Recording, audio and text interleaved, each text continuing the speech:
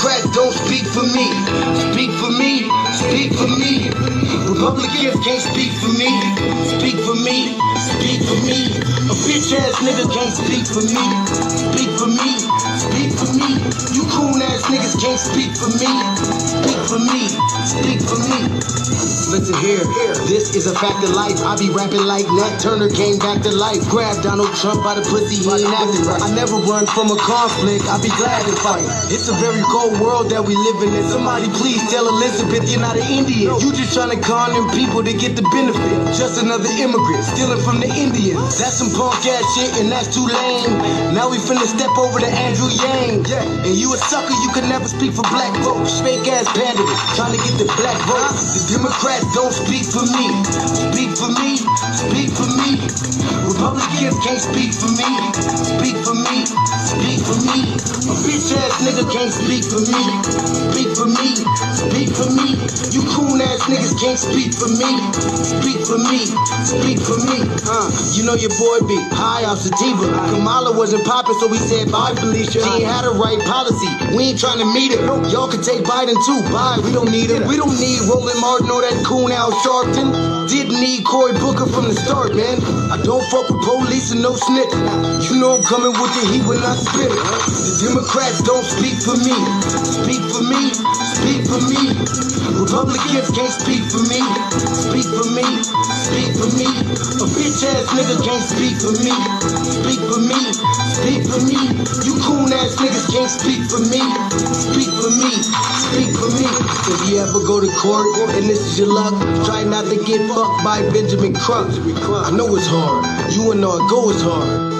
But who the fuck is Amy Cloak? Put her picture up on the bullseye and start throwing darts. People cut our organs out our bodies, that's a stolen heart. They can't save us from the flood like Noah's Ark. Black lives always matter, we finna go for ours. So then we savages, we don't need to pot the piss. Mike Bloomberg can suck dick with that stop and frisk. You ain't speaking for us, we don't know you. Bernie Sanders, and get your funky ass on too. The Democrats don't speak for me. Speak for me, speak for me. Republicans can't speak for me. Speak for me, speak for me. A bitch ass nigga can't speak for me. Speak for me, speak for me. You coon ass niggas can't speak for me. Speak for me, speak for me.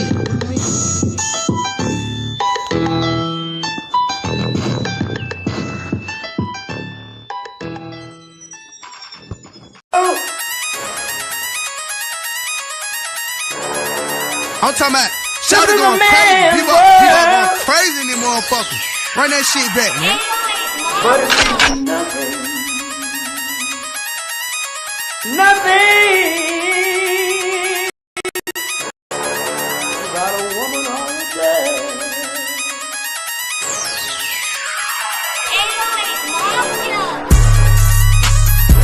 Man made the car.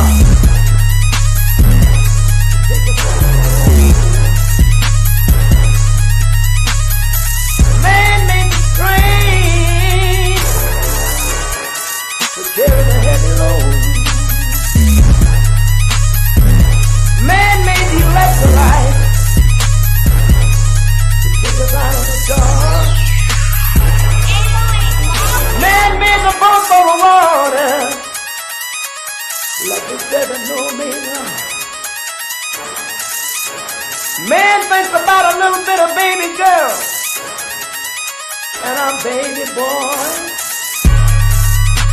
and man makes them happy because man makes them joy. But after man make everything we can, do you know that man makes money?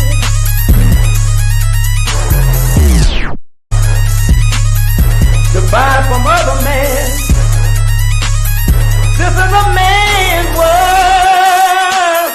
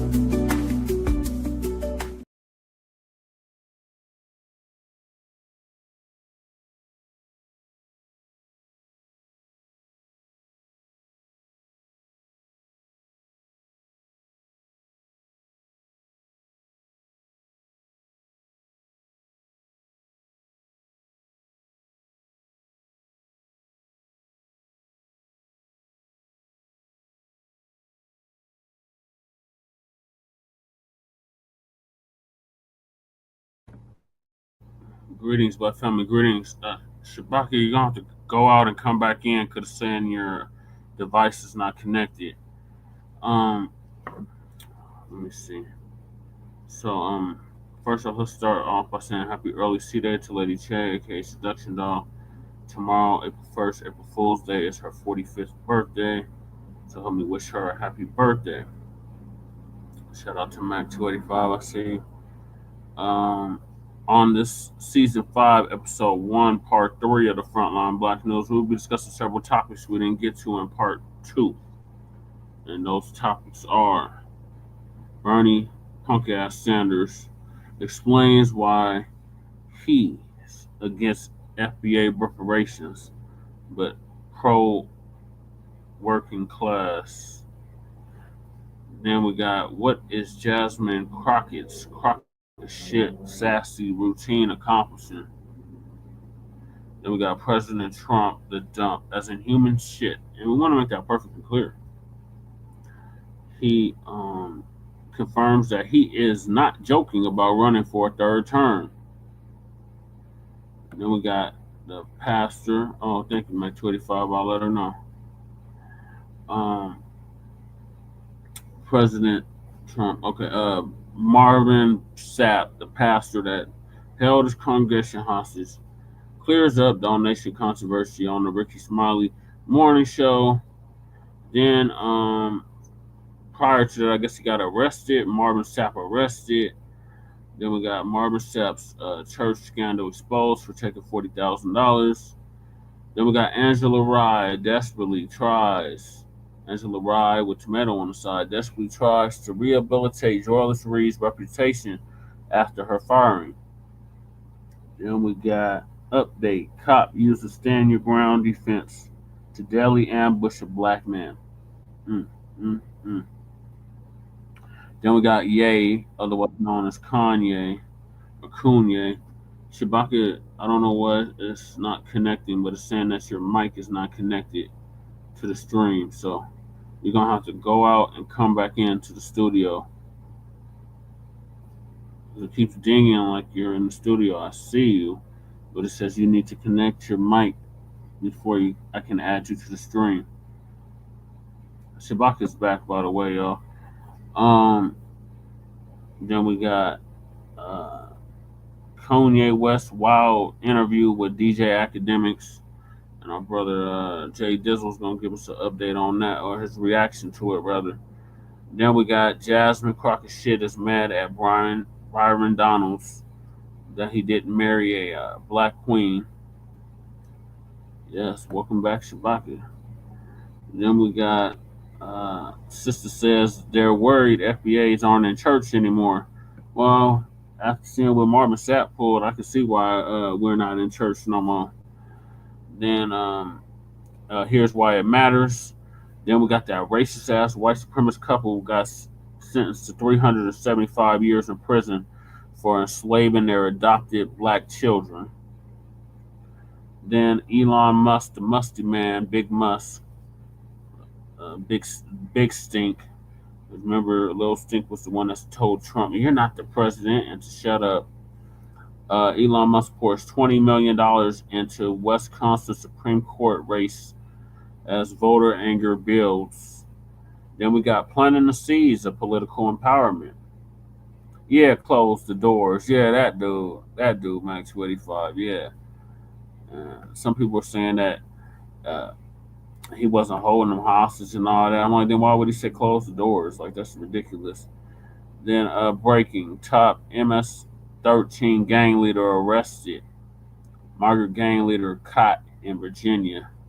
So those are the topics for tonight. Thank y'all for tuning in. Make sure y'all like and subscribe to Frontline Black News. So I'm gonna hop right into it. Hopefully Shabaki can get his technical difficulties under control. So Bernie punk ass Sanders, Mr. Reparation not feasible. That mug is explaining why he feels the way he does. So Sister Vicky Dillard's gonna give us an update on that.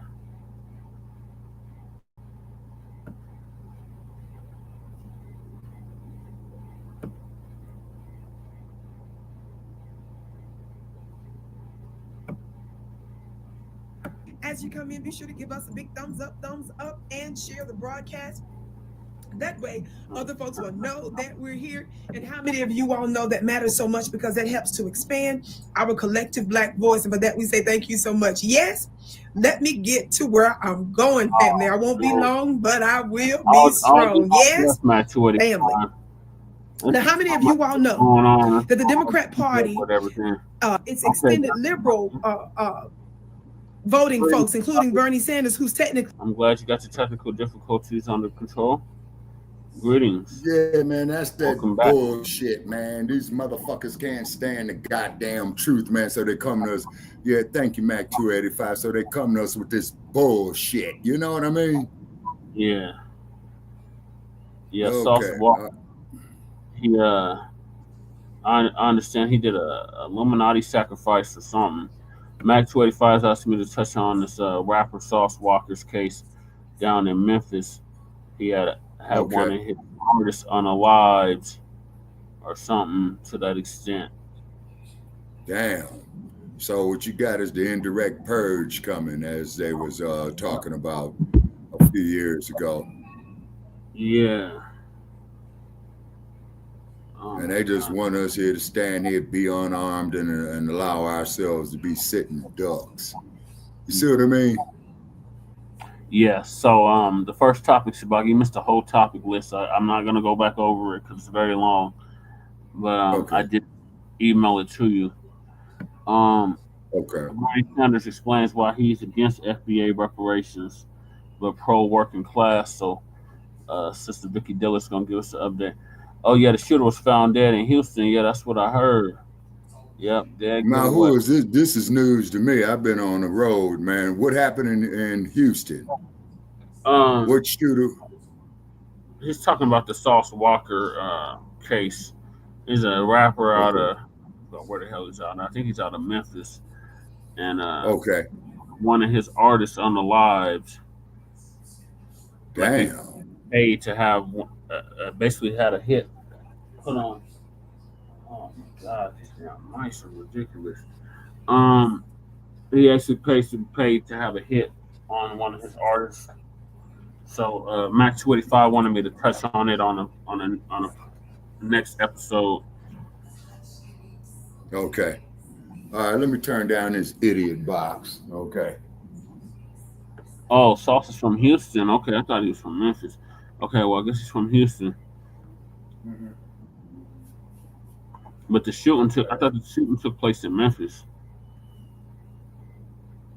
Not in Houston, but I could be wrong. Yeah, that's usually a topic Lady Tay would cover on the RBA. But yeah. So Sister Vicky Dillis will give us an update on Bernie Sanders explaining why he's against FBA reparations, but pro working class. Hold it, stop. Bernie Sanders is against FBA reparations. Yes, Rocky, he's been against it since 2020. We covered that on the Mile High News. Yeah, we sure did. It's not feasible. Remember, he kept saying it wasn't feasible and all that dumb shit. Yeah. Independent, but how many of y'all know he caucuses with the Democrats? Now, out of desperation, because they lost in such a humiliating way, thanks to us, in large part. Yes. Oh, he came back. Family, they are sitting there trying to strategize. There are some Democrat strategies that said they just need to sit out and just be quiet and do nothing.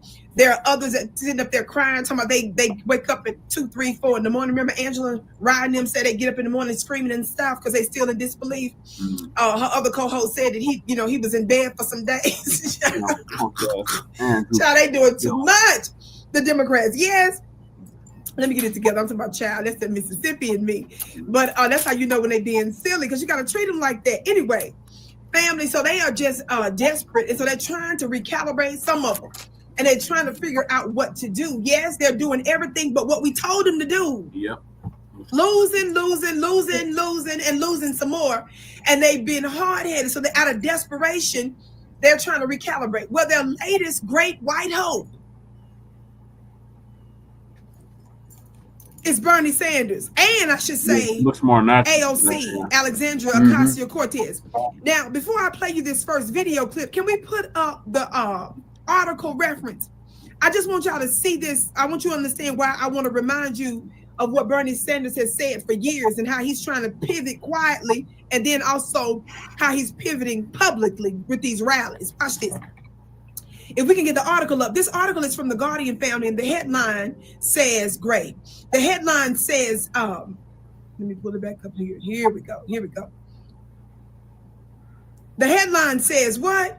It says Bernie Sanders and AOC's anti-oligarchy rallies show us how to defeat Trump. Huh. All right, here we go, family. So the liberal part of the Democrat Party, they said this is how they're getting ready to defeat Donald Trump right now. They're getting ready to make the face of the party Bernie Sanders and AOC. Of course, we're going to use AOC for short for Alexandria Ocasio-Cortez. She does that, so that's why I call her that. Yes. So the subtitle says, to generate the scale of resistance necessary to win, the two Democratic socialists need to convince attenders to organize. The first paragraph talks about the fact, thank goodness Bernie Sanders and Alexandria Ocasio-Cortez have ignored the advice of Democratic operatives to roll over and play dead. That's what I was referring to earlier when I said some of them just said that let's just stay out of it. Their anti-oligarchy mass rallies have brought out record-breaking numbers, testifying to a widespread popular desire to fight back against Elon Musk and Donald Trump. It says, filling the void left by Chuck Schumer and his ilk, AOC and Bernie are becoming leaders not just of the leftist activists, but of the Democratic Party's mainstream liberal base. So do y'all understand? They're saying this is the Democrat. They saying this. They the Democrats. They're the liberal wing of the Democrats, and this they represent the liberal base of the Democratic Party. That's what they're saying here, right? It says the hard question now is how to harness all this energy into a movement capable of actually defeating Musk, then Trump. Yes.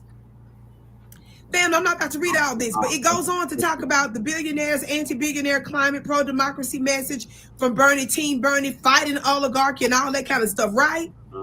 It goes on to talk about the fact that says since Bernie and AOC have such high profile and since America's crisis is so dire, any organized campaign they choose to boost or launch will likely go viral. Now, family, it goes on to talk about their backgrounds and all this other kind of stuff, right? Well, that's good, fam. We can take the article off if you would, because I want us to get ready to play this video in just a second. I wanted to show you that because I wanted you to see over the past few days, this is what's been going on. So the Democrat Party, members of the Democrat Party, AOC and Bernie Sanders, even though technically, his label was independent, he caucuses with the Democrats, as this article just referenced, this is they about that leftist Democratic life, yes? This is their solution, because Bernie and AOC are believed to be, not as deeply entrenched as the establishment. But how many of you all know that AOC was taking her orders from Nancy Pelosi and stuff? Yep. How many of you all know that she was twitching and twirling up there during the DNC? How many of y'all know that her votes have been suspect, just like Bernie Sanders, when it comes down to all kinds of stuff? Yep. Now, let me tell you something. We've been giving Bernie Sanders that everlasting work for years now. Why? Do you all know that Bernie Sanders, who believes in the white working class getting all kind of freebies, along with the other groups? He believes in free education. That's great. He believes in health care for everybody. That's wonderful. He believes in all of these wonderful things. I believe he believes in the increase for Social Security, all that wonderful stuff, just a bunch of stuff. Just everybody gets stuff for free.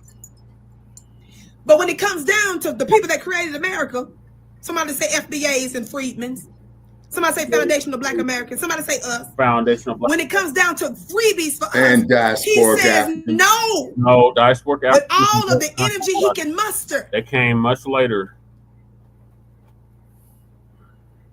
The diaspora being spread out, has brother. Been out there on a video or two, a platform or two, trying to act like she's for reparations. But I want to show you all two different pieces of evidence. Free for all, that just because you're black in the diaspora that you deserve reparations. And no, that's not the case. It's only for freedmen. Foundation of Black America. No, brother Che, no. When I said the diasporic Africans, I'm talking about our people who came here on the slave ships, man.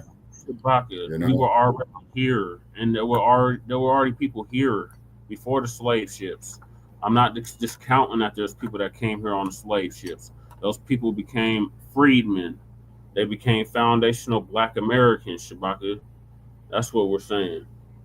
They had a whole ethnogenesis, which means you become your own ethnic group wherever you were landed, wherever you dropped off at. That's what we're saying. Also, too, okay, now here's something else, not getting off topic, but just make a footnote of it that I want to address that I discovered over the weekend. It was one of the so-called African people that sold ourselves into slavery, which is one of the biggest goddamn lies ever told. And so this dude, a black cat, okay, and I have to pull the data up because I came across it, you know, in LA. And his ass was captured as a fucking slave. So that there supported the basis of what we was arguing with Joe Gibson about. You see what I mean? But you see the leaders. We're not talking about the rank and file. We're not talking about the people that were servants. We're talking about the people that were in the ruling class. They worked with the Europeans.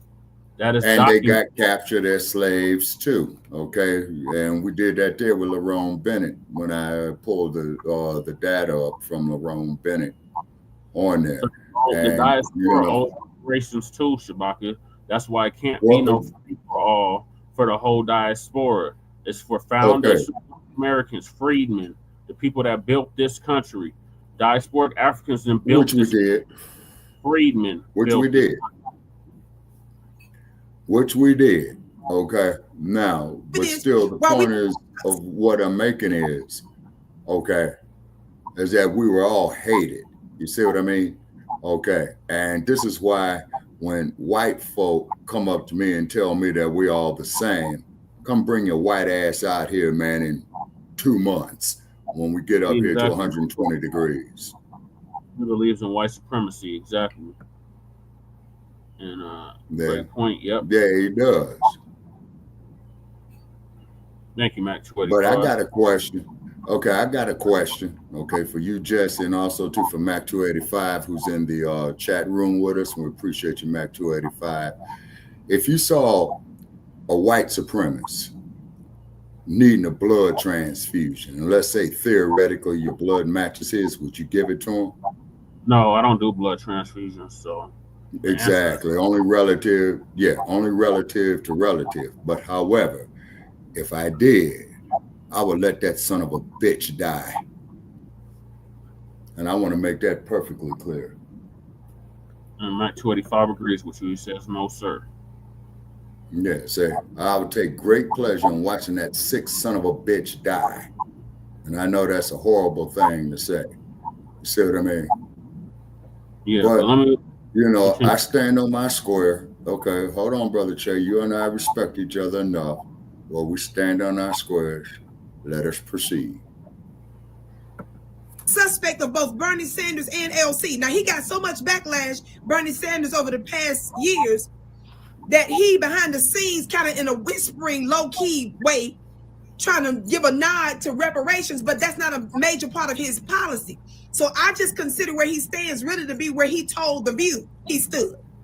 Where he told the rest of the world he stood. Yep. And even Ta-Nehisi Coates some years back criticized Bernie Sanders for being against reparations, but he believes in freebies and trillions and trillions and trillions of dollars for all this other stuff for everybody but black folks. So do you all see the problem that we have with, I don't care if your party is Republican, Democrat, or Independent, they continue to show their disgust and their disdain for us? Yep. Watch this. Can we get ready to play X-Man told you that. This first clip, because I want to remind you of what Bernie said he told us about when Sonny Hostin on The View confronted him about being against reparations. Watch this clip, family. Now, the last time you ran, your poll numbers with African Americans were quite low. And you also don't support reparations for slave descendants, rather. Why do you think your poll numbers are low, and why don't you support reparations? Well, first of all, our poll numbers are not low. I think if you look at polls in the last 6 months, they're quite high among the African American community. Okay. And even in 2016, we ended up winning by good margins votes from younger African Americans and Latinos and whites. We did very well among younger African Americans. Look, I happen to believe that at a time of tremendous disparity, the wealth gap, for example, between the white community and the Black community is like 10-1. Health disparities are terrible. Environmental disparities are terrible. Flint, Michigan comes to mind. Yeah. So I think what we have got to do is pay attention to distressed communities, Black communities, Latino communities, and white communities all over this country. And as president, I pledge to do that. Why not support reparations then? Well, what do you mean by reparations? By reparations for slave defendants. I know, but what does that mean exactly? Money. Yeah, that's exactly what he is. Well, I think that right now, our job is to address the crises facing the American people and our communities. And I think there are better ways to do that. Fuck you. Than just writing out fuck you, Bernie Sanders. Fuck you. Okay, Phil. You see Bernie Sanders? Fuck you. He did a rally in 2019. I protested that shit. And then they tried to ban me city and county building because I had that reparations now button on. I said America must atone. Reparations now that I got from that punk ass organization in Cobra. They fucking tried to turn me away. Said I couldn't come to the city and county building, so I went across the street and protested the rally. Now this bastard just had a rally here in Denver where him and AOC, they had like 34,000 people in attendance.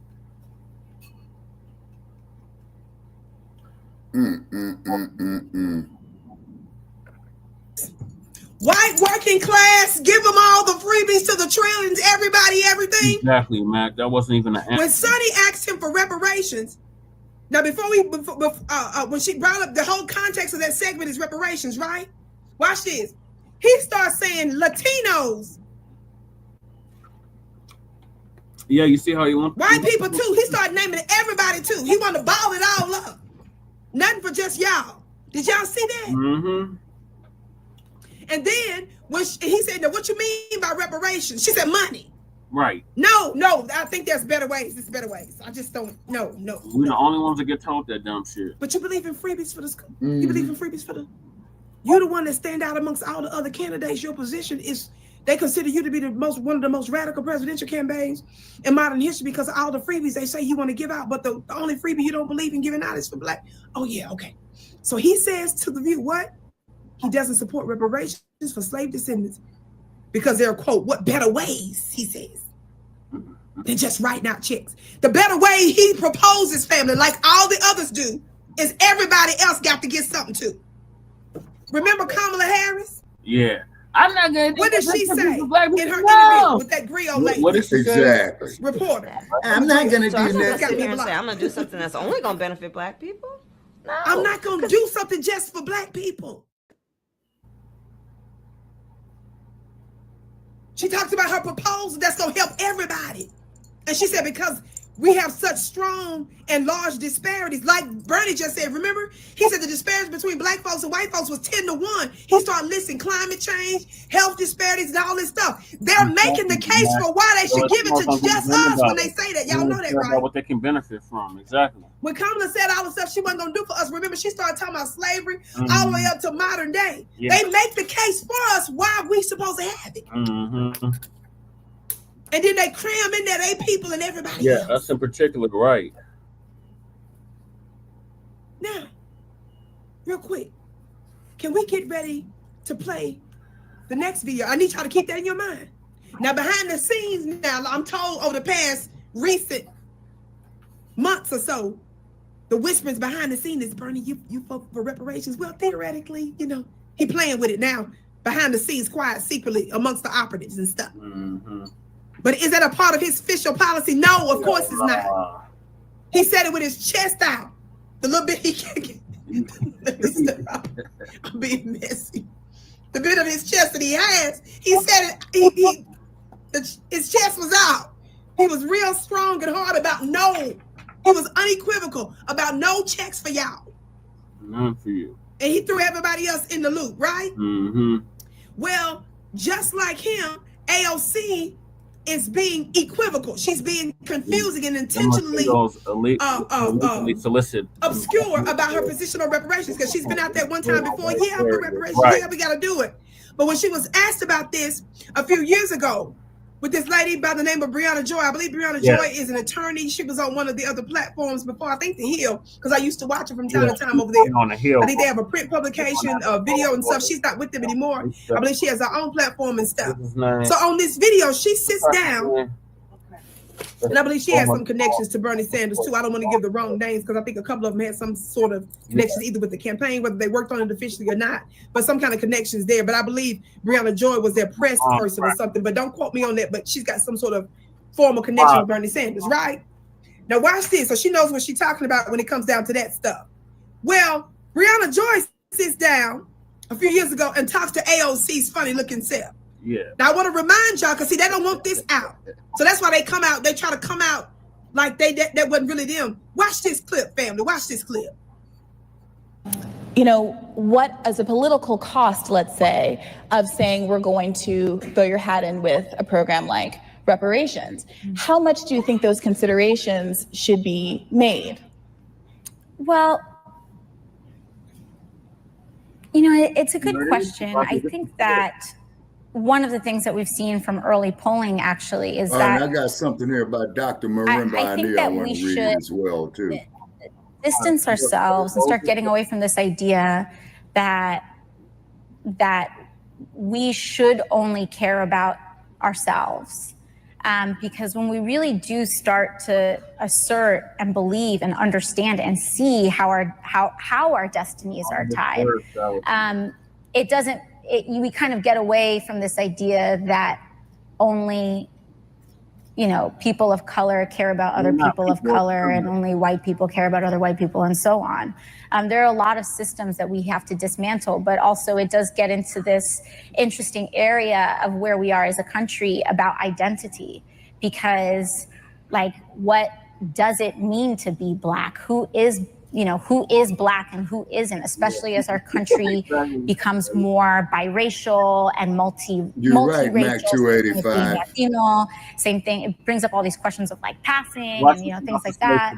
But I do think it is important that we have to have substantive conversations about race beyond like what is racist. And I'm the last motherfucker lady you want to have that conversation with. Make them racist. I got an ear for we need to get away from talking. Well, not that we have to get away from talking about racism. It's important that we talk about racism, but because we talk about racism so much, we actually aren't talking about race itself. Are you serious? And I've been saying that for the last goddamn 10 years. To come to the conclusions that I think we need to come to. What? Okay, family. Are you confused? Yes. Did you see her? First of all, did you notice her body language? Yeah. Then did you see when she started answering the question, she said that we got to get away from this notion of other people of color just caring about people of color. And white folks caring about just white folks. Do y'all understand that the context of that segment, the context of the question is reparations for Black folks? That's what this is about. It's about us. Well, remember she said she got African. She started throwing in there like it's wrong for us to be looking out for us. Why are we looking out for us? Because us is the ones that was lynched. Us is the one that built the country. Us. Exactly, Vicky. We're the ones that were officially slaves and property. On that question. Us. We're the ones that's codified in the Constitution. Is that? That's us. Mm-hmm. Do you understand? Yep. So she initially comes out as if she trying to throw shade, like something wrong with us and like we racist. Did y'all catch that? Mm-hmm. There ain't no such thing as a goddamn Black racist. We don't control no motherfucking police department. So she threw out just like the white people just only caring about, you know, damn, she started going off into the other groups. Did y'all see that? Yes, I seen that, Vicky. And then she said, this gets us into interesting conversation about, no, it's not interesting. It's normal. Every day we fill out applications. Every day we check off boxes. Every day we click it. Black this. Why I don't for licenses, job applications. Ma'am, this is normal. We do this all the time for all kind of just regular life.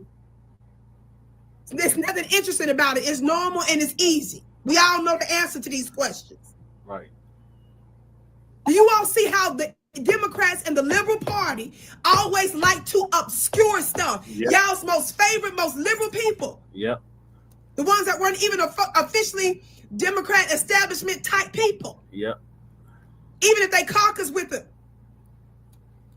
Even if they technically identified as one, but they was always supposed to be known as the Liberal Party and of the liberal element of them. They against us. Yep.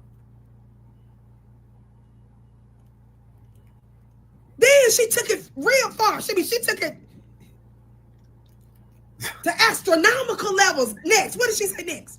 She said, "What is black, girl? If you don't sit your, if you don't sit, ma'am, excuse me, ma'am, Congresswoman, if you don't sit your funny looking self down." Shabaka, she said, "I have." Do you all see? Well, we can't have. This is why it's hard to respect the Democrats and the liberals. AOC, Shabaka. She said with her whole chest, she has African blood, but she's not black. Oh, another Kamala Harris. And her black ass will qualify for the auction block. Look at a movie called Band of Angels. Look at a movie called Imitation of Life. Well, she, according to the anchorman, she's Dominican. She's still qualified for the auction block. Well, if she's Dominican, then isn't she black? And she said, "No, I'm not black. I have African blood." Another Kamala Harris. Well, Kamala Harris don't have African blood at all. Yeah, because what did she say? She's of that Brahma class from India. Yeah. But the simple questions as boy, girl, man, woman, black, white. Y'all are intentionally obscuring the line, amalgamating stuff. Question. It was. And at the end of the day, every single time, I don't care what it is, it ends up coming out to be an issue. They need to take that raggedy broad and put her ass in a Google car and have her go around in circles. I want you all, while they out there screaming and hollering, talking about all these massive crowds that's out there, keep in mind that the underbelly in their little rallies and stuff, they want everything for everybody but us. How many of y'all saw my broadcast some weeks back? And don't forget, you can find me here typically on African Diaspora News Channel Tuesday through Thursday live. And even if you don't film it, just always check for my content because I have content here almost every day. Yes? Watch this. How many of y'all saw me do a broadcast on AOC not long ago where she used her office to do webinars? Yeah. But some of us are saying she essentially was teaching illegals how to break the law. That's what I'm saying that because that's what the head of the ICE czar said. She wasn't just telling these folks their rights. She was telling them what to do to evade the law. Now, why am I bringing this up? I was bringing up the fact that it talked about how she used her congressional staff to assist in all this. And I said to myself, the Democrats always telling black folks what they can't do for us. Yeah. But notice the resources that she did extend to help folks that violate the law to get here. Criminals. Did she ever open up her office to teach black folks? Well, I mean, did she say, well, even though we don't have the presidency anymore, even though we don't control both houses of Congress, hey, I'm going to open up my office. And it also, by the way, she brought attorneys in for these illegals. Did y'all know that? Did she say, let me do those resources to let black folks know how they can fill out applications so they can get grants and all kinds of stuff and bring in resources and use my congressional chops to help foundational black Americans? No, not at all. In both cases, I want you all to remember, even when you see Bernie equivocate now trying to act like secretly, well, technically, yeah, they technically do it and stuff. But is that your policy? That's what y'all need to be asking while they out there. Woo! Bernie, AOC. Somebody put your pom-poms in the chat. Somebody put the little cheerleader horn in the chat, the emoji in the chat. While they out there screaming and hollering. Talk about the crowds. When they done screaming and hollering. Yeah. We need to be screaming even louder, talking about cut the check. Where y'all stand on that? Right. They're considered to be radicals on all these other topics, especially Bernie. Now, before I go, because I told you I won't be long, but I will be strong. How many of y'all know that when Bernie, before he was running for office, and even when he was a high-ranking, long-term senator. Bernie Sanders was a big deal with senators because he, being an independent, he was voting, you know, he'll vote either way, but he typically voted for Democrats, right? Yeah. So he's kind of down the middle on a lot of issues in all the different years that he was doing it. Now, have you all noticed that over the years, Bernie went from attacking rich people to attacking just billionaires? Y'all know why? Bernie's a millionaire. Do you all know that through his books and all that kind of stuff, Bernie is a millionaire? I believe in millions. Let me hit the gavel. I believe in millions. I'm just trying to let you all know that he wants you just to focus on the most extraordinarily rich, but Bernie is a multimillionaire right now. Don't get it twisted. Bernie's a part of that life, and he's just playing with us now on certain issues. AOC is getting little speaking engagements and stuff now. She know how to level up and get her money together. Are y'all hearing me? Yep. Bernie's policy position when he ran for president and before that, which is why what made him so popular. Remember, he was destined. He was about ready to beat Hillary. Y'all remember that? How many of y'all know that he was one of a lot of the voters that voted for him voted for Trump? How many of y'all know he was a big threat to Trump too? Talk black to me, somebody. Yep. That's why they kept trying to get him, Bernie, to get out there. But people was mad at him because he hurried up and capitulated and turned around this last time and endorsed Biden. Yep. 5 minutes into the campaign. Yep. Talk black to me, somebody. He sure did.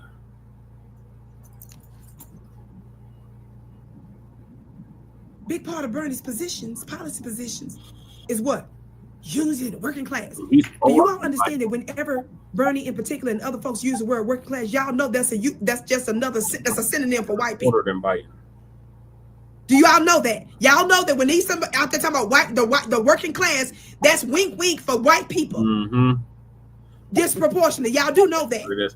Now, y'all know that one of the many books that I quote from on a regular basis, the name of this book is called How White Folks Got So Rich. Watching it yesterday, yeah. And remember, the point that we're making this book about how white folks got so rich is basically they weren't working hard, they was hardly working. Yeah. We was doing all the work. Right, that's it. And so the reason why Bernie is so famous, in my opinion, with so many so-called working class people, which are white folks, and even these obscure areas, is because white folks still got that grievance that they ever had to work.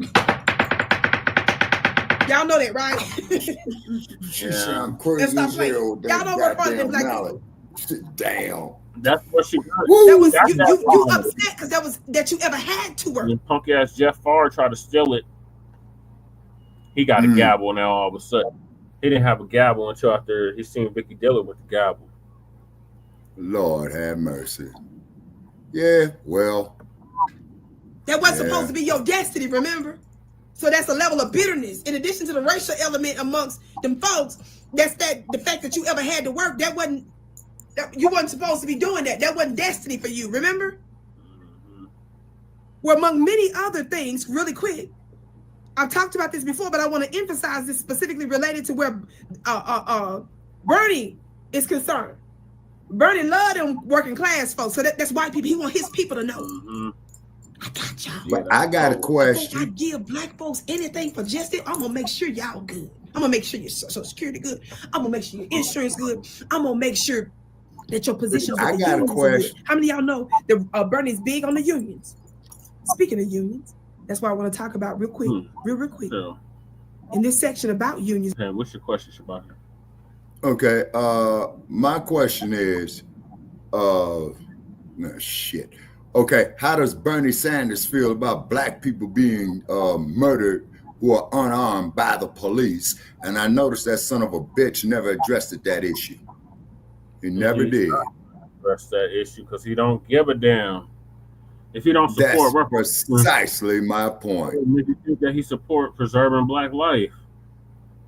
You see, this goddamn country, man, they figure that black people are something to fuck over and use. You see what I'm saying? And these sorry coon-ass Van Jones crying motherfuckers, man, they don't mean us no damn. He's coming out here next month. I just seen he's coming out here to Denver next month. Who that? Man, Crimea River Jones. Man, I hope you get an interview with that motherfucker, invite him on the show, because I got a whole lot of work for him. You know they're gonna have added security for me. As soon as I show up, I'm like, Yeah, we gotta watch this thing. Yeah, I got a whole lot of work for Van Jones. All he gonna do is cry, Shabaki. It's labor unions on page 37. Ooh. It says labor unions, racial cleansing of American labor. Quickly, before I go, y'all listen.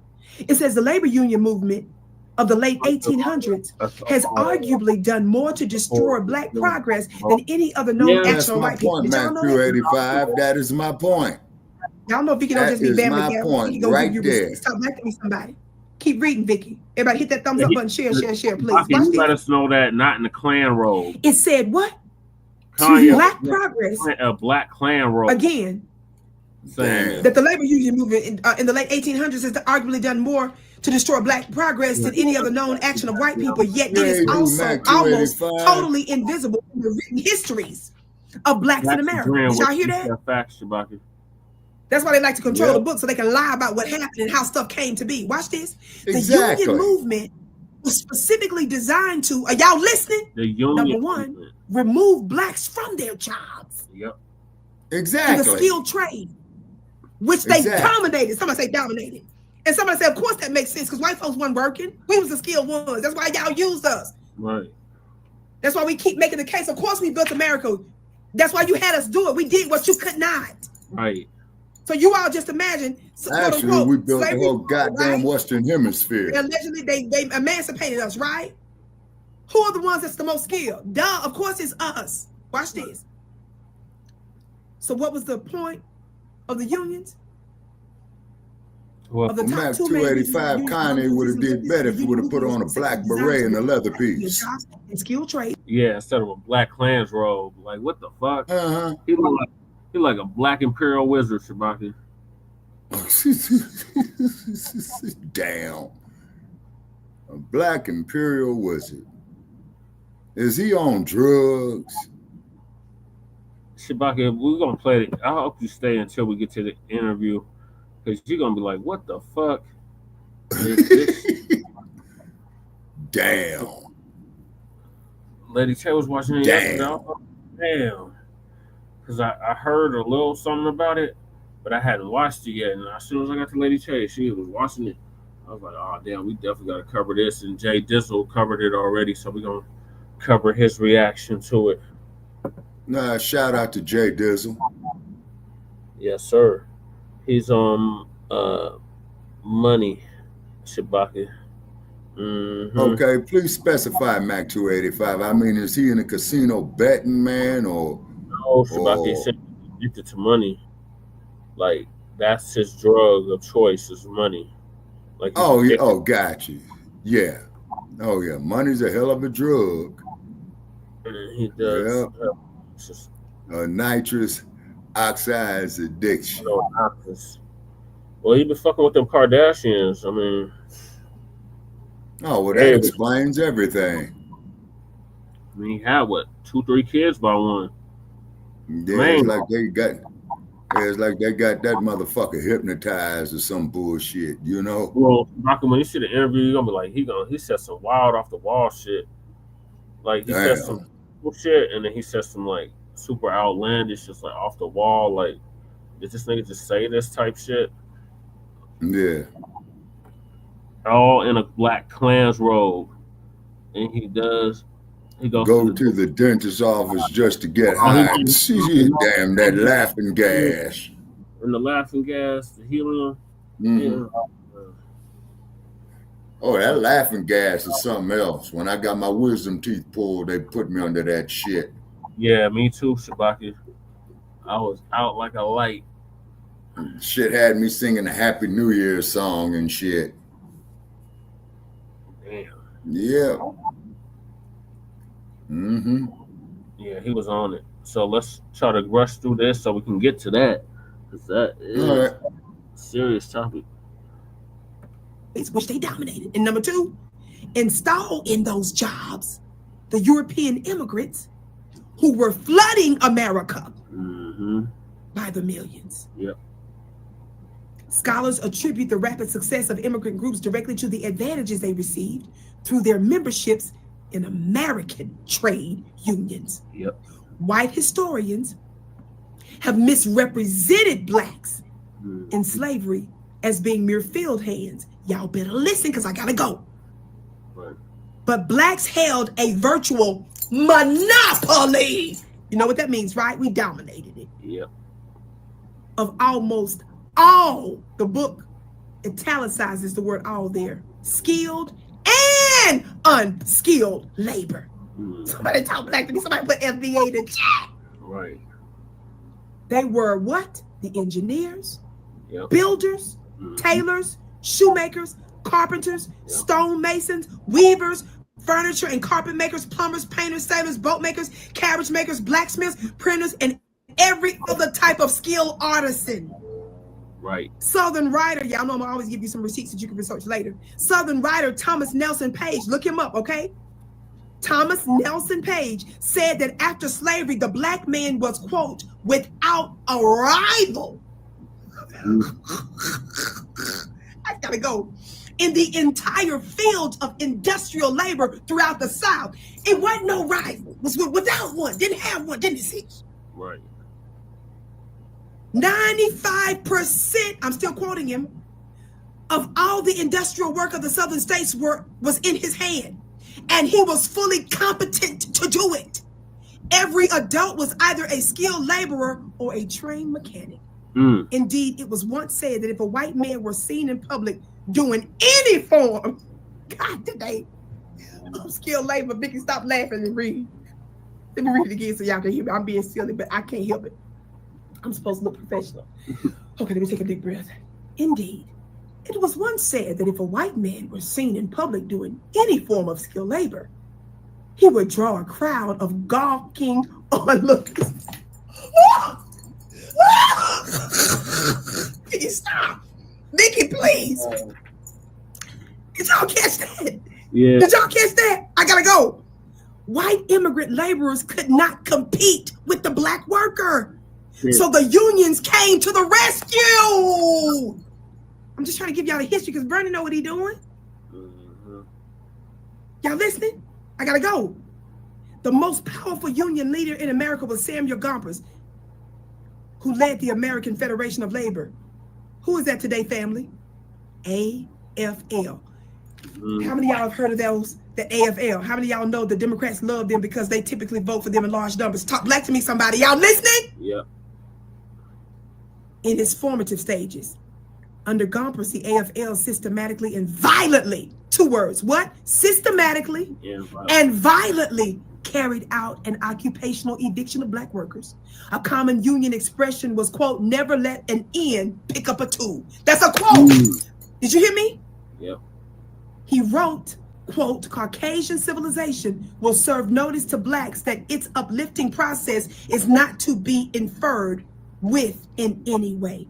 But in the turn of the century, the black man, once the predominant worker in America, was locked in the lowest wage labor or was totally jobless, forcing black women into the job market as farm workers, factory workers, and maids in white homes. The higher wages of the unionized white male relieved white women of hard labor and provided them with the leisure, time, and financing for the development of art, literature, education, and culture. Union leaders staffed the licensing and professional certification boards and funneled all employment to Caucasian laborers while denying licenses and permits to the black skilled craftsmen, further pushing black men back into dead-end, low-wage work under white authority.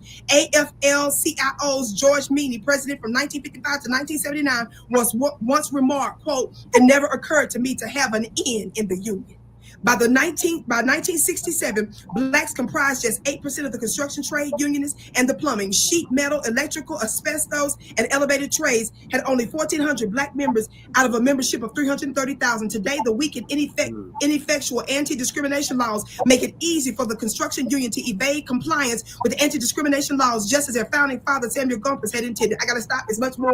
We'll pick up later. I just want you all to know that's the energy, that's the history, and that's the system that's still in place that perpetuates this. And I know some of you all can pick out a couple of handful of black folks that actually have high-level positions in the unions, which is why they typically tend to be attacked. But I wanted you all to understand what's really going on. White folks are tripping that they ever had to work. And that's who Bernie is referring to when he's sitting up there screaming and hollering, going around the country to get all these goodies for them except for us. We're going to hold them accountable, and we're going to make them make it officially a part of their policy. I wanted to put that before you. Yes, baby, don't forget. Tune in weekdays for my content. Look for me. Yes, even if you don't see the time, look for my content. Don't miss Brother Phil. He'll be live tonight right here, 8 p.m. Eastern. Share the broadcast and be sure to tune in. And all like and subscribe to Frontline Black News. We ain't sharing shit unless you sharing ours. We are sharing our content, Shabaki. All right. I know, but does she share our content, Brother Cherry, is my question. She's mentioned us via me. All right. Like I said, I met her, so she knows about us. Right. You got the contact information? I did on Facebook, Shabaka. Not current. But I could, sure we can email her or something. All right. All right, so moving along, unless Shabaka got something to add about Bernie Punk ass Sanders. He ain't shit. FBA reparations. Never was shit. And does not have the interests of Black people at heart. You see, that's up to for us to do that. It's called becoming self-sufficient. And this is why they always are throwing monkey wrenches in our works against our self-sufficiency. And they try to come with all this all-inclusive shit. But in actuality, it's seclusion when it comes to us. Say, more reason that we got to do for ourselves, you see. And I think Newton had mentioned that, man, in one of his 10-point programs as far as in regard to commerce within the Black community. You see what I mean? We got to build our own commerce because these motherfuckers go to the continent of Akiba and steal all the goddamn resources and shit, just like Sister Miriam Akiba said. You know what I mean?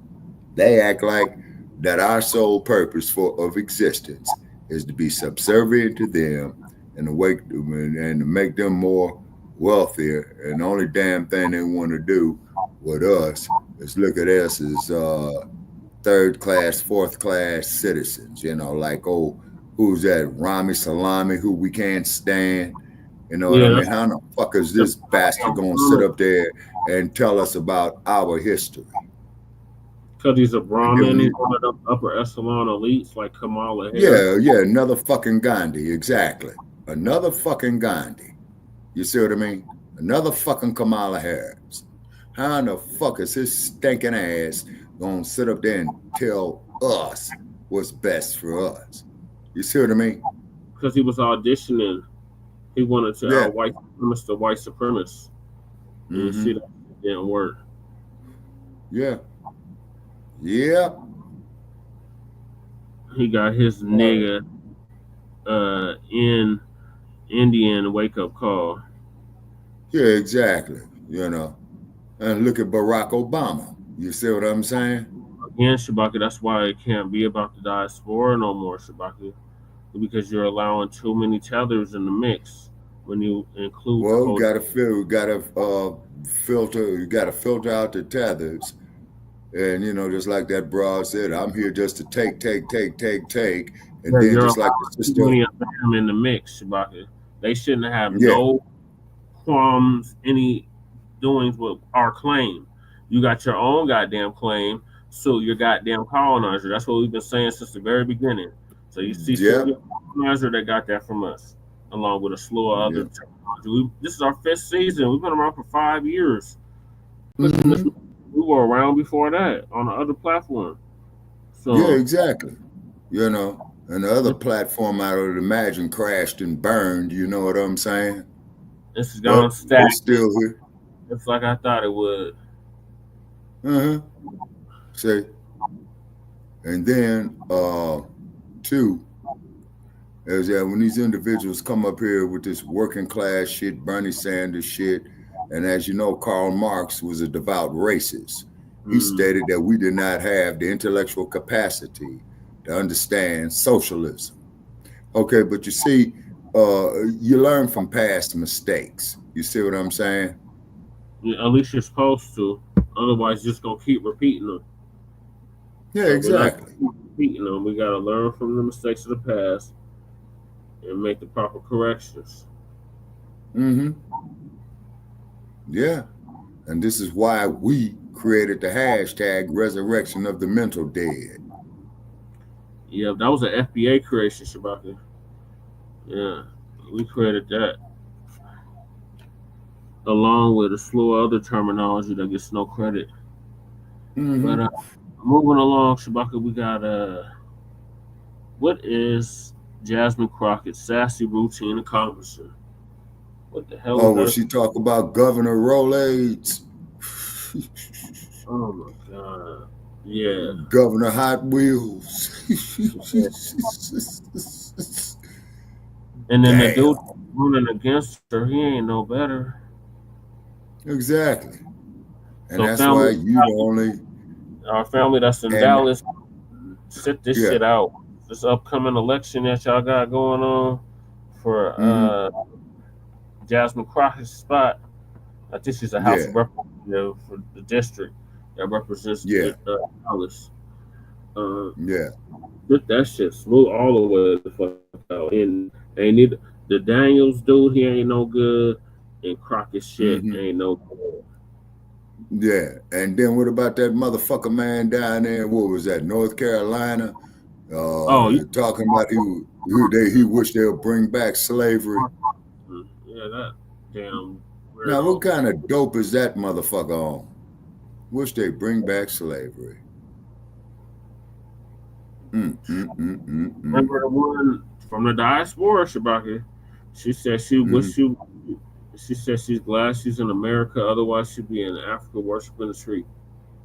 And the tree is to be worshipped because it gives you oxygen. Right. Yeah, I mean, this house nigga syndrome, man, is so goddamn ingrained, man. Shit, man, you're gonna need a damn what do they call a damn jackhammer, man, to get these motherfuckers' minds right, to get the shit that's embedded in their minds with that shit. It's a lot of it is self-hate about it. They've been taught to hate anything. No, that's exactly what it is. Yeah, that's exactly what it is, Brother Che. Self-hatred. Self-hatred, programming, and conditioning. We turning a new leaf, a new tide. We flipping this shit all the way the fuck over. It's a new day. Well, you got to learn from past mistakes. You see what I'm saying? Just like Dr. King did, that he led our people into a burning house with integration. And I will always respect that man for that. You see what I mean? I hope I realized his mistake. Yeah. Yeah. All right, so I'm gonna play the clip of Professor Blacc Truth. Crockett shit and her sassy routine. This broad is not told. She's not poor. She didn't grow up poor. She grew up upper middle class, private school, all that. But she got this routine shit going. So Professor Blacc Truth gonna give us the update on that.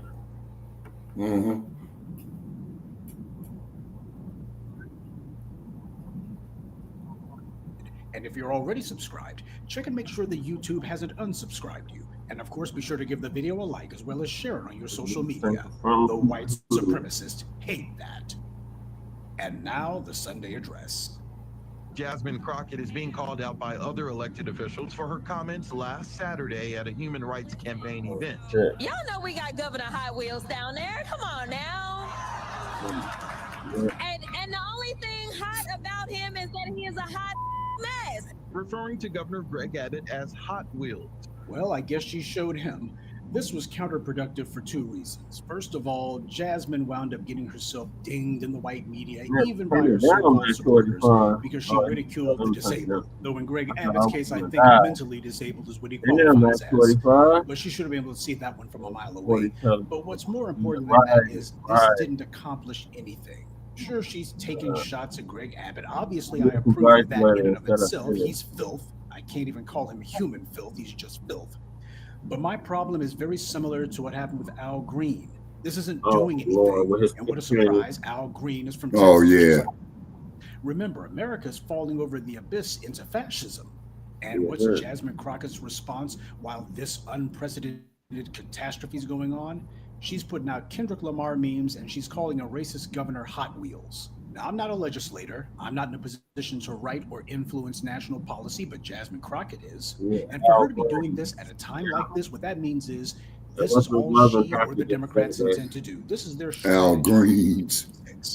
They're going to get into a name-calling contest with the Republicans. This is Jasmine Crockett once again doing her silly "I'm the sassiest mouth in the room" routine. She looks like a clown, and she's apparently content to play the part. Did she point out the fact that Abbott ignored the law and common decency so he could allow a white nationalist murderer to be let out of prison? A murderer who he knew was guilty as hell? Yeah, Did she say even a word about that? Oh, it doesn't matter. She got him told. Look what she said. Oh, she really got in a good dig on him. But he wasn't there, so it doesn't count. And you will have the DNC shills and plants who are going to attempt to argue you and me down and say, well, this is Democrats doing something. She's fighting back. We're doing something. When we begin reminding people that Democrats aren't actually offering anything, these are the clowns who will point to this clown and say, well, see, Democrats is fighting back. This is not fighting back. This is just making a fool of yourself. Exactly. Democrats are out of power because for 60 years they refused to offer their base, the black vote, anything. Yeah. Hell, they refused to do anything even for the white part of their base. Pathetic gestures like Barack Obama's presidency, which was nothing more than a dark face of white power. Yeah. This is what the Democrats thought was going to be a workaround for their refusal to do what the base needs. And giving more airtime to Jasmine Crockett, apparently that's the next act in this little bit of political theater. See, we, the black vote, we showed the Democrats that we weren't fooled by Kamala Harris. We recognize that she's not one of us. She would never be and could never be. Right. We saw her as what she was, with no connection to us whatsoever. Right. So this is what Democrats are doing next. They're bringing in this fool, who I guess they figure is going to have a little bit more credibility. At least she's not the child of immigrants that we know of. Right. And she's going to get in front of the cameras, snap her fingers, roll her neck, and act like a black version of Marjorie Taylor Greene. Except Greene actually offered her racist constituents what they wanted. So with Jasmine Crockett, you get all the stupid antics, but absolutely nothing of substance. If Jasmine Crockett really wanted to own Marjorie Greene, then she would be putting a real agenda on the table to benefit the base. But we already know what the Democrats' game plan is. They intend to sit back, watch as Trump creates problems and engages in all kinds of performative extremism, and his degenerate supporters will be unabashed racist, and they'll pull all kinds of stupid, bigoted stunts in the open. And then Democrats hope that the base, who they've ignored for decades, will do what they did back in 2020, and that is to forget all about what the Democrats have not done for us for years, and instead we got to hold our nose and return to the polls to vote the Republicans out just to stick it to them. And while the Republicans certainly deserve it, the problem is you don't want to just do something. You want to do something that benefits you. You better remember what scum like Jim Himes said, because while Jasmine Crockett's preening for the cameras like an idiot, Jim Himes actually speaks for the white leaders of the party. And he made it a point to blame black people for the Democratic Party's failures. See, the Democratic leadership, they're not talking about what they're going to offer black people. Instead, they're saying Democrats have to move more towards the right because we got all of these far leftists here who are causing us problems, costing us elections. Well, if that's the case, the Democrats want to move to the right, they can move all the way to the right. Just go ahead and officially call themselves Republicans and stop bothering us at all. Trump, by the way, was asked about Jasmine Crockett's role. The Orange Man said, I don't imagine the Democrats are going to have a person like that running their party. Interesting words, especially coming from him. He probably remembers that Jim Clyburn's boy, Jamie Harrison, had been head of the DNC, and that's a large part of why Trump's back in the White House. So even Trump can see that Jasmine Crockett's clearly campaigning for a higher spot in the DNC. It's obvious even to him what spot she wants and how she thinks she's going to get it, and he's looking and going, this ain't going to work. Jasmine Crockett is the latest person of color to call themselves using the Obama-Kamala playbook, one that only worked for Barack Obama, by the way. You start a catfight on camera with the Republicans, rinse, repeat. You know, I'm no fan of Howard Dean. That screwball took shots at the black media, and the world's better off without that creep in politics or the public eye. Though in this instance, you got to give the devil his due. When he became DNC chair back in 2005, Republicans controlled the House, the Senate, and the White House. And when Howard Dean left his DNC chair in 2009, the Democrats had retaken all three. Dean is credited with getting Democrats on the so-called 50-state strategy. That means Democrats would stop trying to be the party of the coast and start actually competing for voters in so-called flyover states. I remember when Dean became DNC chairman, I felt that he was going to be probably doing things differently because I saw that his first stop was in Mississippi. And unlike Rahm Emanuel, at least Dean wasn't looking around for carry Republicans. He was trying to find out what races Democrats would win in those red states. He was trying to weaken Republicans in their own homes. And of course, that laid the groundwork for what Obama would do 3 years later. 50-state strategy, competing in what had been red states, many of which he flipped, not once, but twice, at least for his presidential election. Now, if that's what a two-bit buffoon like Dean was able to do as DNC chair, it just goes to show that Democrats' electoral defeats are self-inflicted wounds. They have no one to blame but themselves, and yet they're making it a point to blame us. But there's also something else that I think needs to be commented on. When you look at the background that Jasmine Crockett's standing in front of, what do you see? You see that she was talking to a group called Human Rights Campaign. Now, if you're a listener to the Black media, especially my morning briefings, you know I've already told you about these guys years ago. Yeah. Human Rights Campaign tried to do some clout chasing during the 2020 uprisings, and the white media couldn't wait to give them FaceTime, to go ahead and talk to them, to ask them what they thought about what Black people were doing, because they knew that these guys wouldn't make any waves. And who is Human Rights Campaign? As I explained in my 2020 video about them, they describe themselves as the largest civil rights organization working to achieve equality for lesbian, gay, bisexual, transgender, and queer Americans. So this is an LGBT advocacy group. They're not advocating Black anything. And yet the white media wanted to talk to them about the 2020 uprisings, which were racial in nature.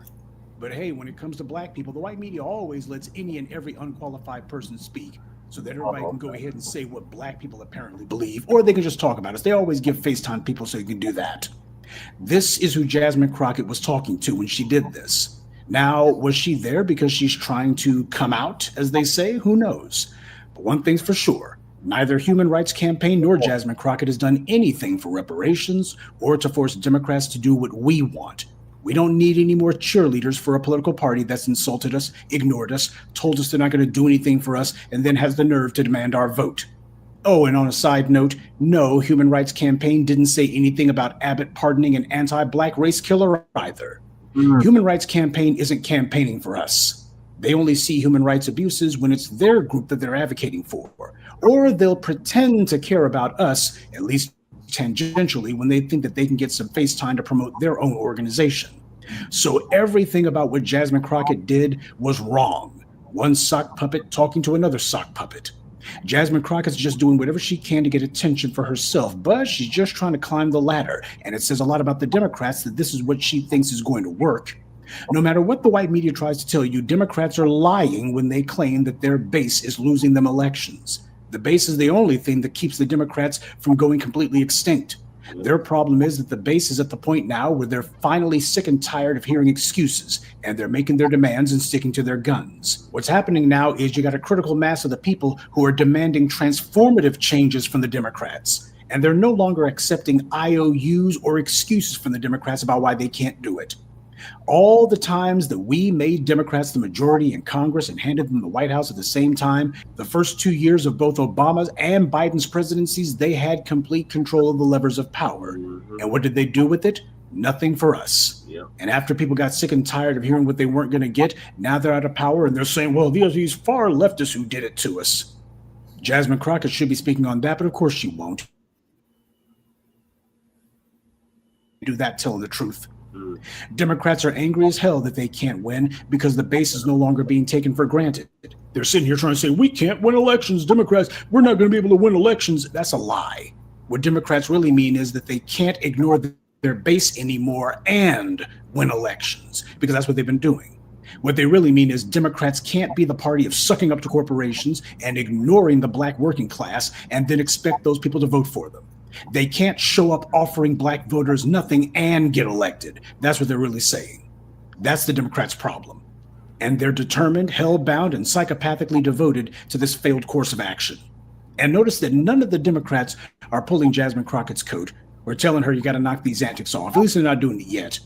But they're the ones who put her up to it in the first place. She's being pushed forward so the white media and the DNC can claim, hey, this is the face of Black political leadership. Oh, this sassy hoochie mama here. And the same thing went for the so-called squad. These strutting geese will preen for the cameras, but they're not about to actually leverage their numbers to demand anything for the people who put them in office. It's the same empty inside the Beltway games. bickering and arguing, but only about the Democrats' same handful of empty pet projects and pet issues. Nothing of substance. And that's what they want. They want to make sure that the totality of any political discourse, especially in the Black community, is confined only to this handful of meaningless pet issues for the Democrats. Nothing that's actually going to change the status quo. That's why the Republicans are in power, and that's why Jasmine Crockett's sitting here working on her one-liners. Now compare what she did and what the squad did to what Matt Gaetz did.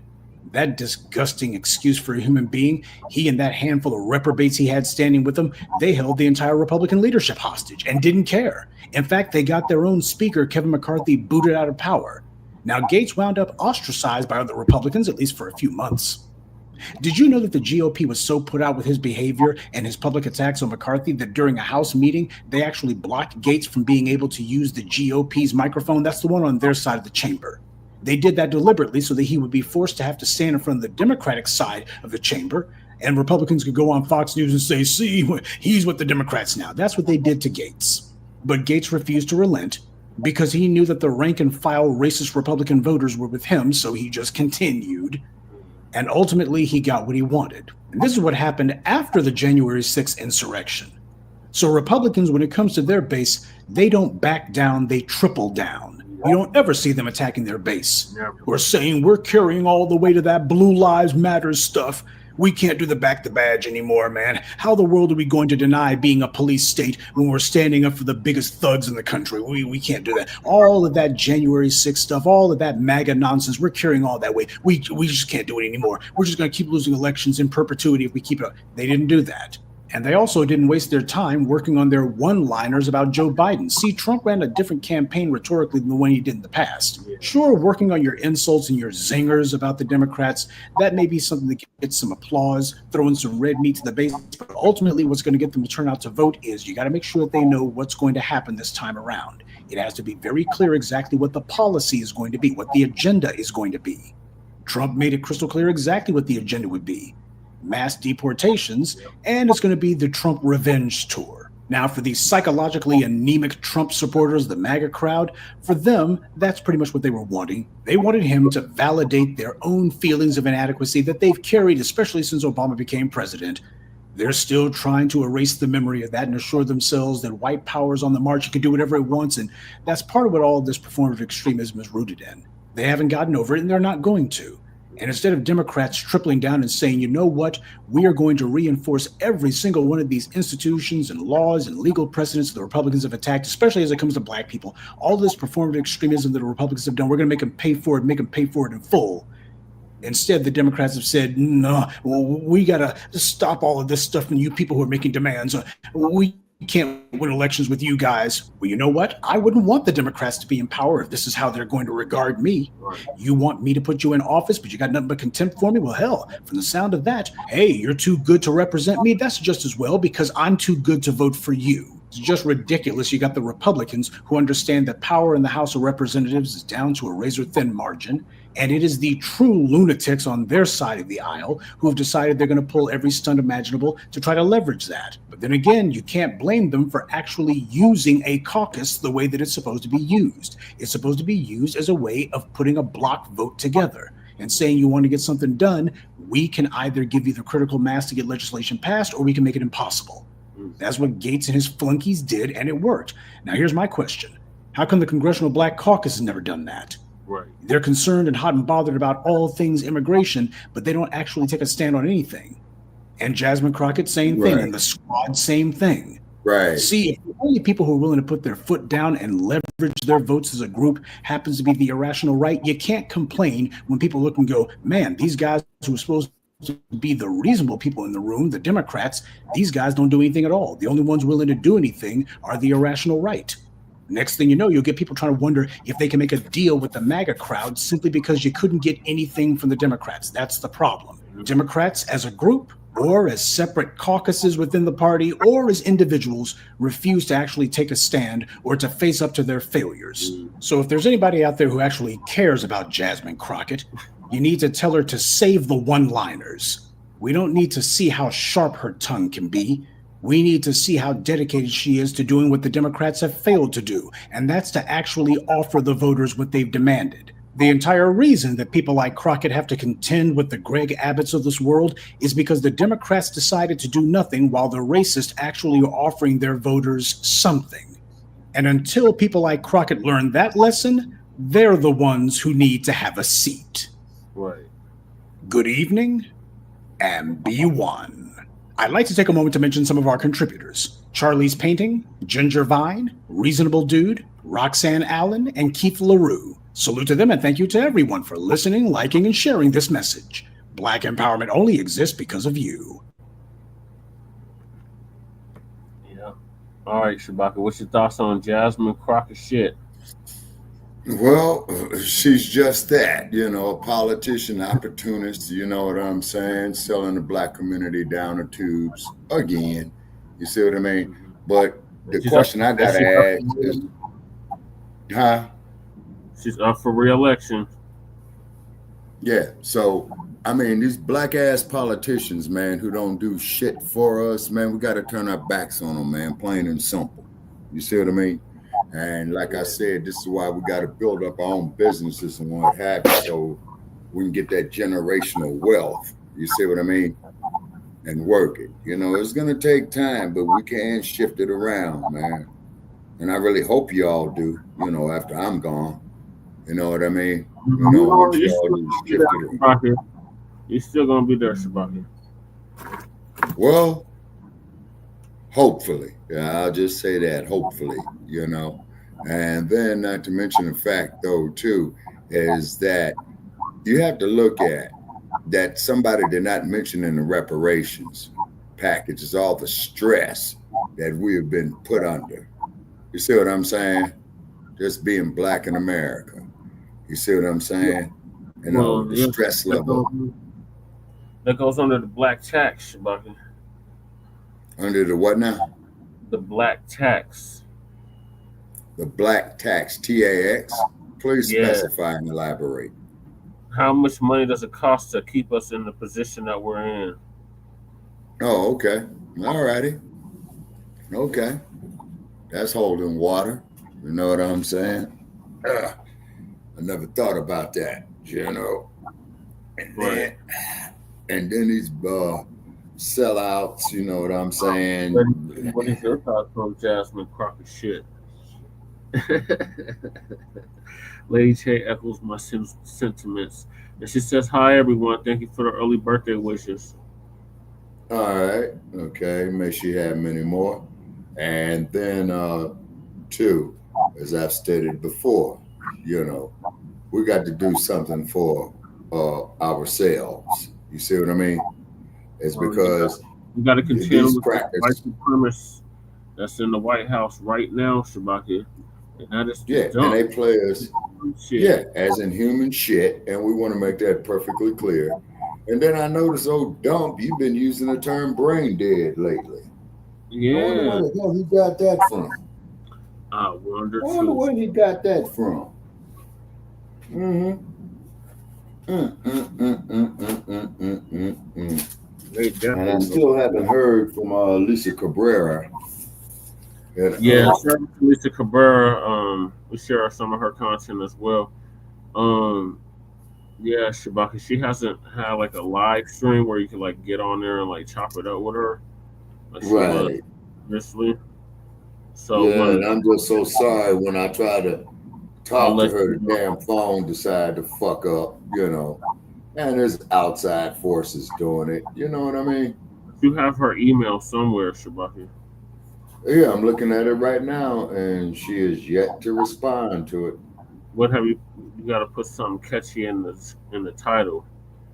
Right. Something catchy. You know, so I'm gonna stay on her helmet. Yeah, she's real busy. Yeah, I understand and recognize. You know what I'm saying? And what have you. But however, we had Dr. Christina Parks come through for us. We so did, and we got a real special guest coming up. The FBA family know who we be talking about. I'm not going to announce it yet, but stay for Shabaka's Black Experience Enhanced. Okay, all righty. Okay. A doctor's going to join us. Another doctor's going to join us. One Okay. All righty. Me. So stay tuned. Absolutely. So moving and along, then also is not joking, Chewbacca, about running for a third term. No, he can. That's what I was trying to tell that stupid ass Sarge, that he wouldn't fucking listen. He cannot serve no more than 2 consecutive terms. You see what I mean? As it stands currently, yes, Chewbacca. As the 22nd Amendment to the U.S. Constitution stands, yes, that passed after FDR, because FDR ran for 4 terms. Yeah, and he died in his 4th term, and that's when they gave it to Harry Truman. Yeah. Who got reelected in 1948 because Truman was the president before Eisenhower was.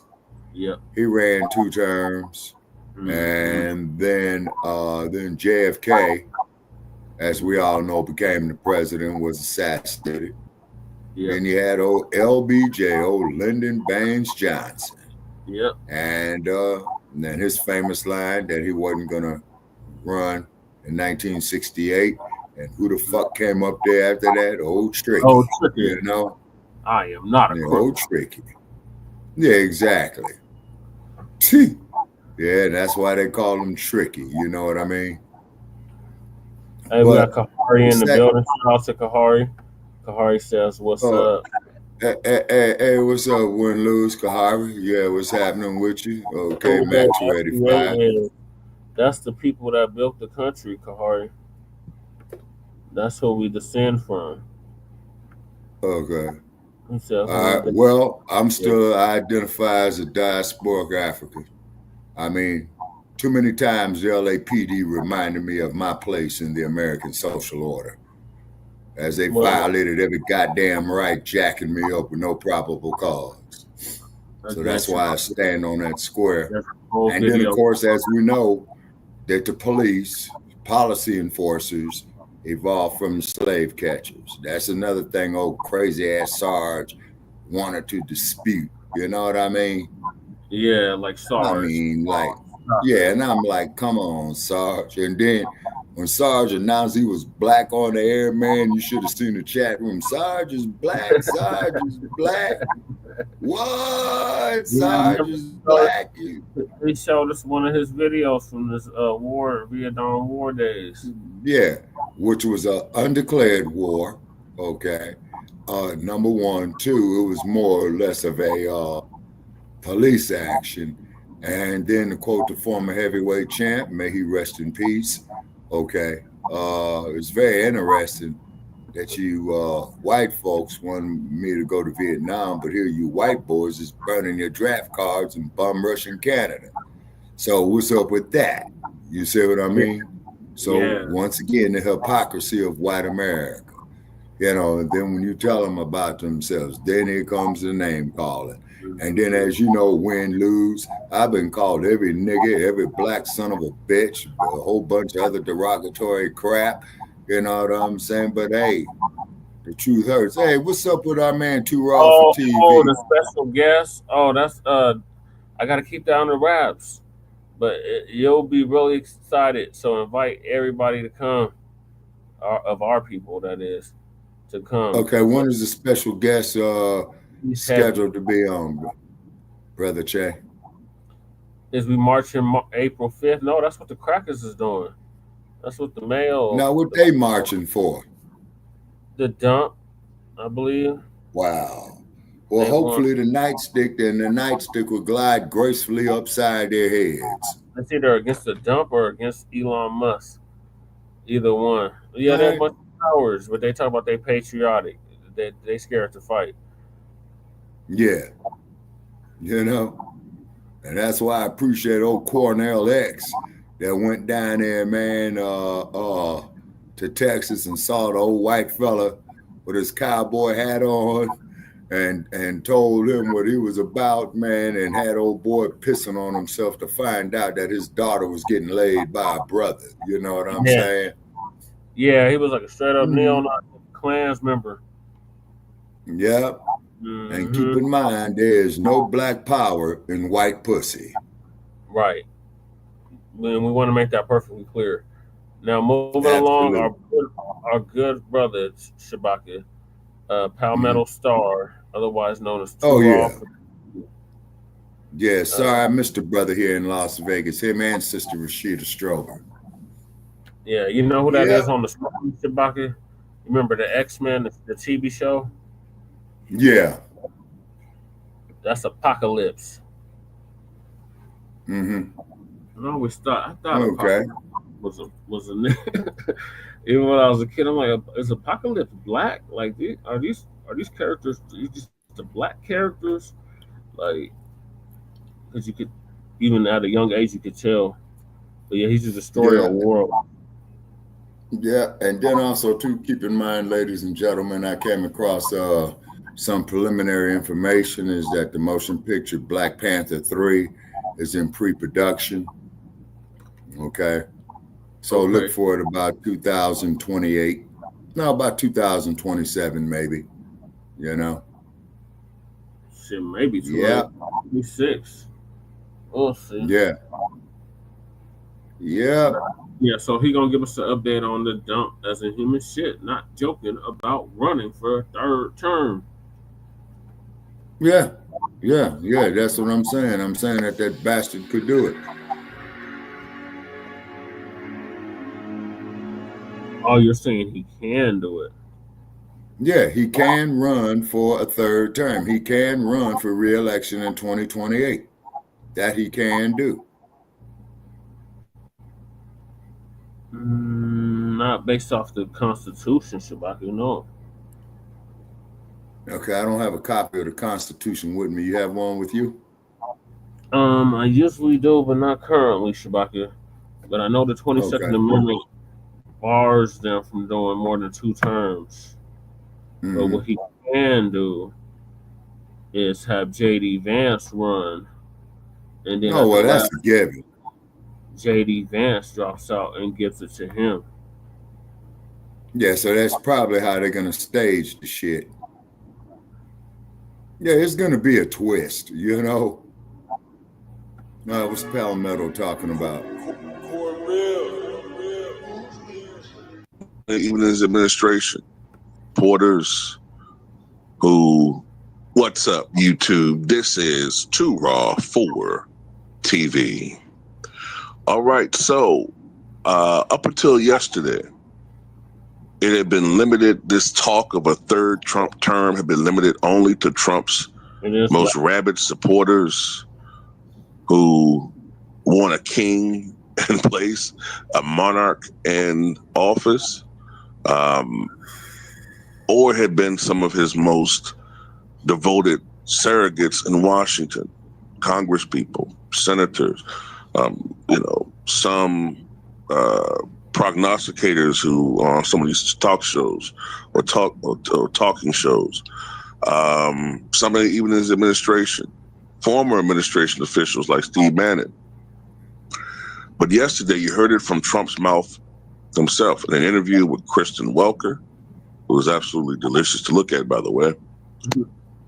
I was going to say something else, but in an interview with Kristen Welker of NBC News, Trump confirms that he is not joking about the possibility of serving a third term, saying although he is focused right now on his current term, there are ways to circumvent the 22nd Amendment and serve a possible third term. All right. Now, these are my opinions of this situation, right? Me personally, I've always felt that the 2-term limit was not enough. I've felt that it should be 3 terms or 2 5-year terms. I just thought that for what a president's trying to accomplish, that's a decade. That it's very difficult, especially in today's day and age, to get so much accomplished when you're spending so much time worrying about and prepping and and preparing to run for office every 2 to 3 years, and trying to raise money and dealing with donors and going to all these different functions and trying to raise money. It takes away from actually governing, I should say, for the American people. But look, at the same time, right, what I think is what I think. And it has always bothered me how many Trump supporters over the last 10 plus years have been projecting their own viewpoints onto others.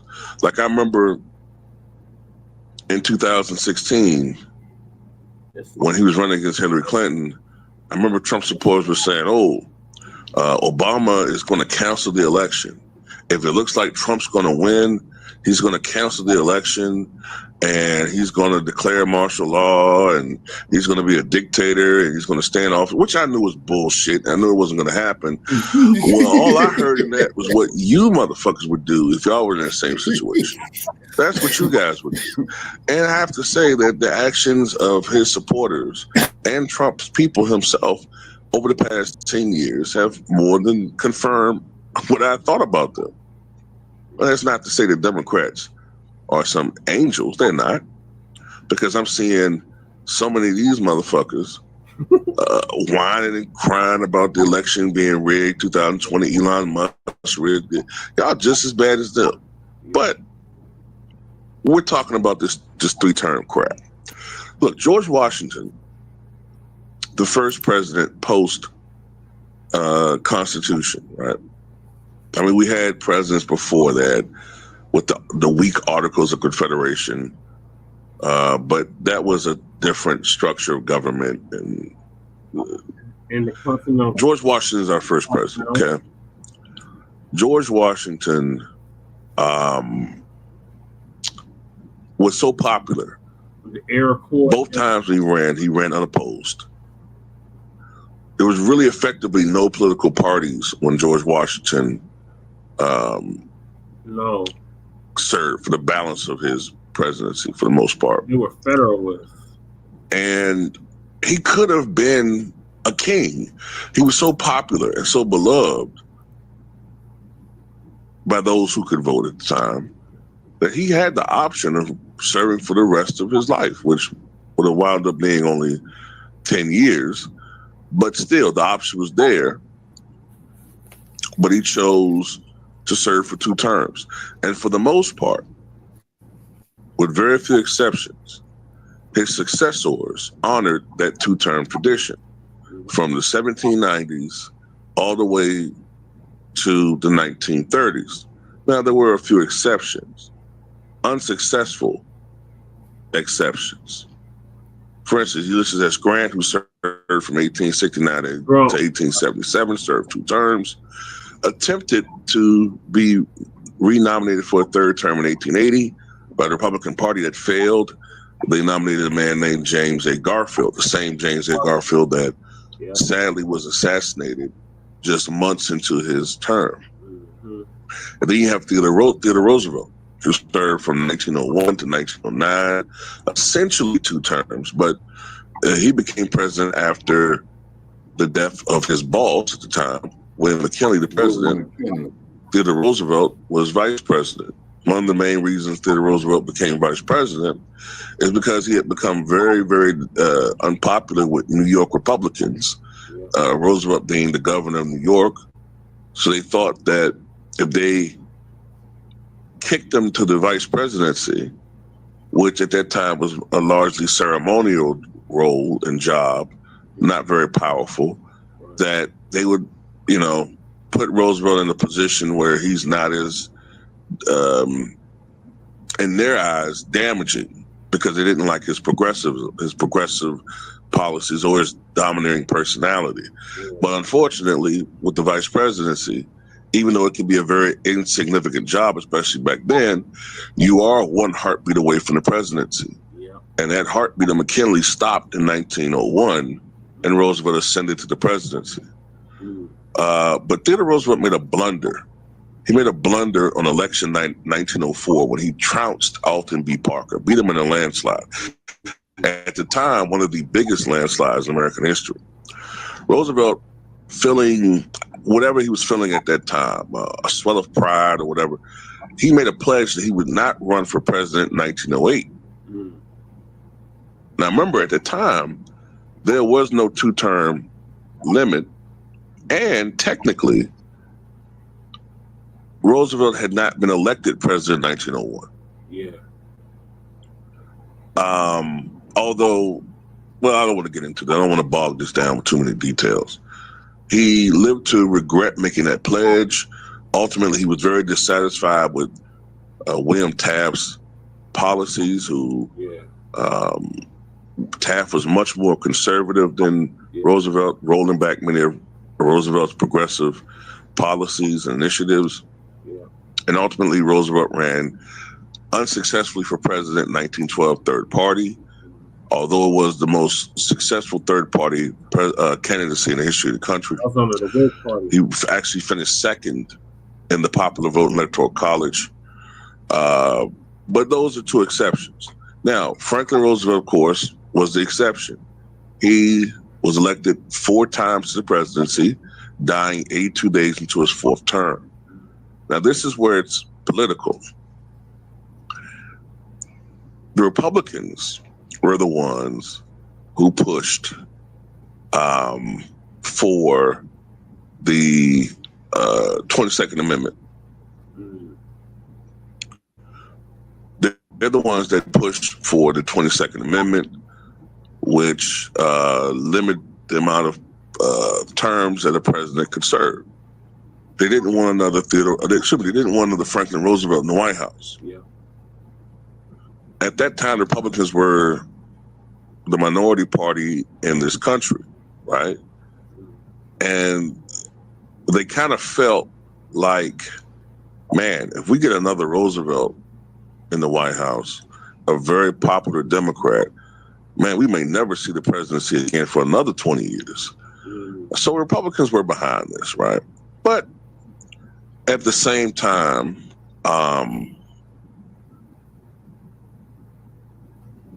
you also had some bipartisan support for this. But, and I don't want to go into too many details, but the Democratic Party was making some changes there. So ultimately, there was enough support behind this measure to get the 22nd Amendment passed. Right? But what's funny about it is 35 years later, right, when Ronald Reagan was winning a 49-state landslide, all of a sudden Republicans said, well, maybe we were wrong about this amendment. Maybe we should repeal it because they wanted Reagan to run for a 3rd term. I said, wait a minute. I remember reading about this when I was a kid. I said, wait a minute, man. So you guys were so against Theodore Roosevelt and the possibility of another Roosevelt rising from the Democratic Party. But then when Reagan has this immense popularity and you guys like him, oh, now you want him to run for a 3rd term. So it's all bullshit, man. But look, this is the thing. Fuck Ronald Reagan. Let's just say for the sake of argument that they were able to repeal the 22nd Amendment, which is not going to happen, by the way. The Republicans don't have that support. They don't have enough support as far as votes in the Congress or whatever. It's just not going to happen, right? And there really aren't any ways that they could get around it. I mean, the 22nd Amendment clearly states that no man should be elected to presidency twice, more than twice. So I say the motherfucker shouldn't be elected no more than once. I'm trying to figure out how they figure they can get around it. I mean, one thing I guess you could do is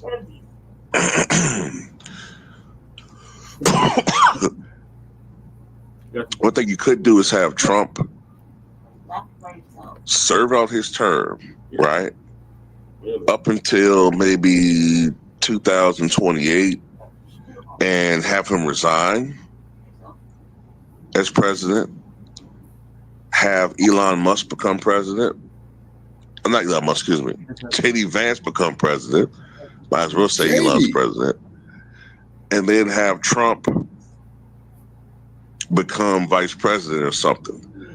Although I'm not even certain he could do that. But I think he could do that, right? And then have JD Vance become president. We'll hope that he becomes president and it's done 28 elections. And then on election day, on inauguration day, after they're sworn in, JD Vance resigns and Trump becomes president that way. I think that could be a far-fetched, not going to happen in a million-year scenario. Because first of all, if you talk about firing up Democrats to run, to vote against you, because who's not going to see what they're trying to do if they do some shit like that?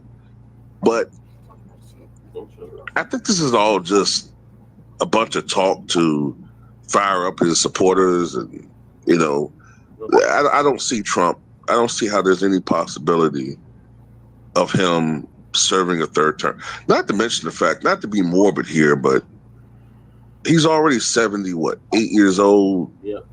And there's already signs of slippage with him. Other day he got lost as far as giving a speech, a teleprompter, almost like Biden shit. So, like, come on, man. But we got to be realistic here about where he is in the state of his life and where he is as far as his age anyway. You know what I'm saying? At some point, what the fuck? Y'all want a zombie Trump up there, man? Like, what the fuck are you doing, man? Man, you already got a fucking zombie. It's ridiculous. And by the way, if you do repeal, somehow, let's just say they did repeal the 22nd Amendment. Well, doesn't that make Obama eligible to run again? And do you really want that? do you really want Obama to be eligible to run for president against Trump? And look, let me tell you something. As pissed off as people are about Obama, and I'm one of them. Yep. If it comes down to voting for Obama to get rid of Trump, I think a lot of people would hold their nose and do that shit. So, that's just how I look at that, man. And honestly, it could even all come down to Obama, man. It could be Trump just trying to one-up Obama by somehow, in his mind, trying to figure out a way to get a third term because, no other president except for FDR has done it and Obama didn't do it. I don't know, man. Same deal with the crowd size and all that stupid shit. Oh, okay. Man, that's all I got to say, bro, man. Tell me what you guys think.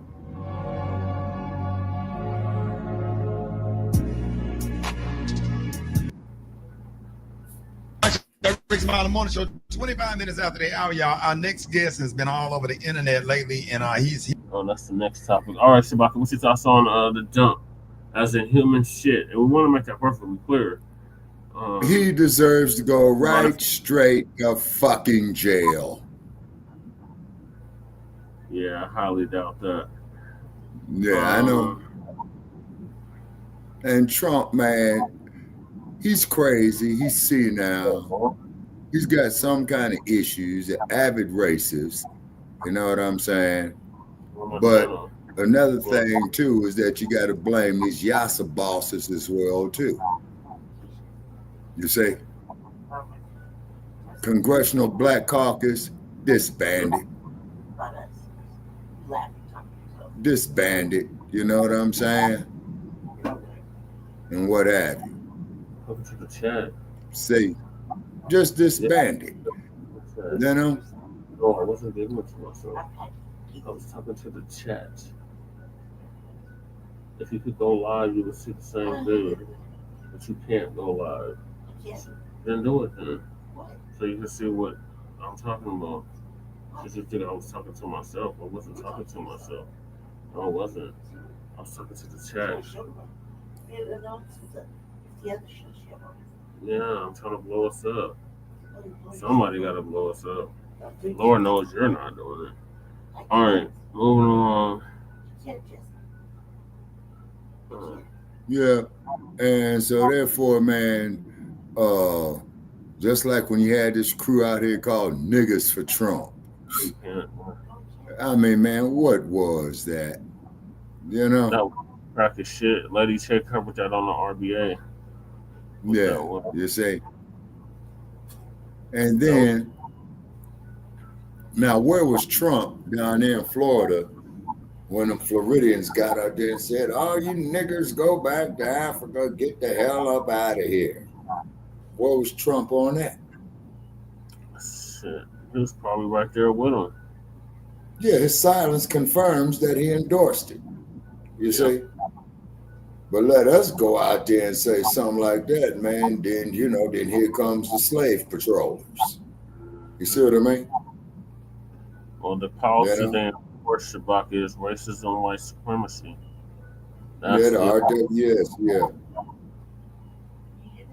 Yes, I've been hearing. I've been trying to tell you about it for the past 10 minutes. Okay, so Jab, you saying that Michelle Obama should run? It sounds like somebody's on. Is it one of your phones? Somebody threw a phone in the dumpster there? Yeah. And then keep in mind, man, you know, they're going to be rigging these cell phones for you know what in a minute. You know what I'm saying? Yeah, especially since you can't take the battery out now. Yeah, exactly. You see? And then I always want to put these damn updates on your phone. I got 3 damn notices, updates. Throwing monkey wrenches in our works. You see? Yeah. So, moving along, Shabaka, because I'm trying to get to this topic before you pass out or I pass out or any of us pass out. Now, this is the Kanye West interview with DJ Academics. So, moving along, we got the pastor we covered last night or the night before last, him holding up the church. And now he's doing explaining on this coon-ass Democratic shield right here show, Ricky Smiley. That was one of the men that was caping for Kamala. Oh, man. Oh, my God. Marvin Sapp. So, Marvin Sapp is getting interviewed on this whack-ass show. And he's going to be doing all the explaining on why he held the congregation up for $40,000. Okay, which is extortion, which is kidnapping. And then he got arrested either shortly after this or before this. Okay, so they arrested the crooked ass pastor, right? Mm-hmm. Let that motherfucker walk the concrete. Fuck him. Well, I think he's out now, Shabaka, because he was on this show. So let's see what he got to say on here.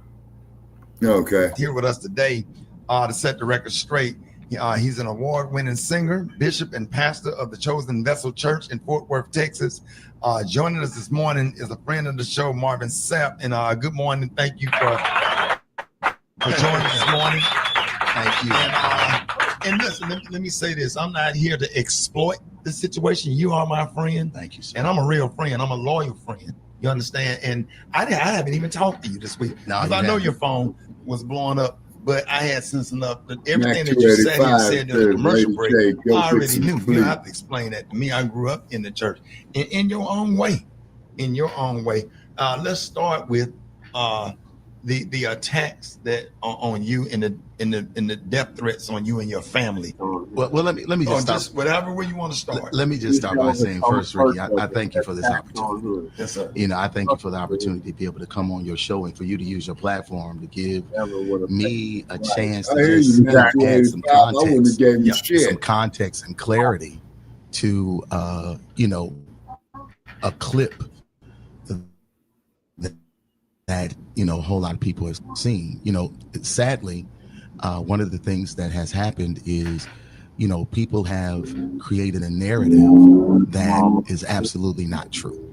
Number one, the narrative was created excuse me, that I raised money at my church, that I kept the people at my church hostage until I raised $40,000 for me. That's the narrative that has been shared, that I locked folks up in my church, that, you know, I made them give $40,000 and I wouldn't allow them to leave until they gave it to me. And to be honest with you, that is absolutely false. Yeah. Number one, that offering was taken last year.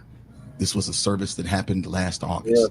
Number two, it didn't happen at my local church. It actually happened at a national organization, national, international meeting, where churches from all over the country, all over the world came together for the purpose of celebrating the Lord and Savior Jesus Christ. Mac 285, you might be able to Google that episode. Hold on a second. Saying shut the doors. Understand, I never said lock the doors. Yeah, I said shut the doors. Shutting doors mean that people still have the ability to go in and out. They've taken issue with my tone. Yeah, we did play and that I can video honestly say, you you know, looking at the video, maybe I was a little more. Because some of the videos say lock the doors, not close the doors. Because I was arguing with Outlaws about this earlier. I was like, the video I seen, he said lock the doors. Not close the doors. He said lock the doors. And it was like an or else situation, like you're gonna donate or else. Yeah, that's extortion. Yeah, I agree, Shabaki. Assertive than I should have been, and I can apologize for that. You know, I can apologize for that. But three things I need to make sure the people. No, it's in here. Components in here. Understood. Number one, the $40,000, if it was $40,000 that was raised, was never given to me. That money was raised for the purpose of taking care of the budget for their conference, not Marvin Sapp. Number two, it didn't happen at my church. It happened in Baltimore. Number three, you know, people take issue with me being firm with the ushers. Anybody that goes to church ushers one-on-one, that's the first thing they teach you as being an usher, is that there are 3 times you don't walk. You don't walk during the altar call. You don't walk during prayer. You don't walk during the offering. One of the reasons being is because of the sacredness of the moment. But it's also about security. As a pastor, we understand and we know that churches are being robbed at gunpoint. It's happening all over the country. This is not something I'm making up. This is factual. So if you got 5,000 people in the room, you want the doors closed. You don't want the doors locked. I couldn't get them locked anyway. It's a convention center. But the doors needed to be closed, and there was a lot of pandemonium stuff that was going on out there. But I wanted to share that first. But that ain't even the reason why I'm here. Here's the reason why I'm here. The reason why I'm here is because what has happened is people have taken clickbait and made something out of it that it isn't. And because of that, my church has been getting phone calls. People have called my church and cussed me out. My staff. As well as they should have, motherfucker. If I would have known your number, I would have cussed your trick ass out. Over 20 Yeah, exactly, Mac 285. People have come to our campus. They have come to my church to try to cause problems, issues, challenges. And again, my children, I don't look at comments. We used to talk about this. You know, I don't read comments. When you got millions of followers, you ain't got time to be reading all the comments. You just don't have it. Right. My children do. And they are afraid. And the reason being is because I'm their only parent. I'm a widower. You know, they're afraid for my safety. So now we've had to update and increase security and all the things I've never had to do before. Hey, crew, because what's of happening? the vitriol and the anger that people have shown, the things that they've said in my thread and stuff. And all of this is because of a misunderstanding. And I'm not blaming. Yeah, get your lies straight, nigga. Yeah, that's right. I hate to say that. Misunderstanding. Get your lies straight, nigga. Get an understanding Yeah, And if the I would share motherfucker with lying, you man. that the $285. Come on, $40,000 man. that I was trying to raise, and again, I don't know if the organization got Say, 40, motherfucker, 10, we need $1 million 20, donation over here any. at Frontline Black I'm News. You hoping that I gonna can raise tithe us? so that I can help the organization that has been such a great support to me. These people, And again, Yeah, let's be clear. exactly. Not a dime of that money. not a dime of that money came to me. Not a dime of it. And where did your money come from? I've been blessed. I've been extremely blessed. I've sold millions of records. Millions. I'm a songwriter. How much have you gotten paid from? And we on the radio live, right? How much have you gotten paid from your church? I'm just saying. Okay, so tell see, me Ricky, what you said. I'm gonna tell you. What people don't know is that I pastored 16 years in the city of Grand Rapids, Michigan. I founded my church. I pastored 16 years. We had a great church. Still have a great church there. 16 years of pastoring. I never got paid a dime. That's a fact. Right. 16 years. You can call the church. You can ask. I pastored the Lighthouse for Life Center Church in Grand Rapids, Michigan for free for 16 years. 9 years. Motherfucker, how you keeping a goddamn electricity bills? A minimum of $30,000 a month to my church. 30 grand a month to my church. Goddamn, man, it seemed like you could have broke us off 10 grand over here. College campus to get bought. We had 3 other campuses, and my membership had dwindled after my wife had passed because I had to travel more in order to take care of me and my kids. So, my membership, it dwindled, but we never lost anything. And as a matter of fact, this is factual. Yeah. The day I announced the new pastor, I burned the mortgage of the church. When I left Grand Rapids, I left my church not only debt free, but I left them with 6 figures in the bank and put a brand new pastor in and walked away. Now, wait a minute, motherfucker. You got 6 figures in the goddamn bank, and some bitch, you couldn't give us 10 grand? That's never been my passion. I'm serious about ministry. And let me go one step further. There's a whole lot of other pastors around here that are doing the same thing. Most pastors in America are bivocational, meaning they have jobs outside of their churches. The average church size in America is only 75 people. Look it up. It's factual. So we're not getting rich off the church. I am bivocational. I'm a W-2 employee at my church. I have a syndicated radio show that I do every week. Crew, this motherfucker's lying. You know it, I know it, and he knows. I have mutual funds. I have he lying. I have stocks. I play the market. I took my money and I didn't trick it. Money that you made from money that I made from music, from hit records. I'm one of the only gospel artists with billions of streams. And you tour. And I tour. I just came off of a tour. Sure. That I made tons of money on. And I'm at the crib right now chilling because I don't have to go on tour. I can wait and do my next thing. And wait a minute, motherfucker, you can't break off Frontline News 10 grand. I don't. And I'll take it if they gonna give it to me. But I did not raise this money for the premise and purpose. And that was a program that helped you get right where you They are. gave me a platform. This organization is an organization I grew up in. It's a church organization I grew up in, and I'm appreciative. The reason why I'm gonna bring up the organization because it ain't none of y'all business.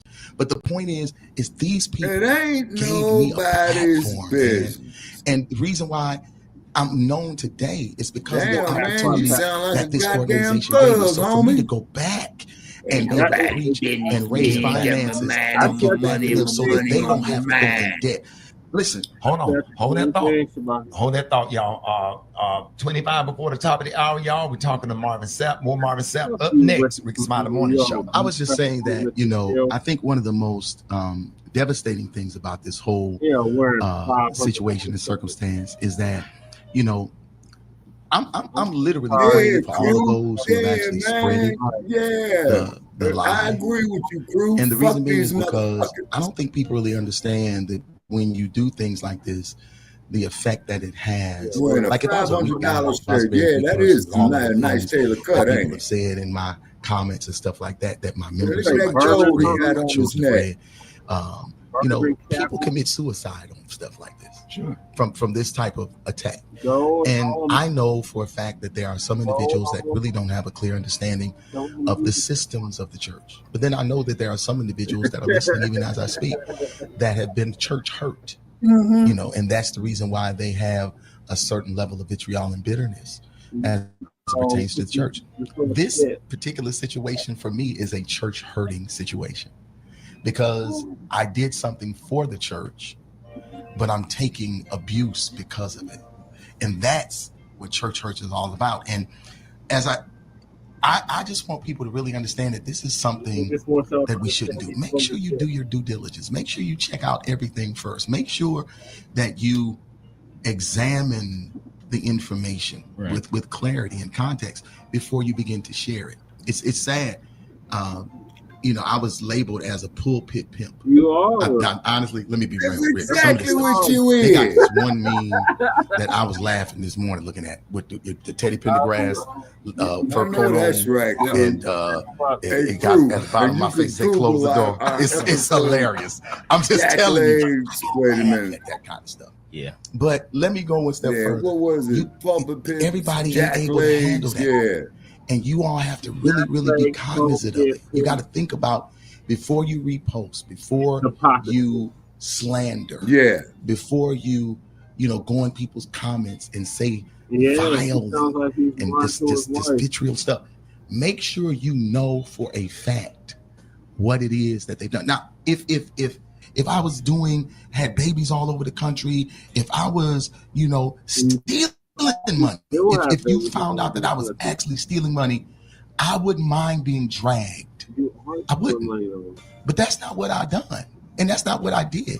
The only thing I did was honor the leadership of our church's organization when they asked me to take up an offering. I tried to raise $40,000 for the organization, not for me personally. The money that I make, I write songs. I own businesses. I have multiple streams of income. Well then, motherfucker, you could donate $5,000 to Frontline Black News. You don't have to explain. At 58 years of age, if I don't drive a certain kind of car, there's a problem. That means I tricked off my I'm just working hard for it. I work and still work hard. And on tour and getting on planes. And absolutely. Planes, trains, automobiles, hotels, motels, holidays. And rehearsal. How many hotels you stay in here in Las Vegas, motherfucker? The hours and hours in the studio. Yeah, you work hard. Let me find out this what was your number one hit? And stayed here in Las Vegas. Never would have made it. 48 weeks to number one. And you were passed. When it first came out, I sold 4 million ringbacks and ringtones. Oh, come on, man. 4 million. Yeah. Y'all do the math. Y'all do the math. Who do you know that can work a job for 16 years and don't get paid? Who do you know that can give $30,000 a month to a church for 9 years? Do the math. Yeah. Do the math and walk away from it. This ain't about $40,000. I don't know what it's about. Hey, but Marvin, I want to be clear. Go ahead. Go ahead. You've done a fantastic job of explaining in detail, the whole situation. No. You've done a fantastic job of explaining yourself. It brings to mind the saying that you're probably a chin check his ass, Crew. Why run with the truth when the lie is way more entertaining? Absolutely. And that's what has happened in this case. And I respect pastors who actually do the good work like you're talking about, but I think it's become real popular over the last few years for people to attack people in your position. It started with the whole, Creflo Dollar and the plane thing. It just became real fashionable. But our people who are attacking you really need to examine your own life. If you are making death threats, millions and typing out violent private jet to spread the gospel across the world. He needs a private jet to spread the gospel. Woo! Okay. Kind of things like that. That's what he said. Over this situation, you really need to sit back and think about where you are in life. That says a lot about you. That's I want to say this to you, man. God just put this on my heart, and I'm nowhere in ministry as you. I just love God, and I do a praise break on the show every morning. Remember what all y'all pastors taught us, that all of this is only a test. Oh, Doc, I believe in it. And let me close. I can close by saying this. I'm driving down the road, and honestly, the Spirit of the Lord spoke to me and said, Marvin, this is going to be a teachable moment. And I said, okay, God, well, what are you trying to teach me? He said, well, I'm trying to teach you exactly what you've been singing for years. That after this, you're going to be stronger. You're a disgrace. You're going to be better. You're going to be so much better. And I want my church to know that, I stand in integrity. No, crew, we ain't going to let you get banned, the integrity of our church. We ain't going to let you the get banned. church in Fort Worth. And while I'm here, I might as well invite all of y'all to come to the University of Texas Arlington and be with me on Easter Sunday, because we're going to give God a crazy praise. We're going to magnify him. We're going to glorify him at 11 a.m. in Fort in the midst of all of this, you can still find room. Listen, to bring people close. To take this opportunity to use this situation to bring people close to God. It says a lot about it's not about, one of the things I've learned in pastoring, and one of my members asked me this yesterday. She was like, I don't understand how you can take this and keep smiling and preaching, and you kind of acting like it's not bothering you. Oh, he's and trying to smile. I've learned that sometimes God gives you a grace for certain situations in life. And this is one of the situations that I've been graced for. So, at the end of the day, I'm not angry at anyone. I'm not upset. I understand, people, and I'm going to say this, no matter what I say, there are some people that are already No, we ain't going to ban you, crew. What they feel about Marvin Sapp. And they, no matter what I say, they're going to be like, well, he said this and he did that. No, we're not going to ban reality. The individuals that I'm speaking to are those who may find themselves in this situation. And my prayer, and I promise you, I'm closing with this. Preachers always close 4 times.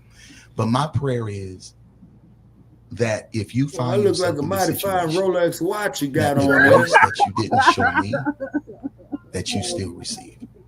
My prayer is that the mercy that I did not receive, we're gonna make it that you receive. And I promise you, I've been praying all week long and say, Lord, just don't let them have to go through what I went through. And the reason being, man, you praying to save your ass, man. Get the fuck out of here. Right. And I'm grateful that I do have a greater one on the inside of me that gives me the ability to stand in the midst of difficult situations. All right, y'all, ladies and gentlemen, love you, man. I love you too. Thank you so much. Marvin Sapp, y'all. No, Marvin Sapp, y'all. Hey, I'm done. Oh my God. Fuck you, Marvin Sapp, and fuck you, Ricky Smiley. Man. Man, I don't know which was more funnier, this or a Saturday morning cartoon show. Now, do y'all believe any of that bullshit that was coming out? Hell no, man. That motherfucker think everybody's Wile E. Coyote. Super genius. Yeah. He started off by saying he was getting death threats and threatening phone calls and people popping up at his house. Motherfucker, I don't got death threats, shit,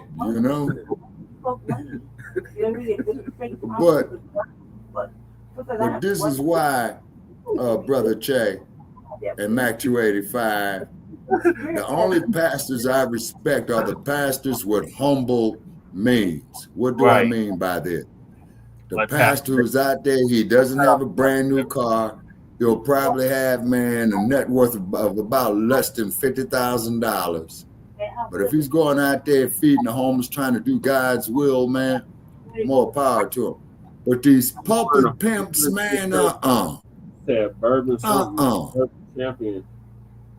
Yeah, because y'all are taking money out of the community that needs to be reinvested for us to employ ourselves.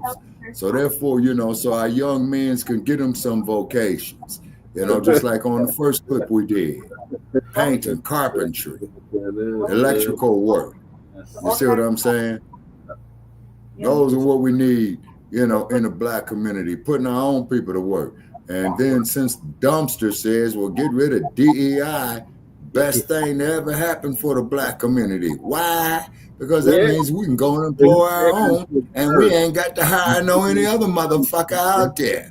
You see what I'm saying? Yeah, you see what I mean?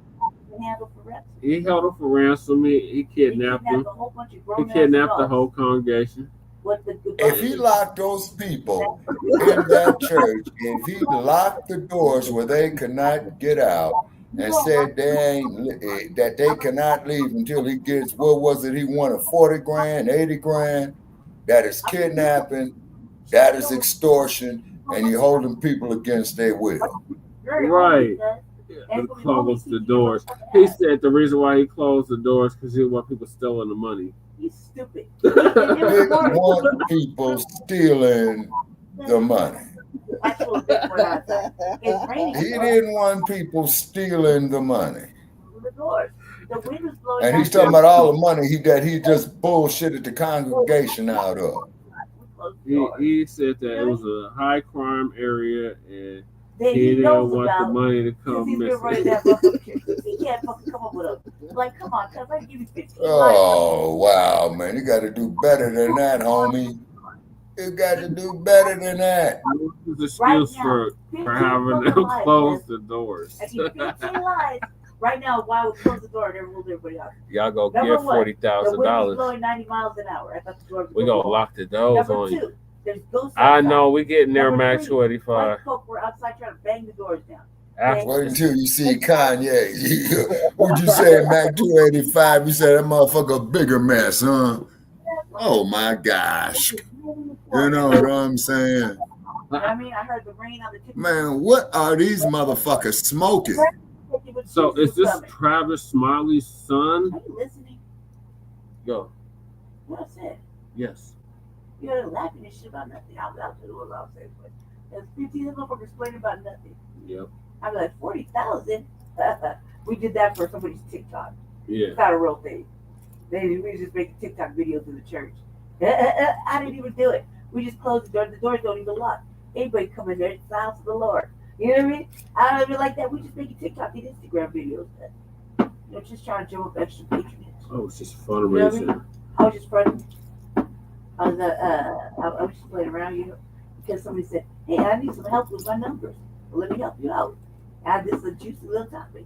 It's not a real thing. Come on, child. Oh, it's Lady Che's birthday. Happy birthday, Lady Che. So how old are you today? 05. Yeah. Lucky me, yay.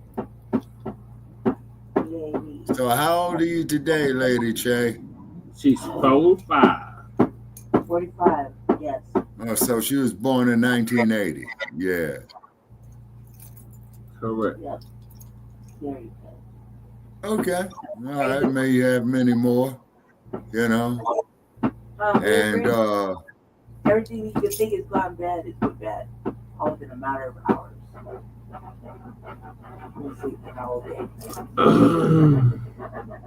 All right, so this pastor just got arrested.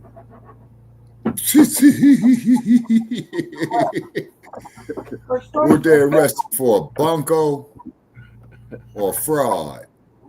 All right, everybody. Welcome to another edition of Jacob's Journey. Cracker got about it. We want you to like, share, and subscribe to the channel. Like always, it's just my beliefs and my beliefs alone. No way, shape, or form do they impact YouTube. Now, today's topic is going to be about Marvin Sapp.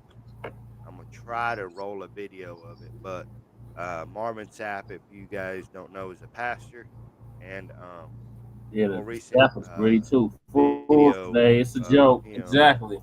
Telling the ushers to lock the door, locking all the members in there and asking them for money to chip in, donate. I don't know, all churches got that stuff is homecoming. What would you say, Mac 285? They greedy too. They was in on the jig, huh? He has been arrested on a $1,500 kidnapping charge. Ooh. So he's charged with. Yeah, he kidnapped 1,500 people. Not sure. Okay. What's going on with that next, but I will keep you guys posted. And we'll keep y'all posted too. So his ass got arrested for holding up, but he that bail money. That money he must use that money for bail or something. In jail without the bail. In jail.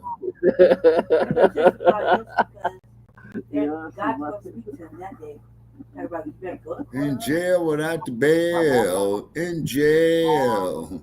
Yep, I've been there. I've been there without the bail. Yeah, you walk the concrete. Mm-hmm. Jail. Yeah. You know what I mean? You'll be selling his soul for cup noodles and shit. Oh my God. All right, so this is Marvin Sapp. I guess he's a gospel singer and preacher. He has a church. I believe it's in New York. I'm not sure. But he is kind of hustling his congregation for $40,000 and using it in the name, in God's name. So he's calling for the doors to be locked. It's called bunko. Until he reaches his goals. So I want to play this clip. It's called and they understand bullshit. the cost that is involved. There's 1,000 of you. I said close them doors. Ushers, close the doors. Close the doors. Close the doors. We all gonna leave together. Y'all ain't going no place but to the restaurant.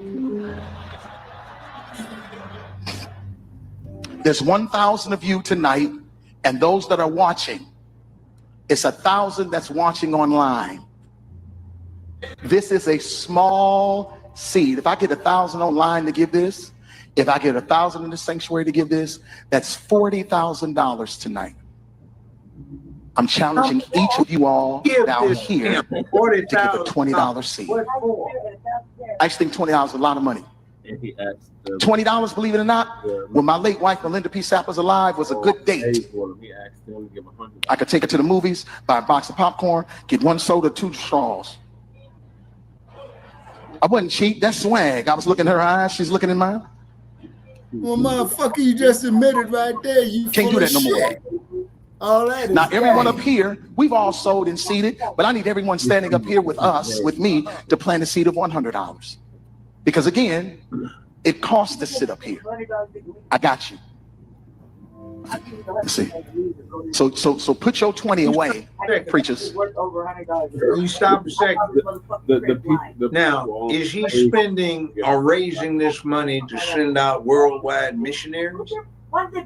Is he spending this money to print up brochures to spread the word amongst the unfaithful or to restore the faithful and encourage them? Or is he buying a new car?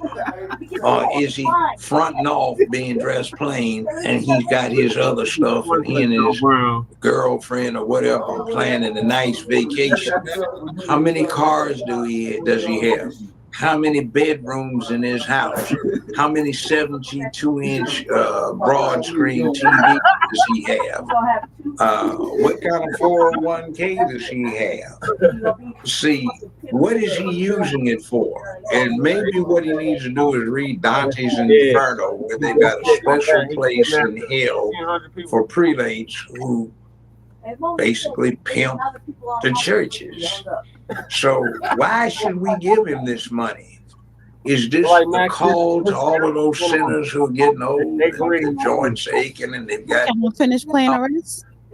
And they worry about going to hell? Well, that ain't gonna keep your sinning ass out of hell and still going. He can't help you buy your way out. All right, let me finish playing. That 20 wasn't for you. And this is what I need you to do. If you're giving electronically or even if you're giving tangibly, I'm gonna have y'all come to the altar and give it because I need to see 1,000 people moving. He said he didn't see. Bring them baskets. I want the baskets up here. I want to see the folks. Y'all start moving. Y'all can bring it right now. Come. Even if you're giving tangibly, just put your hand on take checks. Take your phone and stick it on the bucket. He said it's none of my business. That was intangibly, not tangible. Oh, he's good. It's like that song from remember, don't be a menace. Giving is worship. Yeah. Giving is worship. Oh no, it isn't. Giving is worship. Like, don't ask the pastor no question. Giving is worship. This ain't the time to talk. No question. Don't ask why pastor got a new car. 1,000 people need to give $20. 1,000 people need to give $20. 1,000 people online need to give $20. This is easy, saints. This is an easy miracle. We should be able to raise $40,000 tonight just from y'all giving. To do what? That's it. Exactly, to do what? That's what I said. I've heard this so many times that it's repetitious, extremely repetitious. It's nauseating. It's revolting, and it's an example of one of the things that we suffer gladly that keeps us down. Yep. One of our problems as a people is we don't have a lot of investment capital because it's getting sucked up by pulpit pimps.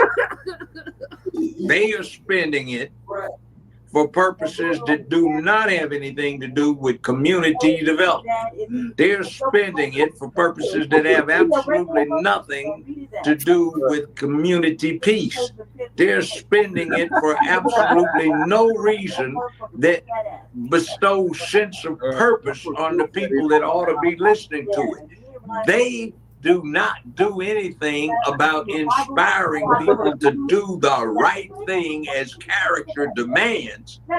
All they're doing is giving them an excuse. All you got to do is believe that this is going to save you. And if you spend enough money, you get yourself to heaven instead of going to hell where you probably deserve to go. That's all that game is.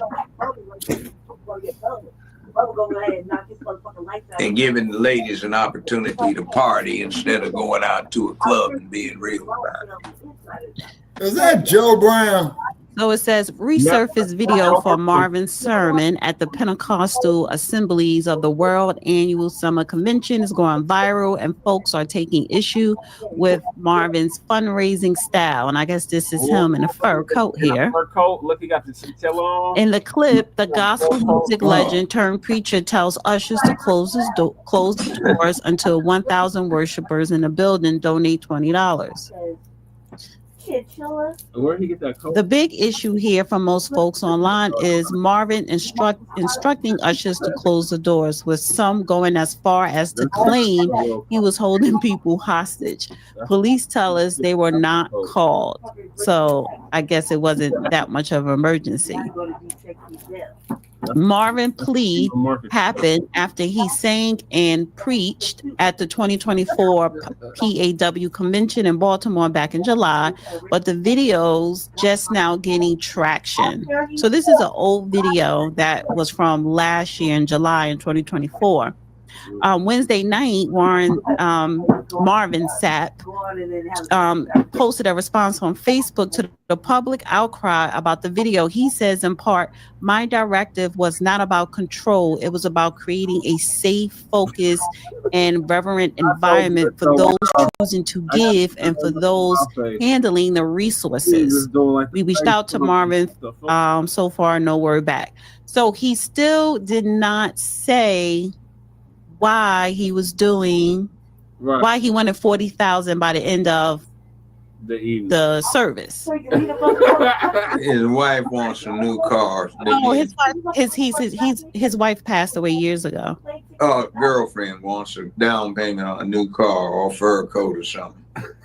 So, but here's and you know, and it's like I don't want to talk about it from tea and gossip point of view. The point of view that I want to zone in on is, you know, when you look at the Black community or any community, and you have churches, especially in the South, you know, even where I'm from, there's a lot of churches in the neighborhood.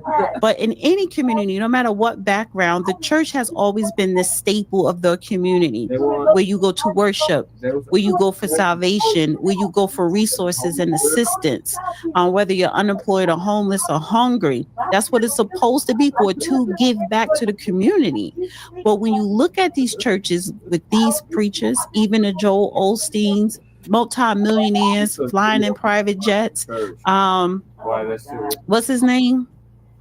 TD Jakes. Yes, TD Jakes. You know, we should not have a poor Black community if we have dozens of churches in that community. The community Communities are poor. They suck all the money out. There's no investment capital left.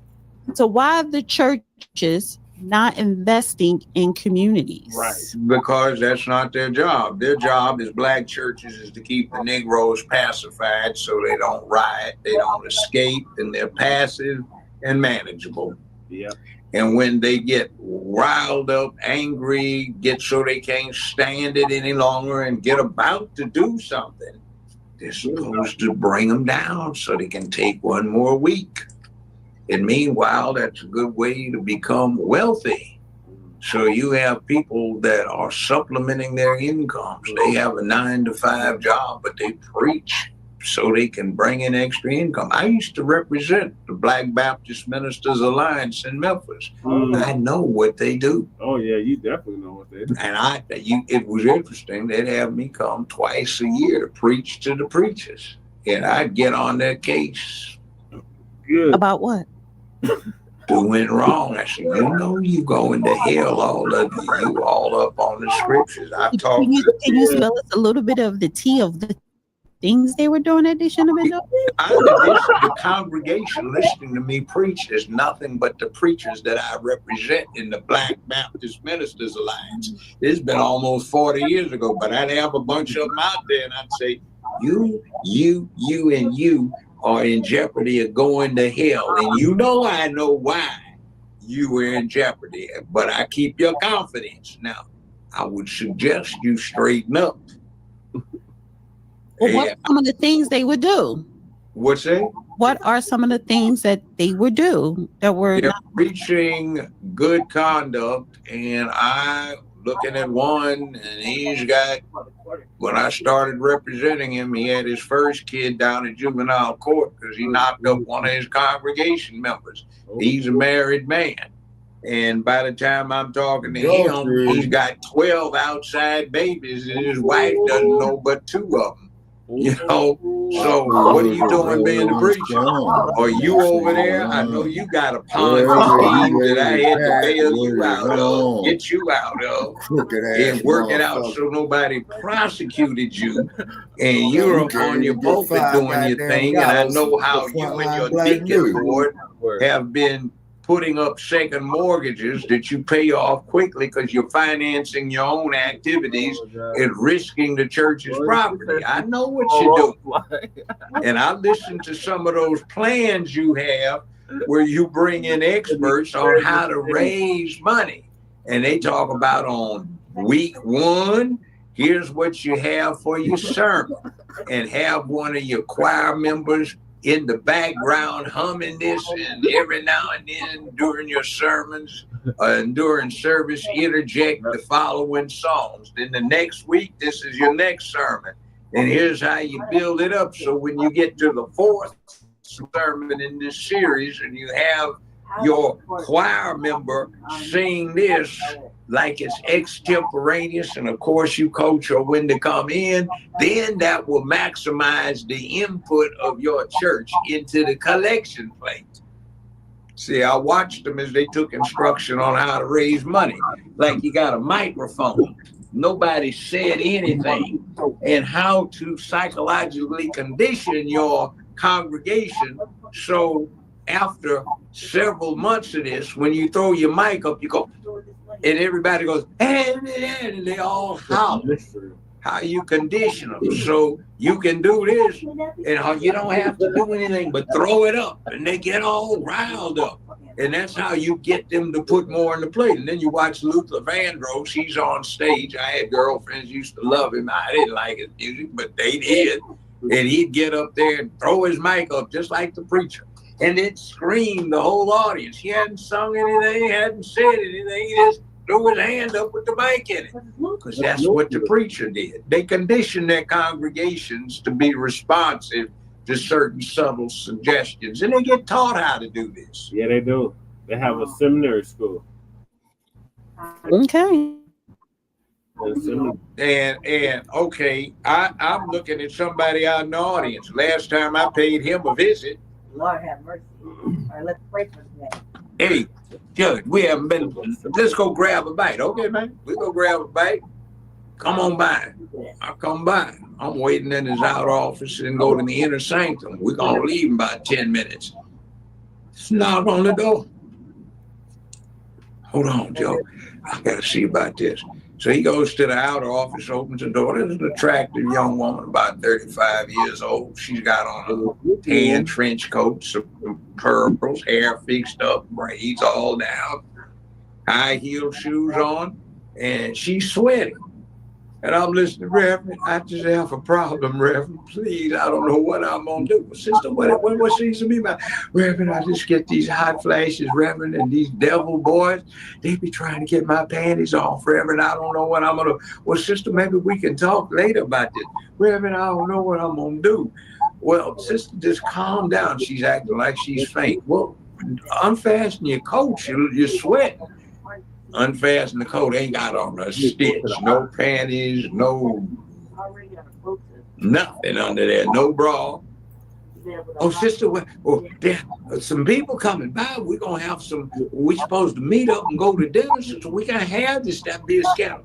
And I'm a married man. Well, Reverend, your wife is the mother of the church, Reverend. She'll understand. Can't you say some words that'll make it all right? And I'm just laughing my head off. Man, you know you would have tapped that if I hadn't been there. No, I said, yes, you would. I've been knowing you for 35 years, man. Don't try to lie to me. See, so this is what I'm talking about. What's going on where your preachers are out there sinning. Now, every now and then you got a real holy man out there. You can tell they got an aura. But some of the things, you know, that I've seen, it's like, really? Right.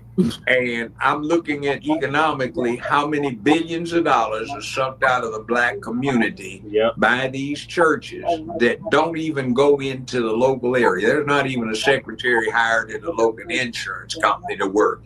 He goes to Pennsylvania, New York, Miami, somewhere else. And nobody in the local area gets anything out of it. They could be setting up credit unions, financing banks. If they want to get involved in politics, get the cities and the counties to make their deposits into alternative banks so that they will have cash in their vaults that will allow them to use that as the percentage that federal law requires so they can ramp up the amount of money that they can loan to people for development of small businesses, housing, and economic development. No, they don't do that. They spend it. The daughter I'm looking at somebody, your daughter who is 19, you're trying to raise money to get her a Bentley? And you have people that are in poverty in your neighborhood? There was one block, a long block. And that block, if you took the street on the west side, on the long block, there were 9 churches. Across the street there were 6. On the other side of that block there were 7 churches. And on the other side there were 8. And then if you took the ends, there were 4 on one end, 3 on the other, and across them 5 on one end and 4 on the other end. So all of these churches in one long block, and they're sucking all of the money out of what is an impoverished area. There might not be but 15, 20 people showing up for a service, but they're all taking all that money and everybody's trying to give them as much to impress. I tithe 25%. Yes, I do. And what do you get out of it? Nothing. You're still going to hell because you're wrong. And I represent you. I know what wrong you've been doing. That's why I don't like it. Sorry if I hurt anybody's feelings, but maybe you need to think about it. Watch what you're doing. Do not. It's like a drug addict. Don't help the drug addict do his drugs. Damn. Man, I'm speechless, man. I'm speechless. Wow. You got a crooked ass pastor. You got this raggedy ass judge of his kangaroo courts. I mean, man, you got shit in one hand and shinola in the other. I mean, man, I'm at a loss for words right here. You know what I'm saying? In Mac 285, this shouldn't be laughable, man, if it wasn't so fucking sad. Right. Spill the tea. I mean, it would be laughable, homie. I mean, you coming up here, man, with prepackaged nonsense, jackleg ass preacher, kangaroo court judge, man. Yeah, match made in heaven. My. I'm speechless, man. I mean, you can't make this shit up. That bitch is dumb. Like, mad retarded. The real Dana. Jesus Christ, Dana, you stupid ass. I mean, damn. God, why are you still the fucking cold? I'd have fired your ass for a fucking week. I'm fucking contributing ass motherfucker. Lady Che going off on the sister. Man, I don't even have any way to look at that shit. I just can tell. I just know. Lady Che, and it is bullshit. I mean, you got a pulpit pimp and you got a kangaroo court judge. Yeah, that was Dana. Yeah, fucking peanut butter colored ass fucking looking ass bro. Like where the motherfucker swear can't accept $2 and ship it right back to you. Yeah, $2 ain't enough. You need to come correct. I mean, these crash dummy motherfuckers, man, damn. I just don't know what to say, man. I just don't know what to say. To quote Dr. Henry Lee in the O.J. Simpson case, something not right. Take her little wallet and fucking throw it on the street. Oh my god. So stupid. Slap them motherfucking stupid ass lips off. That bitch looks goofy as hell. And she talks stupid too. She's actually dumb. Yeah. Like, come on, cuz. Like, you can do better, Judge Joe Brown. You ain't gotta have that kind of goals. She's so you gotta have that kind of goals. How many years now has that bitch been the goals? Like 3? 3, 4 years. Yeah. Bitch is dumb as fucking rock. She ain't got no style, no flair. Yeah. I love you, Dana. Oh, fucking cool ass motherfucking black ass shit. Bitch is black. Bitch looks like a lesbian. I mean, man. Oh yeah. I mean, man, I'm speechless. And I never thought I would see some shit like this here to make me speechless. Why, you know what? Because he don't see people, he just show the fuck up when he wants it. Yeah. But you gonna wait on, yeah, goddamn right, you ugly ass wench. Sure is gonna wait for him. You ain't got shit to say. Never got shit to say. Tell the teacher. Oh, fucking instigate ass, stupid ass, fucking dumbass, ignorant ass wench. This bitch is fucking foul to me. Her voice is stupid. Her face is dumb. She looks weird. She's a fucking old goofy ass. You know, she look like not our Bianca, but the CWPA Oh yeah, Bianca. fuck that stupid ass bitch too. Motherfucking goofy ass bug-eyed glasses. Like you dumbass hoe. You want to be looking at motherfuckers swilly gaze and acting like you tough. You can't answer a motherfucking simple fucking political question. Yo, dumbass, stupid ass bitch, you want to run a whole motherfucking black organization with non-black women and act like it's still a black place. Yeah. Man, shut the fuck up, you old fucking weird ass, shaped ass, fucking big back ass bitch with an ugly, goofy ass fucking face and nose and shit. Face and nose and lips don't even fucking match you. Oh, fucking goofy, weird ass, motherfucking dumbass bitch. But you want to be looking at motherfuckers to try to swill a grace. Stop that shit, cuz. Yeah, who the fuck likes that? You think you just so fly. So motherfucking fly, cuz. She knows that she don't like you. That's the one that said we were spreading disinformation. Remember she was talking shit? Yeah. I was like, oh yeah, bitch. You're in a boule space. Yeah, thank God I'm not. I could never. Then we talk about these motherfuckers out here in Colorado, y'all. Oh, shifty eyed motherfucker. Lord have mercy. I mean, and this a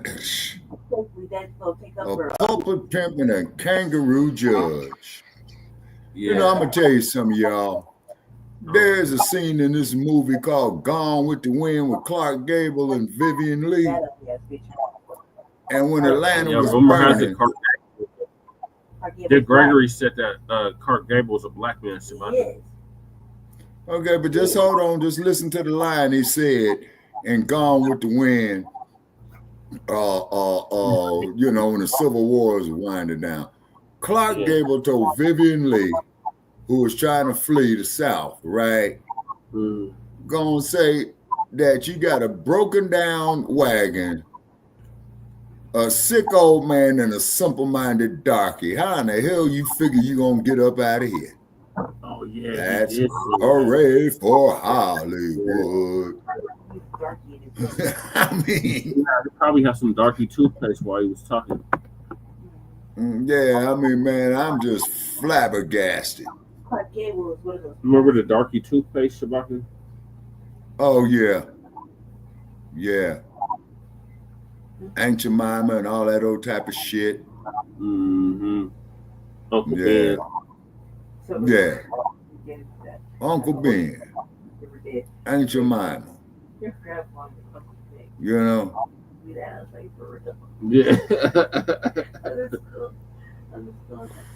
Quality rice. Uncle Ben's rice. A quality rice. Yeah. Yeah, and they had motherfucker up there skinning and grinning. Just a tease the type of motherfucker that Malcolm X has said about that's the fool and working in a house where the field Negro say, let's escape, let's run away. Yeah, man, you must be crazy. You was one of them safe Negroes. You wasn't mad about nothing. You was just happy. Zippity doo dah, zippity day. I got plenty of nothing and nothing's plenty for me. When is that syndrome gonna end? My God.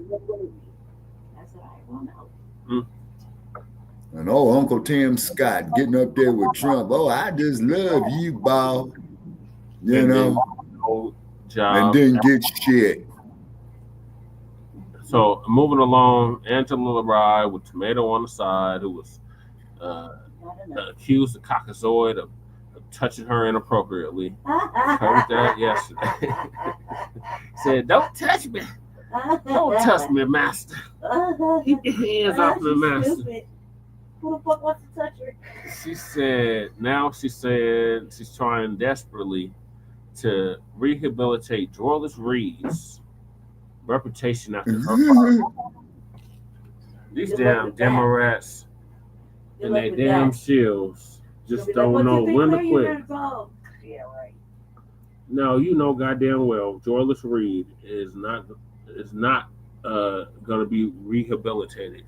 No, that bitch is crying on camera. That's the same broad that was calling us disinformation agents and calling us Russian bots. So what? Calling us Russian bots. Yeah, and they went on a whole narrative. Everybody and their mother was calling us that. Mm-hmm. And all the Democrats follow suit. Yep. and in all actuality, they were dumbass bots. Mm-hmm. Peace, family. My name's dumbass bots. So Sister Vicky Diller is gonna give us an update on this. That's what I thought about it. So every time they said it to us, like, didn't we just play her? Yeah, few topics back. Vicky Diller for African Diaspora News Channel. Thank you so much for tuning in.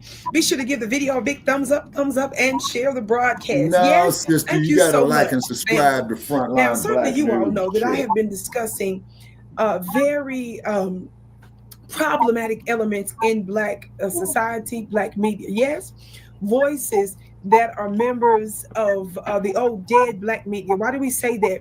Old dead Black media who's losing influence and ratings. These are the groups that have millions and millions of dollars connected to the multi-billion-dollar say she's working at McDonald's. Democrat Party and some of their institutions that support them, like establishment and legacy media. Yes, these folks have access to all kinds of money and resources, yet they are losing their impact, they're losing their influence. Yes, they've been propped up and they have been forced onto society, specifically for Black Americans, to make you think that they actually speak for us. Yes, and of course, when they kept forcing their narratives and agenda on us, and they refused to do what we demanded that they do for giving them our votes, like providing tangibles to Black Americans, to stop prioritizing and giving tangibles and resources and money and food and clothing and housing and jobs and grants and scholarships and thousands of dollars for down payments on homes and all kinds of other stuff. The moment we demanded that these folks be held accountable, yes, for not delivering for us, they continue to put out these voices to make you think that they actually speak for us. And of course, we proved in no limited time when the Democrats lost the White House, they lost the Senate, they lost the House of Representatives. That lets you know that the Joy Ann Reids of the world and the other Black talking heads on these major networks and cable networks were not actually speaking for us. That tells you everything you need to know. We're out of complete and total desperation. After Joy Reid, of course, got fired from MSNBC, look at my previous broadcast here, just put it in the search engine, you'll learn all about what happened there. And after Angela Rye, you know, her contract, they didn't bring her back to CNN some time back. Angela Rye was one of the regular contributors for CNN. Yes. Angela Rye also, I believe, worked on Capitol Hill as an aide of some sort as well. So she's an attorney. So they missed those little spaces and stuff. And so the people that they were forcing on us, the people that they chose to speak for, rejected them. And we knew they would. I said so years and years and years and years in advance. So how is it that your legacy media establishment folks clicked in with the DNC, clicked in with the Democrats, clicked in with Washington? How is it that they got it so wrong? Somebody's lying, it ain't us. Right. Family, she came up with Angela Rye with the idea to do a 24-hour State of the People marathon to where they was just on alternative media, just talking 24 hours leading up to Trump's State of the Union a few weeks ago. Oh my God, I suffered. That one podcast, that clip that we're providing to you now, that was a few hours long, family. I mean, I had to stop and go, just suffer. Now I want you to share in the suffering by watching this brief clip. Watch this. And or what we also would call a State of the Union. It will be his first in this second term. But we know there's a great deal of misinformation and disinformation that's taking place, and it will be coming from him. We're going to pre-sponsor and then response after. stateofthepeople.media is live and on the air. Share this link wherever you're watching it, on whatever channel. Share it with your loved ones, family, and friends. I ain't sharing that bullshit. And I have the privilege of opening us and throwing some bread, man. Two dynamic warrior queens. You got to pay us. One of whom, just a week ago, we rallied in support of her. We welcome to stateofthepeople.media to kick us off our dear warrior queen, Joy Ann Reid. Oh my God. And alongside her, the host of Native Land Podcast, who really came up with the idea that we would do this in 24 hours, and then we organized it in 48. So bless her heart for challenging us, and somehow we made it happen. That's Angela Rye. So welcome to get us started on stateofthepeople.media, Joy Ann Reid and Angela Rye. Hey, sisters. Thank you, Reverend Mark. Yeah. I don't hear Joy. Another pulpit pimp, huh? Can we hear Joy? I don't hear her. She's on. I don't hear her. Well, while we wait to address Joy's audio, I just want to tell everyone how much I love Black people. It is so important for us to understand this moment and what is being required of us, and that is to lean in and work together. Yes, Joy Reid is no longer on MSNBC, but today she's here with our folks because this is where she always is. She has the heart of the people. And Joy, I hope that your audio comes in soon. You cut me off whenever it comes on, but I want to just make sure that folks know why we did this. Today, later on tonight, Donald Trump will address the country in what is called a joint address of Congress. Normally, we call it State of the Union, regardless of if it's his first address or not. But he will, at 9 p.m. Eastern, address the country. And we thought it was imperative to provide people an alternative space to ensure that they could hear the truth. We are in the state of emergency. I've been saying all day that Congresswoman Winmore took the House floor a couple of weeks ago to say the House is on fire. And the truth of it is that the country is on fire. And so we rallied together to come together for 24 hours, a marathon that will be streamed on multiple sites, including stateofthepeople.media, where you will hear from some of the most critical voices of our time, from the NAACP President Derek Johnson to the NAACP LDF lead Janae Nelson. You'll hear from Kimberly Crenshaw. You'll hear from Mark Morial. You will hear from Hakeem Jeffries, Yvette Clark, Joyanne Reed, Brittany Packnett Cunningham, Dr. David Johns, and so many more. It is imperative that we turn our hearts toward one another and we stand up and gird ourselves for this very significant fight. It begins with the foundation of truth, and that is what we seek to bring to you for the next 24 hours. Joy, please tell me your audio is working. I think it is. It's working. It's working. Look, technology decided to be kind. Well, thank you, Chief of Staff to Black America, Angela Rye. It's always an honor to be with you, because when I tell you that this sister loves our people and I love our people. Look, Black people we are the most resilient people in this country. We believe in this thing called democracy with a belief that is not really founded in our experience. But I think what's really important for y'all to think about as you are going into approaching tomorrow, number one, why does it matter, right? You know, the idea that we're in a crisis of democracy, I think is clear. But the question for our community is, what does that actually mean in your actual life? And what that means is not just that you're seeing this really insane reality show being put on by the White House and by the owner of Tesla and Twitter. And it is a reality show. It's literally cast like a reality show. It's cast for TV.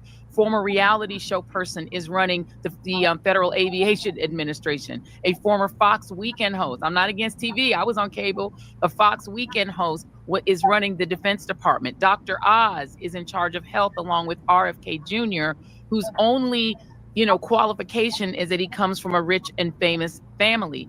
It's all reality TV, but that is designed to make you look away and think it's just a show that doesn't matter to you. One of the things we're going to do in this next 24 hours is explain how a crisis in democracy actually affects the hood, how it affects you. Family, do you see how Angela Rye desperately tries to rehabilitate Joy Reid's reputation? Do you hear Joy talking about some years about the hood and Angela Rye talking about, well, first of all, I love Black people. And Joy, she belongs in this space. These are the spaces that she's, basically intimating that she's always been a part of these spaces. No, she hasn't. Remember, I showed you broadcasts right here from a broadcast that Joy Reid did in 2019 and many, many others. But one specific example, we gave you receipts and proof where she put up a chart specifically naming foundational Black Americans to target us, to undermine us, to mock us. Yep. Remember, they were calling us bots. Remember, they were mocking and wanting us to stand down from our reparations demands. And if the Democrat Party didn't provide us with tangibles like they did for everybody else, that we would not vote for them. She is desperately trying to fix this woman's reputation. Now, Angela Rye, this is really rich coming from her when, ma'am, they didn't even bring you back to CNN. Right. This is crazy, fam. This is not just about ratings, because when you're dealing with media, as we know, views can go up and down. It's not that. It's about who they're working for. And those that beat up on us are rejected by the very folks that they told us to embrace, is what we're trying to teach you and tell you. All of this was cringeworthy. I was looking. Yeah. How many of y'all know sometimes people can be real mean as trolls and stuff in the box, but then sometimes some of the comments can be very informative? Yes, well, these comments were very informative because they was calling out the old dead Black media. Of course, the third person that you see on the screen that introduced those two, beloved, he's a familiar face, Mr. Rev. He goes by Reverend Mark from Make It Plain and Black Press USA. Of course, he, these people are just, child, they don't listen to us. I don't know. I mean, when are they gonna get the memo? They're deceiving themselves. They're in denial. Well, some of y'all in the chat was giving them their everlasting word. Somebody in here said, 24 hours is wild. This is wild. Y'all was mocking them to myself. What in the world are they doing 24-hour panel for? Somebody else was saying this Zoom call smells of desperation. Somebody else, I was doing too much right here. Somebody said more fear pandering. Y'all, I was cracking up so hard. One of the other comments, family, somebody said this looks like some type of victim support group. Y'all were going crazy. Somebody else said, what the hell am I watching? Several people liked on that and gave replies. Somebody else said fake, feelings, FOH. Oh, yeah. Y'all just kept going on and on and on. Somebody else said, yeah, nothing against the hood, but that's not where I live or know where I came from. Joy Reid sat up there and told me something from the hood and Black people, and child, stop. It's not working. Right. What gets me is that we showed our influence amongst the people on the street. See, they despise the least of us. When I say least of us, it doesn't mean we're least. That's a phrase and the terms that they use to describe us. We're already in these spaces. You have voices like the Vicky Dillard broadcast, like our brother Phil Scott right here, and others. I've certainly been doing this for quite a few years. They're not embracing those of us that have already been in these spaces and they have the ear of the actual people. Right. Instead, they want to come invade and infiltrate and corrupt these spaces. That's the problem, is that they despise us. It's one thing for you to come here because, of course, they rejected mainstream media, cable media, establishment media, and establishment systems rejected y'all. So that's why out of desperation, you're trying to come over in these parts. That's fine. Start your own little stuff. But here's the thing. Why would you ignore us? Those of us that flexed our weight and influence during the elections. Right. It means you're not listening to us. It means you're not B1 Black first. It means you're D1 Democrat first. And that's a problem.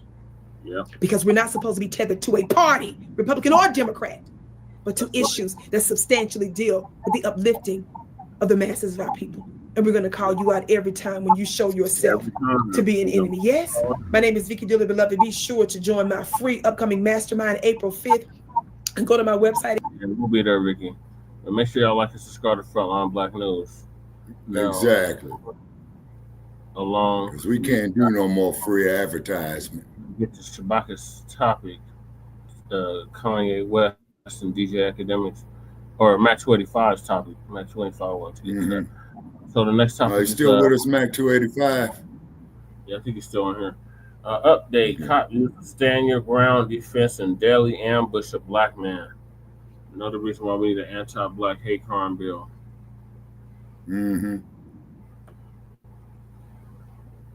Dr. Rashay. Another update. Cops who ambushed a black man use stand your ground as a defense. It is insane. Here's the video. This video caught on a neighbor's doorbell camera captures the moment the Perkins family says police fatally shot 39-year-old Steve Perkins. Police, get back! The warning appearing to come immediately before police opened fire, killing the husband and father. The deadly confrontation around 2 a.m. September 29th stemmed from a tow truck driver trying to repossess Perkins' truck. Police say the driver arrived earlier, but left when Perkins flashed a gun, then came back hours later, accompanied by Decatur police. They started firing before they even got the full first command out of their mouth. The department states Perkins brandished the weapon towards an officer, causing the officer to fire. His family's attorney says Perkins had no idea it was police in his front yard. It doesn't matter whether he had a weapon or not. He never was given an opportunity to comply, and if he had a weapon, he was well within his rights to carry a firearm. Not Lee Merritt. He was within his constitutional rights to bear arms. Put it up full mass.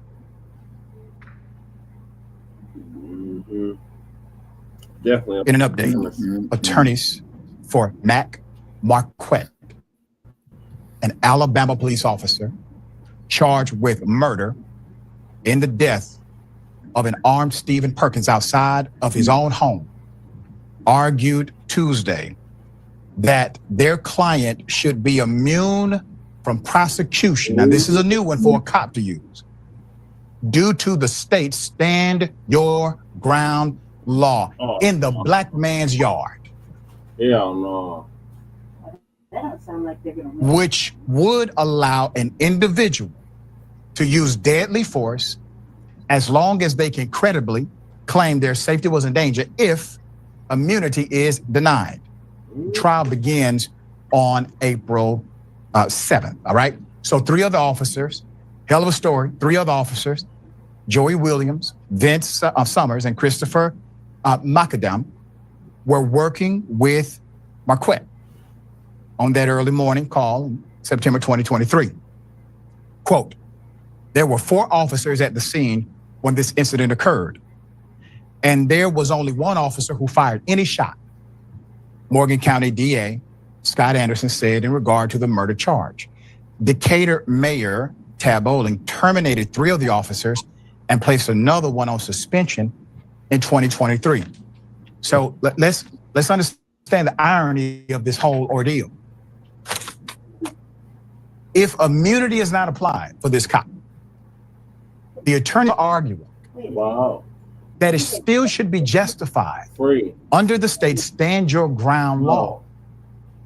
Initially, when we heard about these stand your ground doctrines in various states, Florida being chief of them, we were told basically you can enforce this pressure on your property, maybe a general property where no one can claim property rights, no domicile right, of course. But all of a sudden, this cop is claiming he can go on your property. You can be in the right. You can engage in your constitutionally protected right to bear arms. He can kill you and then be immune from that level of insanity because somehow stand your ground applies to him even on your property. There's more. Blacc, the officer, and the other cops were dispatched to help Caleb Combs after he called the police to report Perkins for allegedly pointing a gun at his chest when Combs tried to repossess his truck. Combs, who was authorized by Perkins' creditor, now get this, to repossess the truck, told police he wanted to retry the seizure, but said he would not go back alone. Sounds like to me, the officer has been privately recruited by a repo agent. Okay? Private civil matter, not a matter for law enforcement. There's more. Alabama law, however, requires a judge's authorization if there was a breach of peace during an attempted repo. Okay? Without it, law enforcement's presence is prohibited. Though all agreed there was a breach of peace, no court authorization was obtained. To receive immunity, Marquette's attorneys must prove he had the right to be on Perkins' property in the first place. So attorneys focused on a beam visible in the body camera video cast by a tactical light attached to Perkins' handgun to show where this weapon was pointed when he emerged from his house for the second time. When Combs tried again to repossess Perkins' pickup truck, the beam appeared to indicate that Perkins pointed his gun towards Combs. Marquette, the officer, is then seen on both body cameras rounding a corner to confront Perkins. In a matter of seconds, Perkins appears to point the gun at Marquette, who shouts, quote, "Police, get on the ground." And almost instantly, at the very same time of that shout, fires at least 17 bullets, basically emptying the clip, killing the father of two. Initially, officers said that when they arrived, Perkins was threatening the tow truck driver with his firearm. They alleged he then waved it, quote, towards an officer with the Decatur Police Department, according to the Alabama Law Enforcement Agency. There's reason to believe this was simply retaliation for that move. There's more. The DPD officers said they ordered him to drop his weapon and he refused. They alleged that once Perkins directed the gun at Marquette, the officer responded with fatal shots.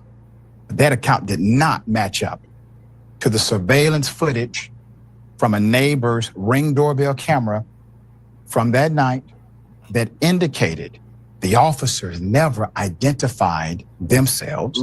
Instead, they were hiding beside Perkins' house and across the street upon their arrival. Now, I want to remind you, their presence there is unlawful. They have no legal right to be there. They have no legal justification. As a matter of fact, their presence is strictly prohibited by the law. There's more. The body cam evidence seems to show that just before Officer Marquette opened fire, the light from Perkins' gun appeared to be pointing upwards against his house away from the officer. Prosecutors say that suggests Perkins tried to raise his arms in surrender before he was killed. Lee Merritt, good friend and attorney at law representing the Perkins family, has filed a federal civil rights lawsuit against the officers who Merritt said ambushed the victim. A manager at J.M. Smucker's pet food manufacturer. Perkins said Merritt had ventured onto his front lawn that morning to investigate why his dog was barking. The officers had surrounded his property and they, quote, revealed themselves and simultaneously opened fire. Perkins never fired any bullets, though his gun was found with the depressed trigger, according to the state law enforcement agent who investigated the shooting. The agent, Jamie King, said it is not clear when the trigger was pulled and that the chamber was empty. Marquette told investigators immediately after the shooting that it was, quote, the most scared he had ever been. The decision. I know you don't like Jay-Z, but he's in. The brother, yeah. All right, what are your thoughts on that before we get to this ridiculous shit? Brother Che, you already know what I'm going to say. That there was murder in the first degree. Yeah. The act was cowardly. Yes, it was. I agree, Shabaka. That's it. The act was cowardly. They murdered that man. You know? Right. There's no reason for none of that. Right. And that's all I can say about it. All right, Shabaka, the moment of truth has arrived. Where you at, Mac? Come back, Mac 285. We got Kanye, otherwise known as Ye, does an interview with DJ Academics, the chomo, the pedophile, that was trying to coerce a 15-year-old on air. Did an interview with Yeezy, otherwise known as Kanye West. Wow. Very cringe-worthy video. So I'm gonna start it from the beginning. This is our brother Jay Dizzle's reaction to the video. All right. Shout out there to Jay Dizzle. Yes, sir. This is crazy. We cannot do this. We have to do this one, especially because I have a feeling it might be taken off at some point. Like, I think large channels will probably take it off of YouTube at some point, because I do know, or at least I read a couple of headlines that they did take Ye's album off of Apple streaming. I didn't read the article. I haven't substantiated if it's true or not, but I have seen headlines declaring that they quickly took Ye's new Bully album off of Apple streaming. So it looks like, so of course we know, that they're not really messing with Ye like that right now. So I think maybe some channels, especially bigger ones, probably are going to be more hesitant to put this up. And I think you can only get it off of Rumble or wherever they did it. But anyway, here we go, man. This is DJ Academics, Wackademics. And it says something that the only time Academics can get an interview with Ye is when he's so crazy, wilding out, crashing out, that he's willing to wear a KKK robe. Anyway, without further ado, I ain't going to hold you. Let's go. Let's get it. Okay, you can get a good angle if I'm sitting here. Hell no. Wherever you want, you can sit right here. Yeah. What do you think? That's insane work. Yeah. Oh, Ye is on one. I can't condone this kind of shit, man. I just did a video giving Ye props for the Bully Volume 1. That Preacher Man song. Listen, I'm a sucker for old school samples. Yeah. You sample some old school soulful singing and loop it and twist it and put it up in a song, man, I'm a sucker for that. That's a cheat code. Just trying to give him his little props over the album, and here we go. I'm doing this shit that you just can't condone this. There's no right. I don't care how much. Listen, Ye is at a point in his life, in his career, he doesn't have to do this for the clout chasing. Right. He ain't like some startup with no kind of talent that has to get on by any means. No, this nigga is a legend. Yeah. He could do some regular shit and get some attention and have a successful career. Right. But instead, he want to do this dumb, stupid shit. I'm just saying. Lord. It's like magnetic. So long goes in here. Oh shit. Yeah, you got a swastika. No. Oh yeah. Woo. See the bust down That's chain. him trying to get them all mixed up. Took that Nazi chain and made it bust, but oh my god. I wanted to wear it with this, but the part comes down a little bit too low. Like it need to sit right there. I got a white leather one that falls right in the perfect place. Really? Yeah. You got this made specifically. Absolutely. The leather, the nigga KKK shit. Once again, I think the best place for the photo.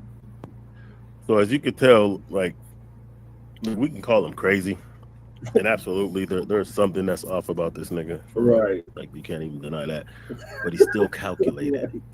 Like he make no mistake, he is doing this for a purpose. Like that's why he's coordinating. He's looking around. You could say it's the artist in him or whatever, where he's looking out. Where are we gonna get the best shot? Where are we gonna be able to whoop de whoop? But he does have an agenda. Like he's doing this to try to get the attention and try to present it and monetize it. Like he's methodical about this shit. It's still crazy you go to this length, seeing who you are, right, and how unnecessary it is, and what it represents. Like you're wearing the KK. Bro, you're rocking the swastika shit. You're doing shit that's specifically anti-black. Because the real history of the KKK isn't about keeping Jews down. Yeah, you can say the swastika, okay, that was the Hitler thing. That was his main thing, even though he did kill black people in Germany too, in case you don't know. People never speak about that because that doesn't matter because you know who controls the media. It is what it is. So I'm not even saying, yeah, he don't have a gripe to pick, and I don't appreciate that, but this just makes it to where he's isolating himself to the point to where we can't rock with him, right? Right. We can't back this nigga. We can't co-sign this bullshit. You right about that. White folks ain't gonna co-sign this. The alt-right that he's trying to pander to, they're not gonna co-sign for him. As he crashes and burns, they're not gonna come up and take defense for this cat. They're not gonna go to war with the Jewish people over this cat. They're partners in crime. So who really gonna have his back? Photo. Can you move that to the side? Damn. Damn, can't move this shit. Yeah. But you can tell, like, at least his artistic mind is very active. He ain't even start talking as he's looking for the right shot to sport his new clan attire. Like if you had that chair. If we had like two of them, it would probably work. Right. If you're looking for that type of. He's looking around, looking like a grand wizard. You know, which is insane work. This is the most diabolical thing I've ever seen. I had to go ahead and document this and react to this. Put your chair right there. Take my Timbs. So like put this there. The academics just trying to act normal as this nigga is just wearing a Ku Klux Klan outfit. That's a whole different vibe in itself. Perfect. So you take the breath, so we just go like this. That just gives the vibe that he's just so desperate to say he landed a big interview because his Zaddy Drake never gives him any play. he got this nigga move burns before. Yeah, he is.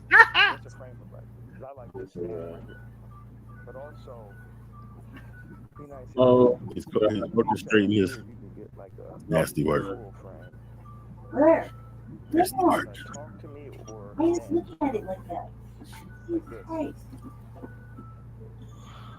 Nasty work. Diabolical. Insane.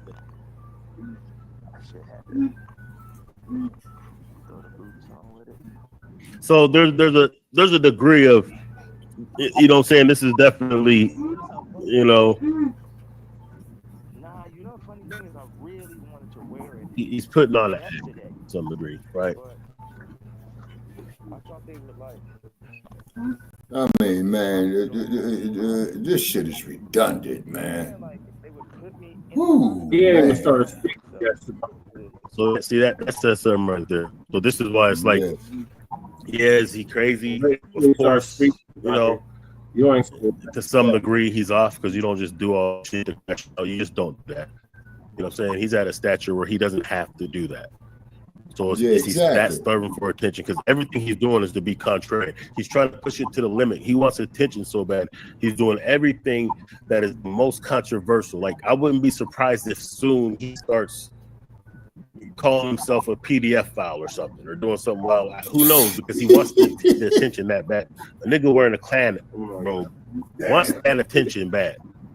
Like, the only reason why he started even acting like he's cool with Diddy after calling Diddy an agent a few months ago is because he knows everybody hates Diddy for what he's, you know what I'm saying, whoop-de-whoop. So he's just, everybody loves Kendrick, so let's go against Kendrick. Let me just get as much attention. Let me be as contrarian as you know, it's very performative, though, what he's doing right now, the way he's setting up everything. So therefore, and the fact that he said, oh, I was going to wear it outside, but they would have took me to the hospital for wearing the outfit. That lets you know that he kind of knows limits. He's like, you know what I mean? He's being, and if he was straight lunatic out of his mind, psychosis type of shit, he wouldn't have cared about that. Sociopaths don't care about what the norm is. You know what I'm saying? Psychopaths just whatever. So to some degree, this is very measured, which even gives more desperate. And, you know, and it also makes it a little bit more unforgivable because the lengths that he's willing to go. He's willing to betray his whole race by doing some crazy shit like this. Like he's been doing this for some years now. Slavery was a choice. White Lives Matter. George Floyd, you know, co-signing Candace Owens and her take on the George Floyd lynching.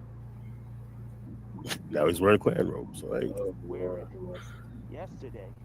Wow. I thought they would. Sad indeed.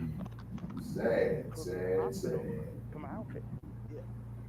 You know what I'm saying? Like, they would put me in the hospital for my outfit. So even yesterday. Sorry, I don't know what the volume so low. Like, who do you think? Like, someone knocks on the door. That's what the tweet said or the video said. Who do you think that is, and what do you think?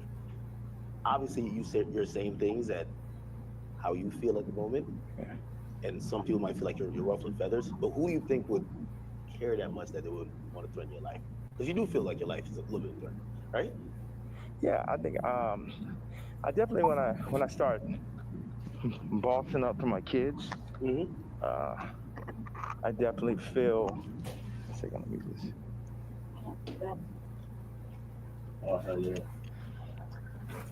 Yeah, I definitely feel that I was pushing. Yo, I can't even do this, but I can't get over looking at this nigga. Right. Full Ku Klux Klan regalia. It's not funny like that because it ain't funny. This nigga's clearly, you know what I'm saying, Lulu. Right. But this is just surreal. Like, is this insane times we live in right now? Is this really life? Is this really where we're at in life in 2025? Is this really? I did not see any of this 2025 chicanery going on, man.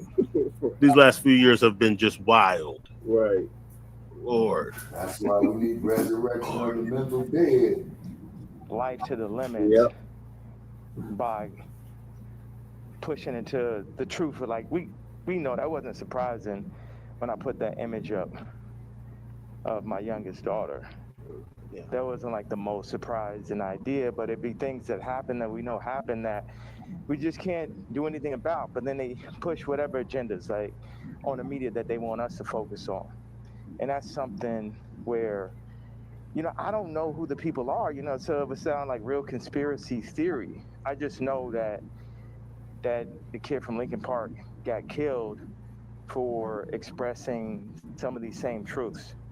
And for me, just as a father, at a certain point, it's I don't know who the kid from Lincoln Park is referring to is, just for the record. It's not about, it never was that, but when you're a celebrity, it starts to be about more of what fame is going to get you, what clout is going to get you, what money is going to get you over. Is this the right thing for your children? That's bold right there. That's rich. He's condemning some. This nigga is in a whole Ku Klux Klan robe, talking about how celebrities are crashing out for attention, and it's not the best thing for their children. Like, this is the best thing for your children, nigga. Right. All the babbling makes sense and it sounds cool. Dope or what, but man? When a nigga, when This you're hearing from a motherfucker got a hold nigga of in a some bad Ku shit. Klux Klan robe, Right. sorry, like you can say the most profound shit. It's just not gonna hit. Right. This is diabolical. And, I'm willing to die for my children or to allow them to be in this kind of environment that I know they're in. And what I noticed on the comments, they always used to try to, like, for the past 10 years, they used to try to write me off. Oh, he's so crazy, he's so crazy. I'm seeing the comments is now like 60, 70%, like, yo, he's just telling you exactly what's going on. He's just the only one that's in a position to be able to do it, because I don't have any brand sponsorships. It's like I'm past cancel. So these people out here, they toying, they playing. It's interesting. The swastika, I want to just, I know we have a little bit of time. I want to tell you, by doing it, it's sort of like a magnet where people get so mad and they start exposing themselves, because the Jews, they move in the tunnels. They move where you can't see them. They're the invisible hand, and they'll get. He said they moved in the tunnels. Remember, like a year and a half ago, that story that came out in New York? Yeah. All the Jewish cats that were arrested, they were scrambling, running in tunnels and shit. And we covered that. Yeah, they went into the tunnels, and there was like a bed with blood on it. Yeah, and children clothes around it. Like this hit the news like very briefly, and then they never showed it again. Yeah, Doggy Diamonds did something on it. I did something on it. We did something on it. But yeah, it was like real crazy. Here's my thing, and here's how I know like this is calculated performative acting by Ye to some degree, which kind of now makes me not even care to do the interview, or not to do the interview, but to do this reaction, because like as I'm watching it, I'm seeing how performative it is. Although his babbling is very romantic-like, I'm not a psychiatrist or nothing like that, but it's very much that the rants of a manic. You know what I'm saying? But if he really was serious about exposing these JOOs, these 2939, these small hats, if he was serious about that, he would bring up relevant things that have been overlooked. Like he alluded to the tunnels. Maybe he'll say something later about it. But like those are the kind of things that if he was serious about it, that he could actually be like, yo, in my opinion, it's not our fight. Like, we have to look at white supremacy as a whole, not breaking it down by different religious groups.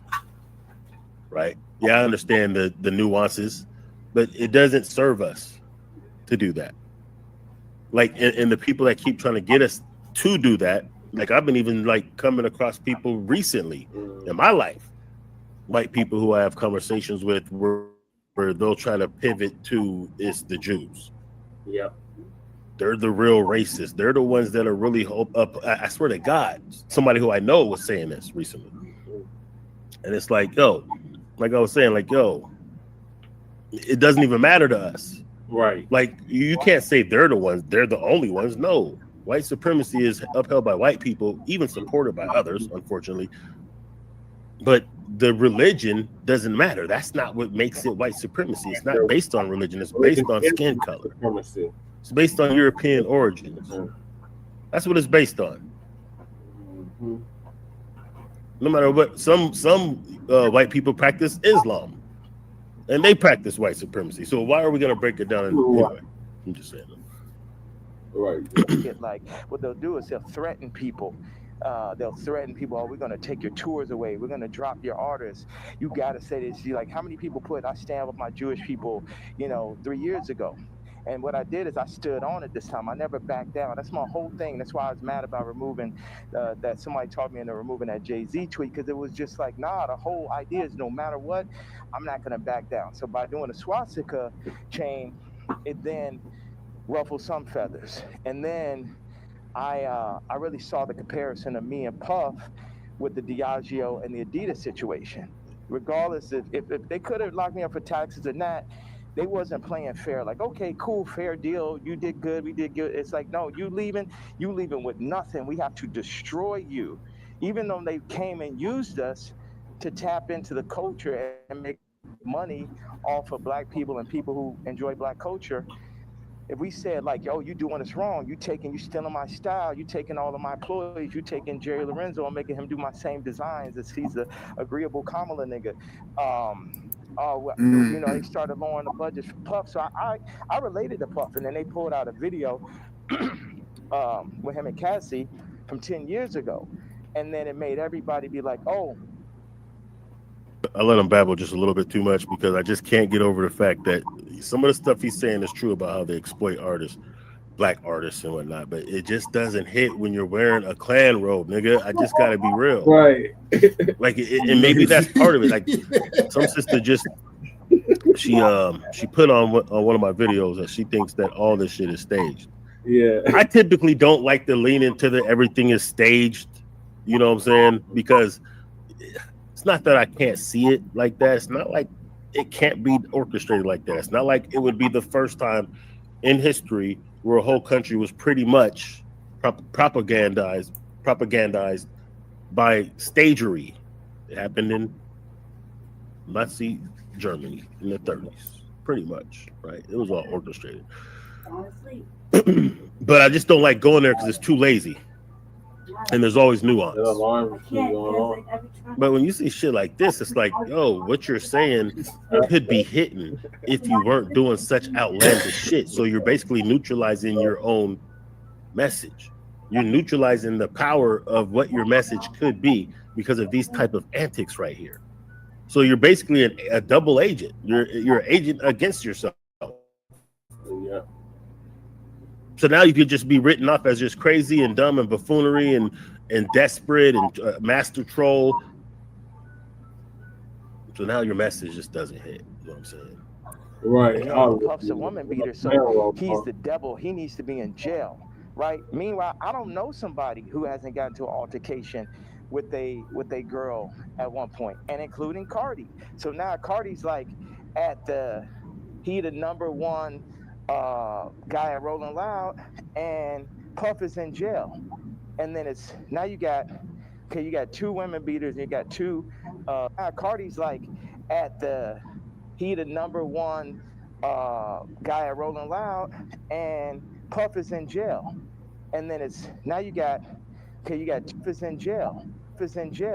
Cardi's like he the number one guy at Rolling Loud, and Puff is in jail. And then it's now you got two women beaters. He said, who is in jail? Him? Is he talking about Tory Lanez? Yeah. I don't know. You got two supposed pedophiles. Watch this. You got three. Watch this. Cardi, Puffy, Kendrick. The two pedophiles. Drake, R. Kelly, or supposed. Puffy and R. Kelly are in jail with Drake 5 years from now, however long, when they feel like they really want to get that boy up out of here, they're gonna play the Kendrick song. Yeah. So that's how far they going. The Kendrick. He's not really cooking. He's simmering a little bit. Just on the Drake part about how they will get Drake up out of here when they feel like it. That is a whole fact. I was even going over that when I was showing you the rebuttal that UMG was when they were trying to get it dismissed, the court paperwork. and how they were clowning him in the paperwork. They were pretty much trolling him. They were basically throwing it in his face like, nigga, it's up. And, you know, and I said, like, this could be more detrimental than him just losing, like, his ability to be able to make a lot of money in music, not getting the backing of the machine, and them purposely trying to sabotage his numbers to where he has to go straight up independent. He'll still have success, but just not nearly the same type of success, not even close to. He'll still monetarily be able to make money. But I was saying there's other things that they could do against Drake if they really wanted to, including unaliving him. Like, don't get it twisted that these big ass record companies don't do that or can't do that. The ability is definitely there. So they could do that, but, you know, they probably won't do that because they know he doesn't have a chance of winning it, so he's not really a threat. So they're probably not going to do that. But they can do other things. They can bring up that you know, XXXTentacion situation. And even if they can't do anything to prove it, they could drop enough salt to where it will still get them caught up in having to go to trial over it. Right? They might not be able to get enough to get them convicted, but they'll be able to at least dangle that thing to where, you know, it's in the air. They also can try to get him locked on some of the other shit. Like, remember, he tried to sue Apple. Yeah. Right? If Drake has an iPhone, do you not think the technology is there to retrieve every single text message and picture ever sent from one of his iPhones? Of course it is. I don't know if they can get the voice. They can get the voice recordings. I don't know if they can get the voice conversations, but they could do enough damage and then let kind of shit leak and then throw this in. They could do enough to get him out the way. So Ye is kind of simmering a little bit on that. Let's see where he goes with it.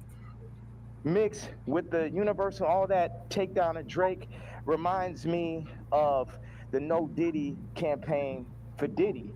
Like, they going all out. But see, I know. But I want to make this interjection though. And of course he's Ye. I'm not going to say that he doesn't know what he's saying, but I'm saying the way I see it, because I know he has an agenda. He's doing a lot of Playboy Cardi because he's jealous because he's number one, blah blah blah. And he had Kendrick on the album, and you know he's getting the attention now, whatever. Like, this is like pretty clear to me. As far as this, like, some of the, and I know some of the stuff he's saying is he's just trying to be a contrarian. So, you know, Drake's stands are out there acting like, oh, this was a big premeditated hit on Drake. It wasn't. It was Kendrick's been calling this nigga out for 15 years. He did it again. This time this nigga answered. This time this nigga thought it was big enough to where he can go against him, knowing that he is nowhere in Kendrick Lamar's league lyrically. His ghostwriters aren't touching Kendrick Lamar. So he couldn't win in a real battle that really consists of best lyrics and diss songs, lyrical ability, art. You know what I'm saying? So after he got smashed, and other people, you know, they did have some bones to pick with him, but after he got smashed, the way he crashed out made it worse. This thing would have been over if he would have just took the L. You know, after the Heart Part 6, okay, I ain't dropping nothing else, whatever, just shut the fuck up for a minute, then start dropping some music, it'd be a whole different thing. In fact, if he didn't get dirty in the battle, if he would have kept it cool in the battle and not went for those low blows trying to attack, you know, saying Kendrick's wife and shit like he always does, he wouldn't have got that. They could have went bar for bar, just lyrics. But he knew he couldn't win like that, so he had to try to do the low blows and try to do the different antics to win the battle. So anyway, that's what I'm saying. So it wasn't some orchestrated, like, yes, UMG didn't want to renegotiate Drake's contract. That's bullshit. They would have gave Drake more money if they felt like he was able to make them more money. They gave him like $400 million the first time. They would have upped that to $600 million if they thought that it would have been worth it, because they still have enough, because they're going to make billions off him.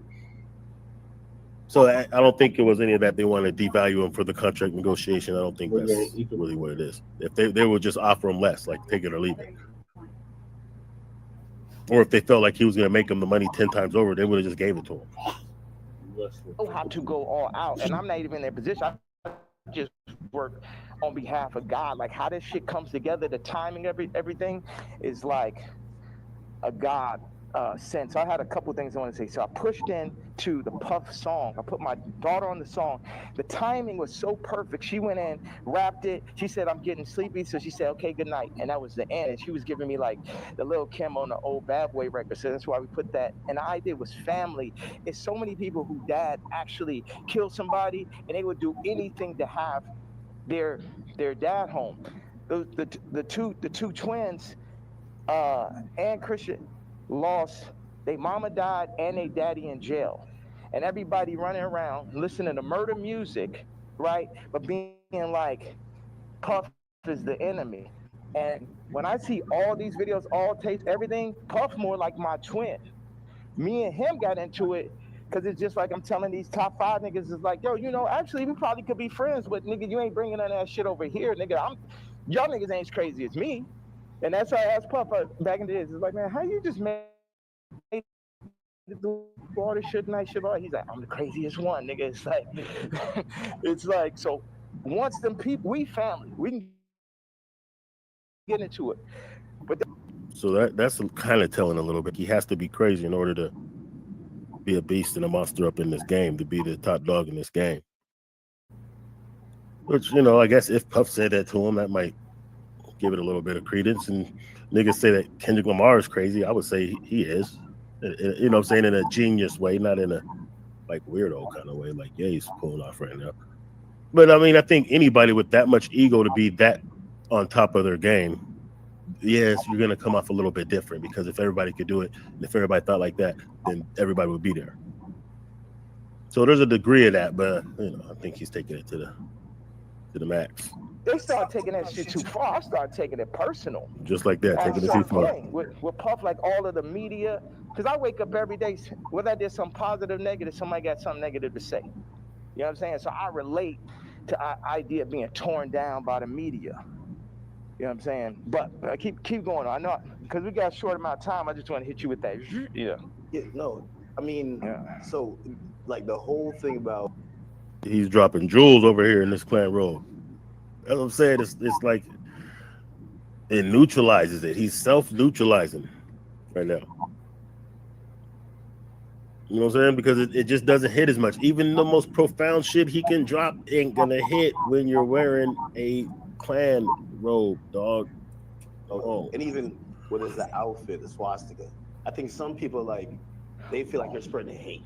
And I'm sorry, encouraging violence versus people. The thing that I forgot to say was, when my daughter was put on song, that's when I realized that I didn't own their name and likeness. Okay, so listen. Yeah, the song he's referring to, I heard it. It's the same song, I think it is. It's trash. Like, okay, so the last video when I made about Ye, I was like, I've never heard a bad song from Ye. No, that shit was trash. Matter of fact, I even heard different versions of that last album since then. It had some trash shit on there. So he's capable of making trash. And I think, I want to say ASAP Rocky or somebody was on the song that Ye's referring to. The song is trash. It's hot ass. And Ye's up on there, oh yeah, whoop the whoops, swastika. Like, it was like just him wanting to, it wasn't even about making a good song, you could tell. It was just about him saying the wildness, swastika, Hitler related shit. Nigger with the hard R. You know what I'm saying? About that. And it's like anybody who got on that was desperate, besides his daughter, who, you know, that's her dad.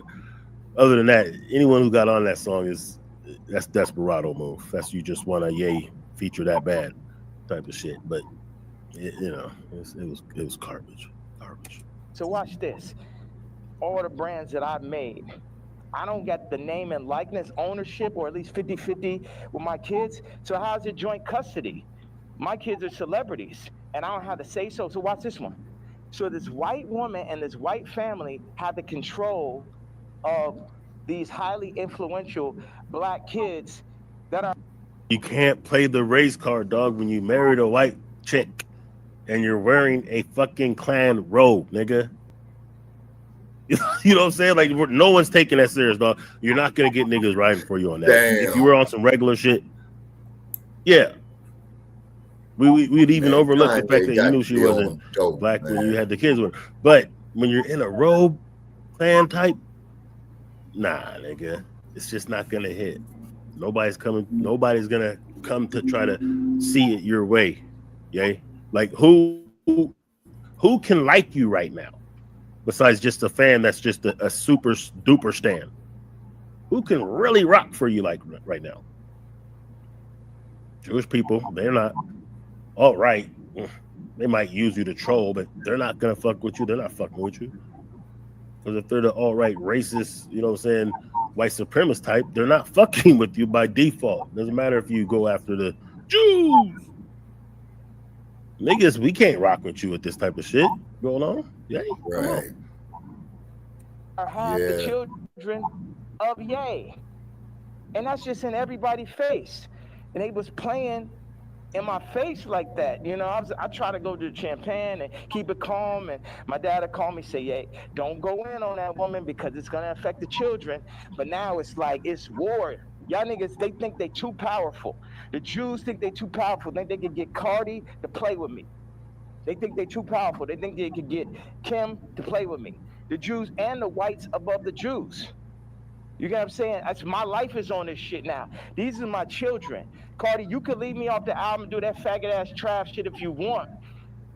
But now you mention my daughter, like the whole plan is that y'all gonna pull my kids into y'all, whatever the word is, Illuminati system, and I don't have no say-so of my kids, nigga. And anybody close, whether it's the Jews, whether it's Cardi, anybody within my reach, I'm doing everything legally in my power, everything with my fucking mastermind. You get what I'm saying? That's why I'm about to tweet this shit. I want Kendrick to always remember that Jay-Z tweet before he ever crossed the line. Okay. Nobody that worked for none of these fucking labels wanted with the king. I am the Don. Lucian, don't send none of your motherfucking slaves. Don't send nobody because they getting their head torn off. Quick. He wants the smoke because he wants the attention. Ye is not a battle rapper, if that's what he's implying. You're a GOAT producer. You're able to express yourself very well and come up with nice raps, nice harmonies, nice whatever you do. But you're not a battle rapper, and you know it. Now, you don't have to always be super duper lyrical to win a battle rap. There's different ways to win it, but you're not going to be able to just, the beats were so dope, you won type shit. It ain't going to happen. But also what's not going to happen is not too many people are going to give you the attention to drop 16 on you.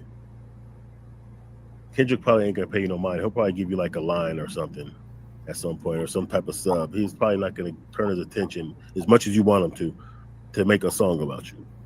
No one's going to want to even, you know what I'm saying? It's not even about the labels. They're not going to, whoop-de-whoop. It's going to be about, they're not going to want to put their energy into validating and bringing attention to a nigga that's wearing a Klan robe. They're going to try to just suffocate you by not giving you the attention, starving you of the attention that you want, which we're not doing very well right now, obviously. But it is what it is. Let's go.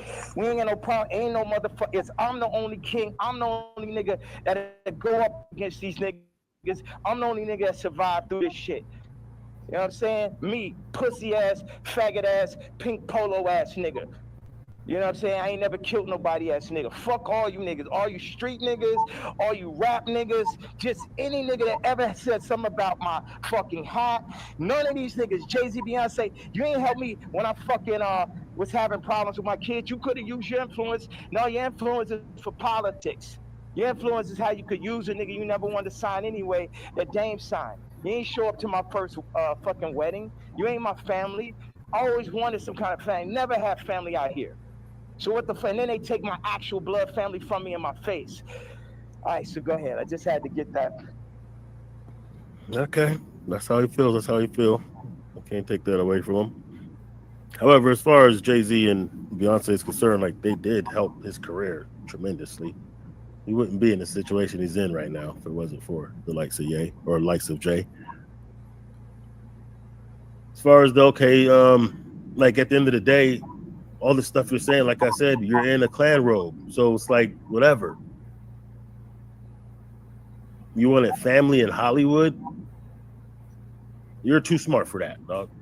You can't tell me those two things at the same time can't exist. That you really thought or wanted family in the industry with cats you didn't know going into the industry, and you're a genius. You can't say that all of these Hollywood niggas are evil and doing this crazy shit, but you're upset that you couldn't be family with them at the same time. It doesn't make sense, yeah. I'm saying. That stream of content. Thank you very much, sir. Of course.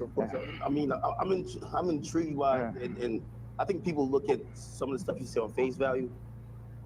Well, right now there's some yay stands, some Afrocentric yay fans that are talking about, oh man, that robe he's wearing, that's like the Dogon of West African robes, man. He's just trying to bring it back to just like they did with the swastika shit.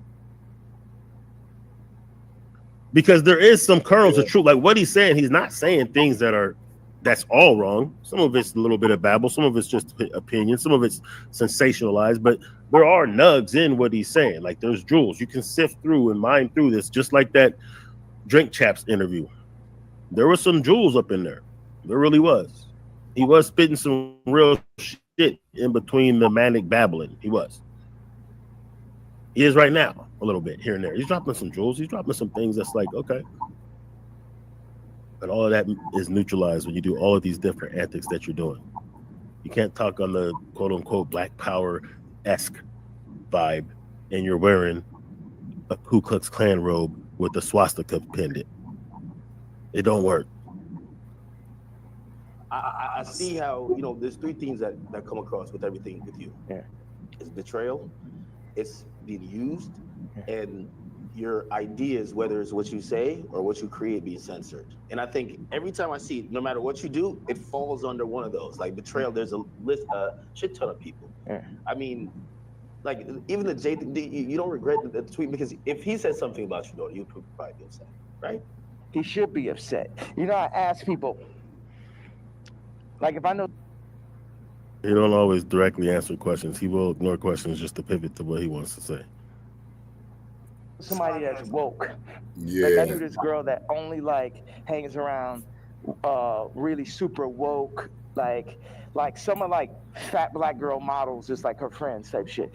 And I was like, yo, I don't even know what that meant. You gotta tell me, what tweets y'all didn't like. Yeah. You gotta tell me what hurts so I could do it more. Why? Damn, I didn't know he was going there with it. Because that's when we're weakening the enemy. We're breaking them down. All this, I'm a fat bitch on the runway. I'm so powerful. No, you're not. You're causing death. That shit is unhealthy. Let's do statistics on black obesity rates. This nigga is donning the outfit of those who hung, murdered, ripped apart, drawn quarter with horses. Yeah. Killed Emmett Till, bombed churches with babies in it. Yeah. He's donning the attire of niggas like that. Jay. All he wears swastikas, which also represent a lot of pain for other people. Talking about what's right and what's wrong. This is diabolical, nasty, insane. Everything that's being pushed in the media is about decentralizing and tearing down communities. Even I low-key feel like the ICE is basically doing to the Latin communities what they did to the black communities. It's everything to decentralize, remove the fathers. Also, I had this theory that I just wanted to say, wait a second, I have another theory. It's about football and music industry, but I want you to get that Jay-Z answer. You get what I'm saying? Because everybody's like, what about the fact that everybody knows what I'm saying is true related to that photo that I put up with my youngest daughter, right? But everything is like, but you offended Jay-Z. Fuck him. Fuck him. You know what I'm saying? Damn. Put it like this. Let's take it to money. How much money do you think Jay-Z make off my catalog versus what I make off it? Next subject. Well, some people might feel like, even with the situation with kids, I hear you speak about that a lot. Like nobody really spoke on your behalf. Yeah. But even when you speak about Kim, people might be like, well, you picked her. Like you put yourself in that. Absolutely, I did. That was my fault. Maybe they're saying that you don't take accountability. No, that was my fault. I didn't want to have children with this person after the first 2 months of being with her. But that wasn't God's plan. But my issue with all these faggot ass celebrity niggas is if you ain't gonna speak on my behalf of the situation I'm in right now with my children or where I was when I asked for the help years ago, don't talk about my political views. Push your T. Like, nigga, I bled for you. If nigga asks you about me, say we ain't speaking on Ye. You know what I'm saying? Because that's how y'all looking at me like a Vic because you a street nigga. But it ain't that time no more. I'm the lawyer off Carlito's way. I'm the boss. You niggas is broke. You niggas is not masterminds. Oh, shit. Now he's flexing. Okay. Talk that shit, nigga. He's talking that money shit. He's talking cash shit right now. Niggas should never have ever gone. Look at John Legend, old sissy ass. I ain't never do nothing wrong to that nigga. I changed generations of his life. And they got out that faggot ass hot sweater nigga come up and just this nigga wear faggot ass hot sweater nigga is killing. He's go ahead, sweaters man. in motherfucking August and Barbados. John Legend, mashed potato. So no, they say they smell like mashed potatoes. I don't know where I got this from. They used to be your guy though. And like, so all these relationships, are they repairable? Like even the Pusha, the Jay, the like. There's a long list. Even Cardi. Like I feel like, I know you say you want to hurt them, but you might overstep the line where maybe at a point Jay's like, man, I'm cool. Like I think after that tweet, he definitely, you know. And I don't know if these are relationships that's salvageable. Why would I want to salvage relationships with a lot of people? Why would I want to salvage relationships with broke ass slaves and slave herders? Like everybody. So this is what I'm saying. The Jay-Z thing leads me to the NFL. Why do they want a Drake to be out of there? Why do they want somebody with no hits like Kendrick to do the Super Bowl? Right? See, now he's capping. No hits. Kendrick has some of the most monstrous hits. You know what I'm saying?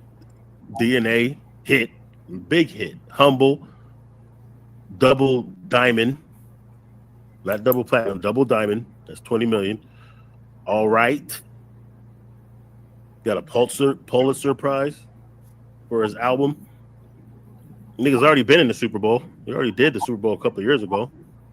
He didn't headline it. The biggest grossing tour in hip hop history. He's already got that. He's about to be the first hip hop artist to headline a stadium tour. This nigga's already been big, man. He's already been doing shit. Like all this.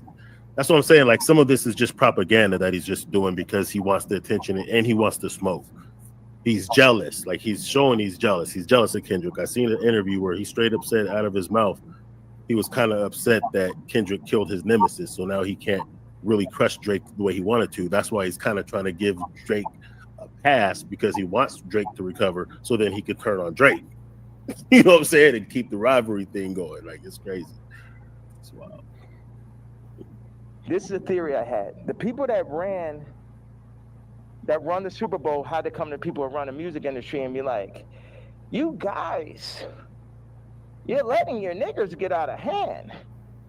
Oh my God, that Kanye.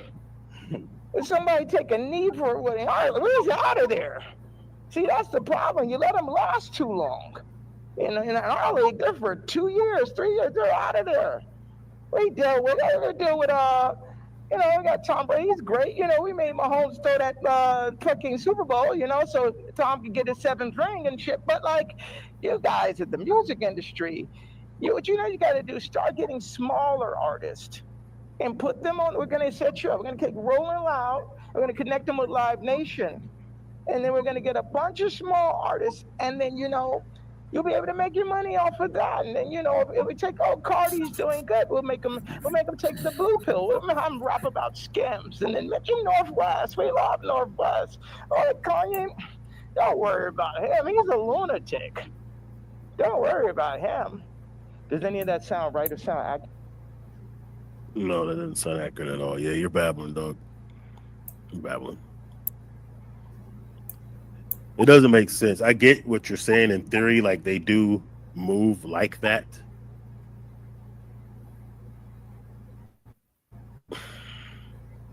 But Kendrick was hot. He got the Super Bowl. Jay-Z is able to make that decision. I know you don't like Jay-Z, but he's in a situation, and he's not broke like you're implying that he's a broke slave. That's cap. J&B is worth a few bill. We're probably worth about as much as you. Everybody said that you was worth at 6, and then it dropped, whatever. You know, I don't know if you do got 6. If you do got 6, congrats. But somebody with 3 is not broke, nigga. Let's be real. But the reason niggas ain't fucking with you is because you went straight Hitler Nazi. So you know who has, you know what I'm saying, a large portion of influence and control when it comes to the industry. You're wearing shit that offends them, or at least they can pretend they're offended. Maybe they're not. Maybe they're just white supremacists and they don't like niggas anyway, which I would say is probably the case. But you're giving them ammo to try to cancel you out and try to dead your money. Yeah, you can't be canceled because you're able to do some things and you know what I'm saying? But yeah, people just start fucking with you. And you're wearing a Ku Klux Klan outfit. So like, who do you expect this message to reach that's going to be like, we need to rally behind Ye? You know what I'm saying? Give it to you. Yeah, if you look, it does seem like, I don't know if it's that control, but you can see, Wait a second. You don't think you can see my eyes to the mask right there? You don't know if it's that control. Meaning, but so I'm the person who, again, I'm not gonna normalize me, and where like I'm the guy on Twitter, but I'm like, wait, you really think there's like this hidden hand that's really kind of moving in this direction, or it just kind of happens to be? Do you think it's not?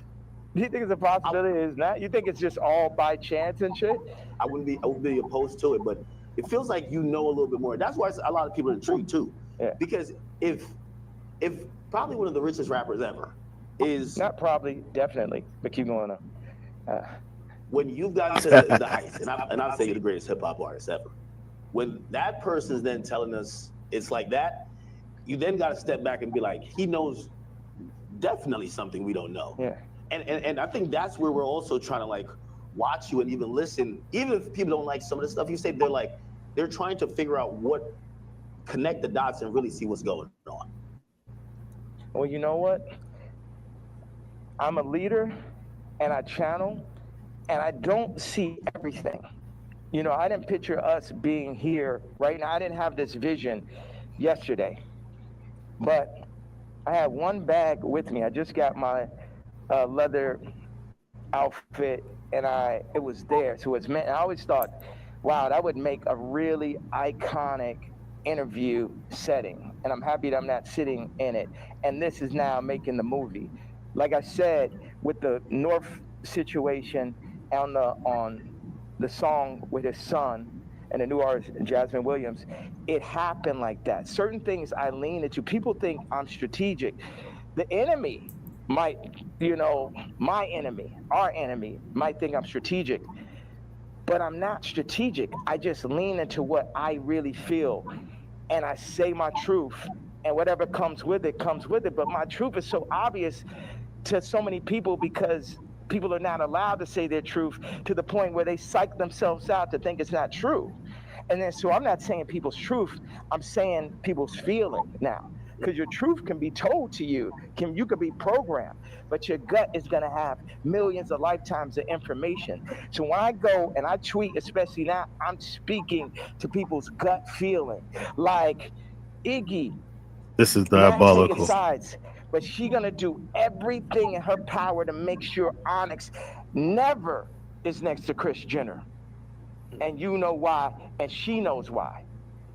That girl came from Australia, then no family in the middle of Miami. Now she's out here in California, and her whole goal as a mom is to keep her son as far away from Kris Jenner as possible. And we all know why. We all know those sex tapes are signed for. We all know those children, just in general, celebrity exploitation. Like when my daughter wants to rap, it's a thing where, damn, you really want to get into this game like this? And it's this balance. I had people around me. I was like, yo, this man Cardi is calling my baby mama, rapping about Skims, and then saying he need vocals. She may have supporting slip. Needs vocals for the album. And the man was like, well, you know, that will blow her up. I said, it's my daughter, nigga. And see, that's the time when nigga hear me screaming from the other room and be like, why he screaming? Wait, who said they would blow her up? Well, I purposely didn't say the names and shit, you know what I'm saying? I'm not trying to. Anybody that never spoke out against me publicly, I'm not going to speak out against them publicly. Okay. Yeah. Okay. So did I answer that? So it's just God. I'm just channeling. Yeah. I'm just channeling something. So I ain't telling y'all to follow me or do not. Yeah, people not even in a position to follow me. It's like I could change hearts and minds, perception. It's wild hearing this nigga say this is God speaking through him while he's wearing this shit. But at the end of the day, you still got to go work for a white man. You still got to work for a Jewish man that works for a white man. The black dollar has been so decentralized since gentrification and the fall of Black Wall Street. He's been watching a lot of crypto shit. That's why he keeps on saying decentralized, even though it's not contextually really relevant to what he's saying. You know what I mean? But so you can just tell us this random babbling and rants of streams of babble consciousness. And it's like you want to kind of feel some of what he's saying, because some of it is like, you know, there's some kernels in there. But like I said, it's just when you like, if he was just on some regular shit and he was toning it down. I was having a conversation with somebody like the other day about this shit, and it's like, yeah, but we can't put ourselves in that situation if we're not certified loonies. You know what I'm saying? And I believe he's a musical genius, so he's touching different levels of something when it comes to creating art. And maybe sometimes that also comes with side effects of, you know, small print side effect type shit. And this is what it is in this case. That is next to impossible for a community to get on their feet, get past the drugs, the food. The food's the original drug, the hurting, the fucking 25% definite, not chance, but definitely being locked up, the abortion rates. Like our position, I don't have the exact answer to the equation of how to get out of where we are, but I'm not going to say we're not in where we are. And this might be some Star Wars shit where it take generation after generation after generation, where it be North and it be this and be that, but it's like you either on this side of it or you on that side. Cardi took the blue pill, but he made his name off of the red pill. The Matrix. The red pill is the niggas like Neo. The blue pill are the agents. So now Cardi is an agent. And you will see him like, you see on the joint where somebody touches. Cardi's an agent because he didn't do what this nigga wanted him to. You know what I'm saying? He put Kendrick on the album. He didn't put him on the album. He did a song with his daughter. So he's a blue pill agent now. Nigga, fuck that. You with me?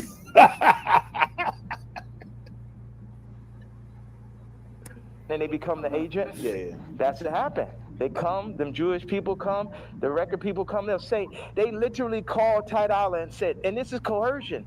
That's why these niggas gonna be locked up someday. They'll come to you, they said, Ty, you have to denounce Ye publicly, or we're gonna drop your artist, Leon. We're gonna cancel all your tours. So they on some mob shit. So it's die, nigga. You know what I'm saying? They up here threatening niggas, stopping their money. This is real life shit off of a statement, off of me wearing a motherfucking chain, off of me wearing they pain. But they playing, turning up, promoting, and making money off of our pain. But if I wear a piece of they pain, then they're gonna threaten to destroy everything moving, everyone around, destroying people's lives. We're going to destroy Leon's life. Leon did a whole SZA album, and now we're gonna destroy his life if you don't denounce this man's tweet type shit. Do you talk to these people like before you send out a tweet? Because I would imagine he would give you a call and say, "Yay, I'm in a tough spot. Like, you know, and again, I think you said something important.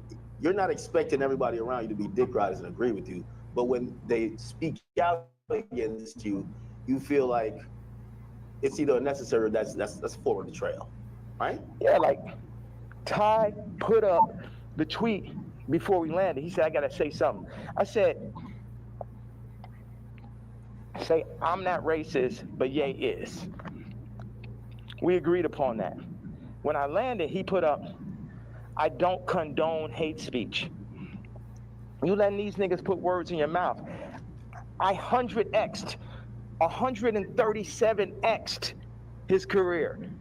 Not one, not two, not 20, 137x'd it. And while I'm on a plane. All right, so he's doing that on purpose. He's been doing the low key, like, you know, little Hitler type of shit, low key. He's doing it on purpose. You know what I'm saying? Like, he's talking. He's very animated when he talks, but he's definitely purposely doing that. You put up word by word Jewish vernacular. My thing is, we can sit and talk it out. I know they on your head, but nigga, you don't got to denounce me, period.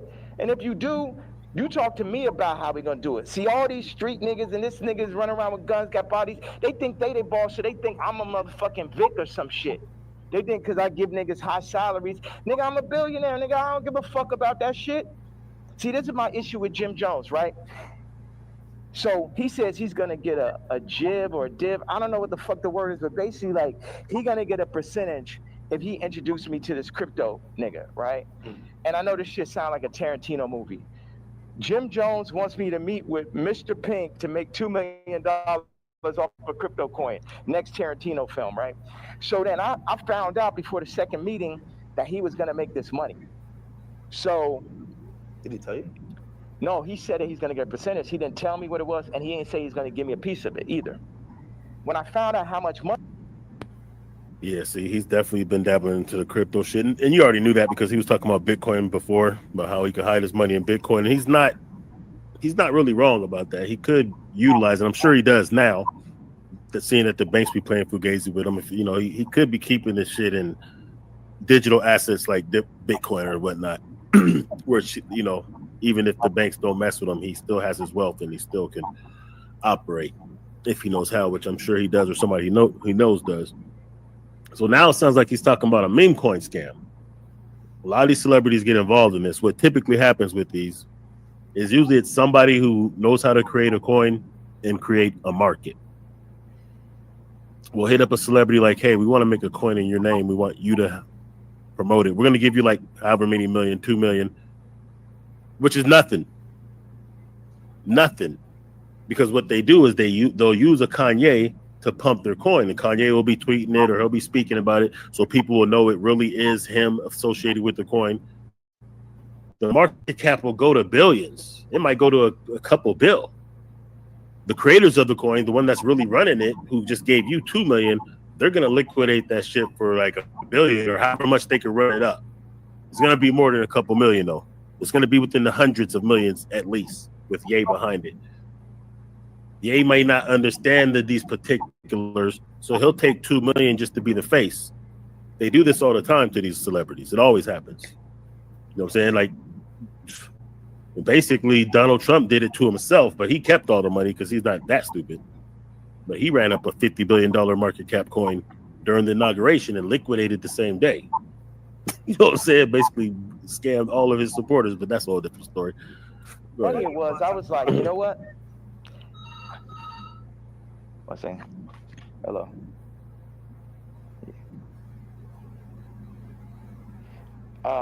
Okay, send in the room 59 right now. Thank you. So when you found out about when I found out that he was getting the money, I was like, how much money is it? Yeah, I'm gonna take that meeting for you to get the money, but I gotta sit there. What you go? Like, I wasn't like, oh, nigga, you didn't tell me I'm not gonna. I still took the meeting, and the nigga still got the money, right? So he got paid $2 million. Yes. For you taking the meeting. For me taking the meeting. But watch. Okay, never mind. So, sounds like what happened is Jim Jones made the $2 million. for hooking it up. They're probably going to pay Ye way more than that if he's going to agree to let them make a coin, which I'm sure, whatever the case is, whatever kind of business they're going to do, was worth giving Chip and Jim $2 million. That's what I'm saying. Like, this money is nothing, and this crypto shit, billions of dollars ain't nothing for a market cap for a coin. So they doing things, man. And I was the money was a bit behind my back. I didn't really know Blockchain about Crypto it. Gang on YouTube. People be doing shit behind my back. My issue with Jim was we were working on clothes. And I said, look, send me a PDF. For anybody that doesn't know, it's like a group of pictures in a folder that you send to the iPhone. You could do like 300 pictures, 10 pictures on it, 10 pages. I said, send me a PDF of all the ideas, all the young niggas you know in New York. Let me see all this right now. Let the king see everything that's happening, right? This man tells me, I don't know how to make a PDF. That was way more disrespectful to me than the nigga figuring out how to get the $2 million. You understand why? Because this shit to my face, nigga. You gonna lie to me about a fucking PDF, you faggot ass nigga? After I sat and took the meeting for you, you took the money and I ain't even asked your broke ass for a percentage? Maybe he didn't know how to do it. Do you think one of his young niggas knew how to do it? Yeah, of course. Do you think that he could have figured it out after the nigga made $2 million? Definitely. Okay, that's the point. I was about to say, like, maybe the nigga really don't, but no, you're absolutely right. He could have got it done. Let's go on, keep it real. Next subject. Definitely. What is the real thing with you and Drake? Like, I've always been confused. It feels like I can't tell if it's a love-hate thing. I have a feeling he's gonna take the side of liking Drake just because he wants to build him back up and be a contrarian to what's going on right now. But let's see. I might be wrong. I might be right. I've watched hundreds of hours of you talking about just interviews, and at a point, it felt like the energy shifted, and then we just start seeing it everywhere. And I can't tell what is it. Yeah, it's like family members that you don't fuck with. Like, I appreciate. One thing is Drake is a million times better than Kendrick and a million times more important. You know? Damn, there it is. There it is. Yes, of course he's saying this. He wants the attention. He wants Kendrick to give him that smoke. He wants Kendrick's people to give him some smoke as far as lyrically on music to get him in a battle, to get him relevant so he could drop another album type shit. So I knew he was going to go there in some kind of capacity. I just knew it. I'm saying what Future has done, Thug, what Drake just culturally is that shit last year. I couldn't barely sit through that shit. That shit was insane, bro. That shit had Lucian Grange, Universal, Drake lawsuit shit written all over it. Cap, he's capping. Right now what he's doing is he's giving Drake fans something to run with. That's what he's doing. He's giving them some propaganda, some meat for their base to run with. Is what he's doing. It wasn't no mastermind. We got to get Drake out of here. Kendrick is far more superior as an artist.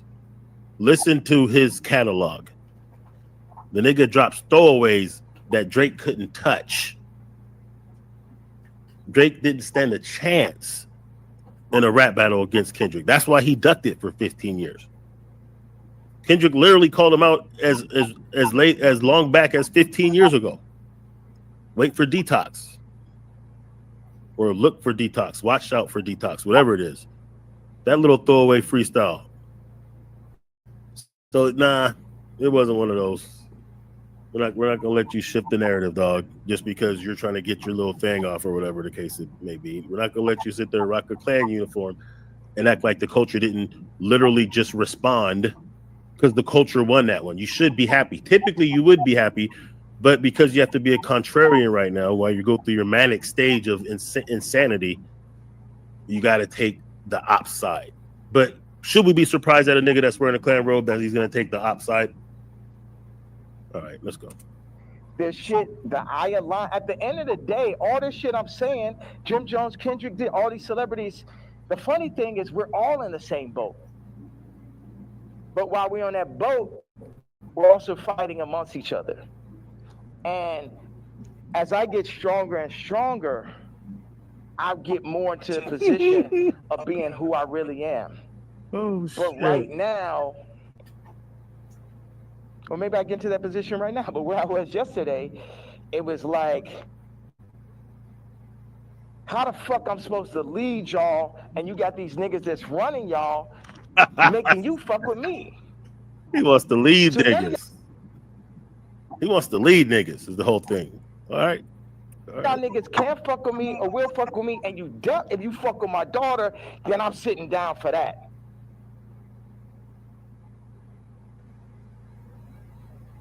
So, and that's my stance on it.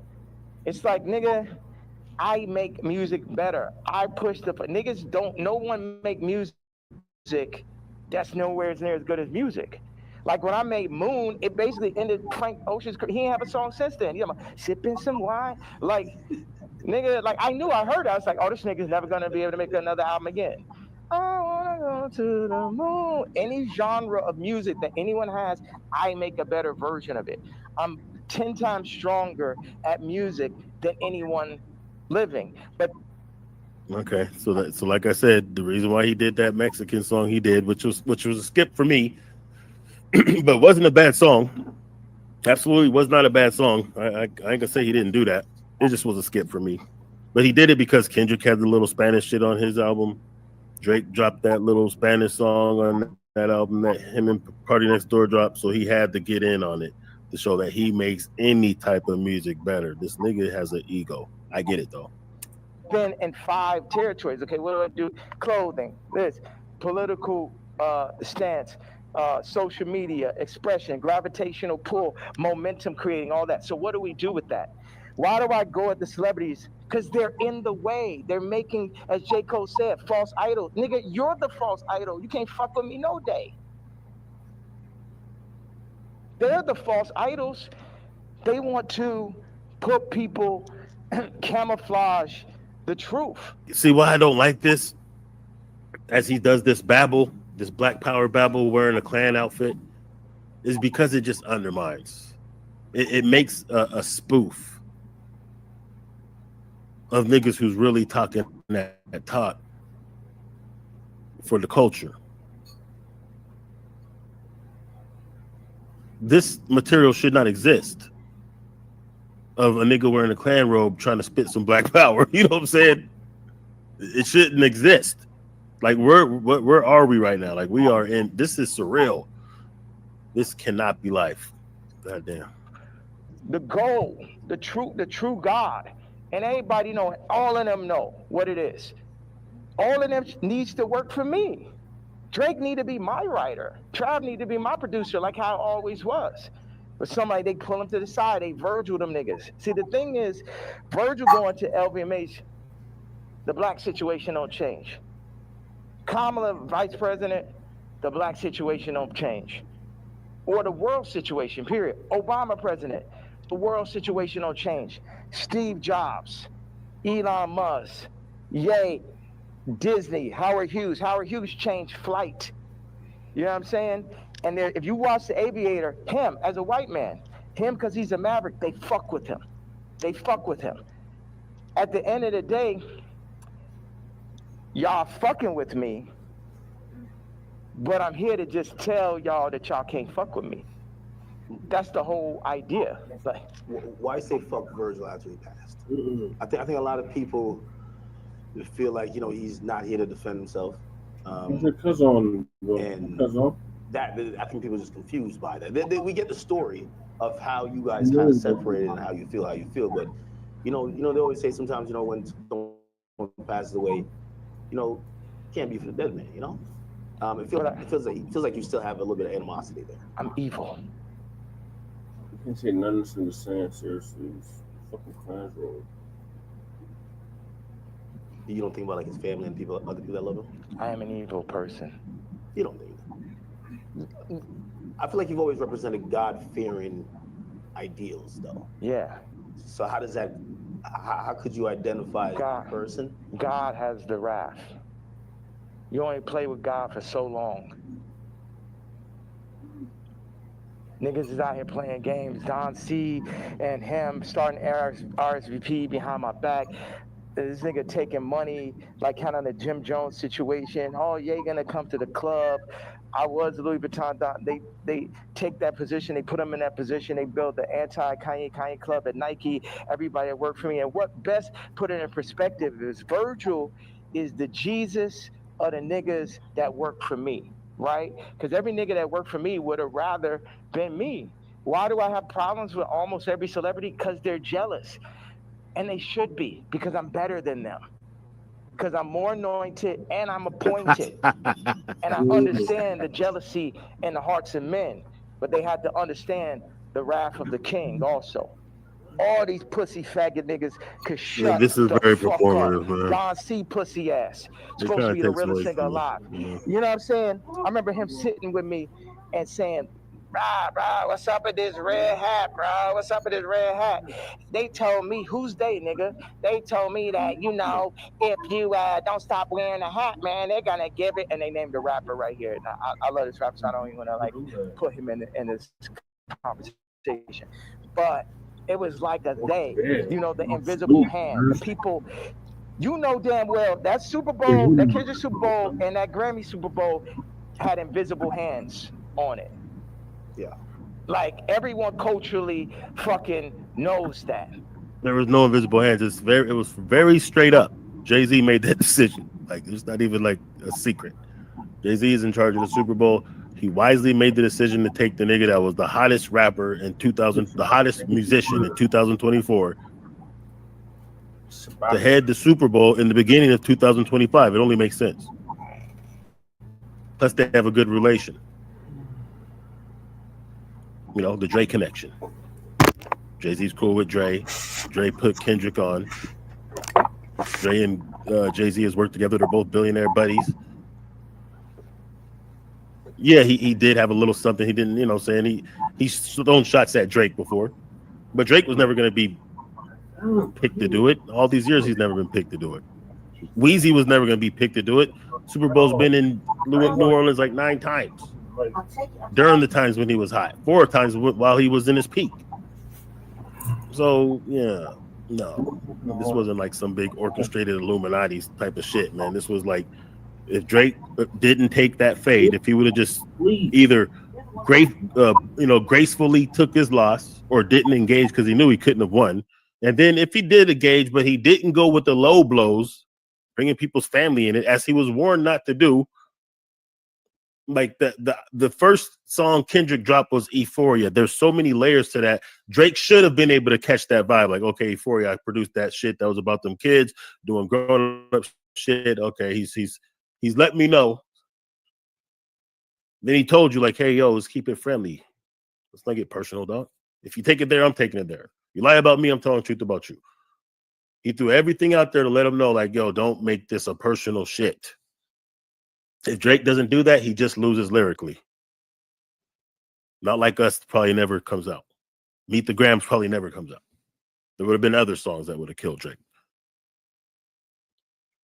So no, this went the way it was supposed to go because the fuck niggas did what the fuck niggas supposed to do.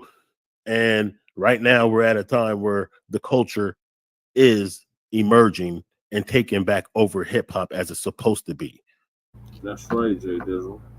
God's plan. What you're doing is something different. Ye.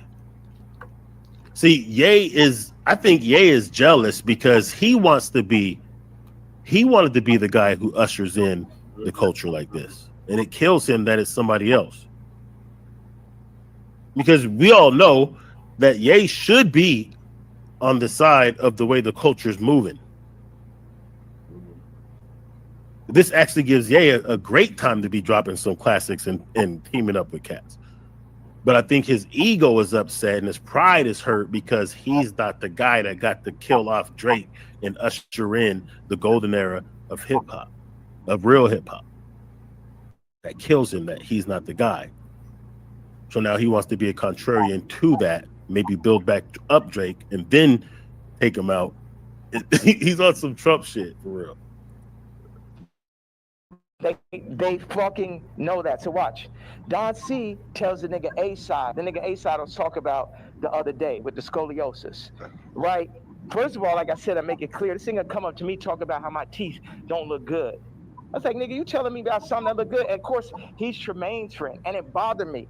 When, A-Side, because it bothered me every day after you said that. Like, yo, how did I let this nigga, you know, that nigga say some shit to you, and like 10 minutes later, you're like, yo, how I even let this shit happen? Yeah. Right? So, but A-Side did give me a bar. He said, Don C once told me, and this is towards the end of the conversation, the last time I ever spoke to him. He said, man, and Don C was working for me at this time. Man, I'm glad Ye didn't get the Nike deal. And when I didn't get the Nike, it was heartbreaking. So I, oh man, because I had the fucking Yeezys. I was on the second Yeezy.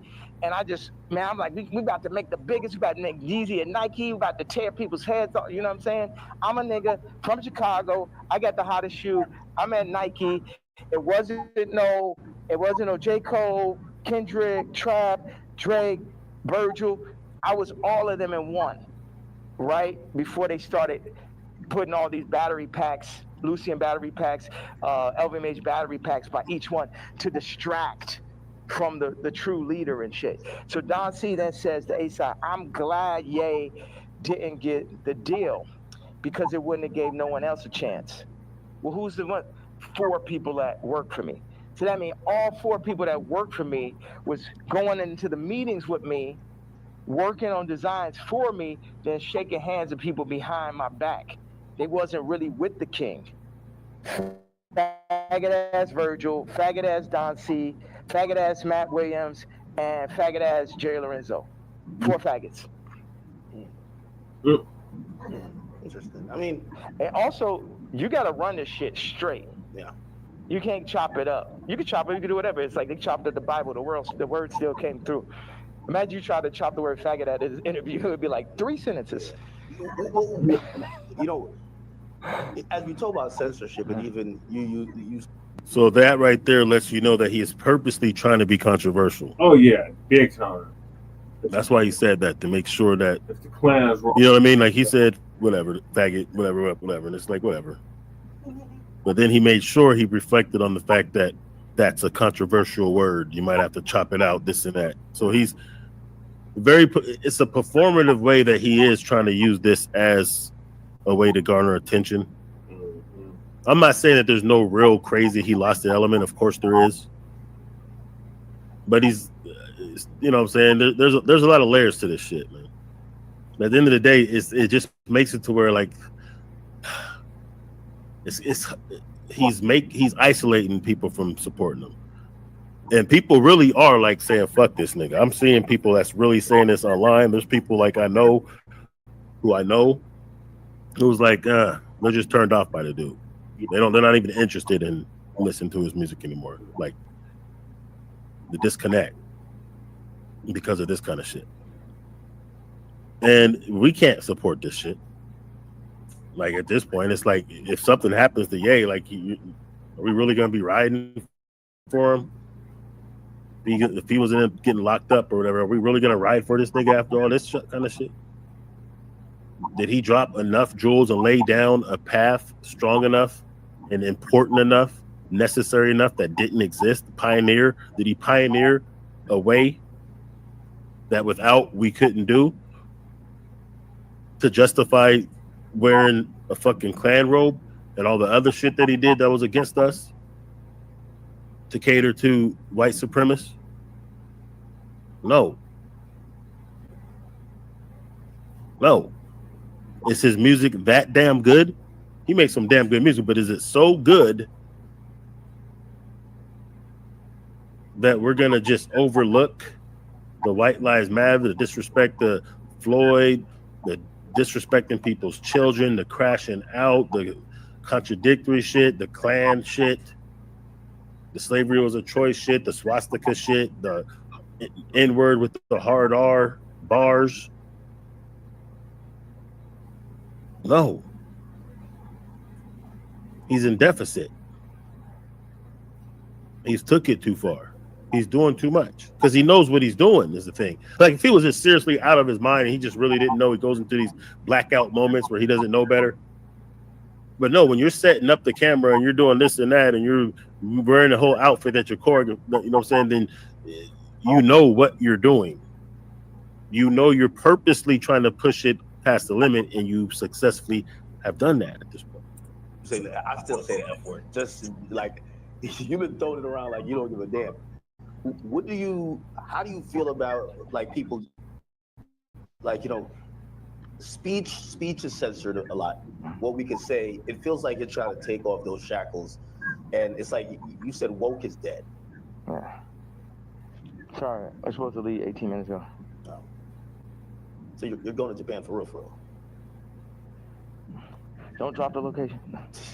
So, what's out there? I know you had wanted me to come to China. I was just like, it feels so far away, and culture, like what are you seeing? Like, you just tell me, what's on that side of the world? I've never been. Hold on a second. Somebody was talking about this car. He said, yo, Cardi wants to sit down. Let's connect, gang. I said, who's this? Lou. I'm with Cardi's camp. Give me a call. I said, who gave you my contact? Answer that question first. Cash, tap in.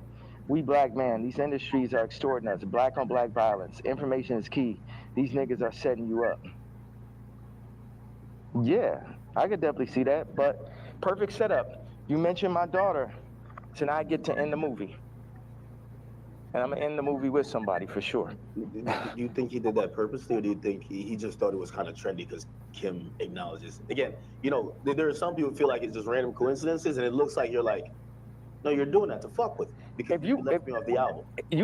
If you my dog, we're one of my actual friends or someone that could call my daughter, their niece, will reach out to a woman that I got issues with, obviously. That's some faggot shit. I ain't no street nigga. I'm the pink polo pussy. He got a point there. He got a point. Hey, just on the game. That's real shit. Faggot and shit, but I know that is not street code. I know that part. Hey, he might wife up a thought or two. Snow Bunny. Give power of attorney to the bitch he's with right now, which is more crazier than all the shit he's doing right now, is the fact that his current wife has power of attorney over all of his money. That is even more wild than that outfit he's wearing, considering how much money he's worth. But he's right about that though. Homie should have checked in. Like, is that okay? That part of it, before we even get to me being mad. No, I get it. Like, if it's like an ex, like, well, why you hitting on my ex? You know what I mean? Like, if you my man and I don't fuck with my ex or I don't fuck with my baby moms, why you even acknowledging her? Why? Or hit him up first and see if it's cool. Yeah. And you're fucking reposting my baby mom, and not even reposting me. You was the first feature on Donda. It's like the Cardi shit is like the final heartbreak. I don't give a fuck about this black man. How these niggas run up, nigga? Come kill me then, nigga. Come kill me, because a motherfucking coward dies 1,000 deaths. And it's the final heartbreak. Niggas using you, you know what I'm saying? He ain't really about that. For a minute, I thought that he really was on some fearless, he don't give a fuck shit, but he's not really like that. Because that's why he's going to Japan, because somebody spooked him at the hotel. So he ain't really like that. Come on, man. Like, why weren't you on the album? Like, it seems like if you felt like you were gonna be, like you guys worked on. Did you work on music? Yes. That was gonna be on. The nigga, the day I did Wheels Fall Off, that's when the nigga Cardi got the song with Thug and Ty and shit. We was in the studio. We was working on. He sent me the song. We was talking about doing a mixtape. And then this gentleman named Peter told me, like, on Wednesday or Thursday, whatever it was like, oh, this Cardi album is going up Friday. I said, I called him right away. I said, bro, where's our song?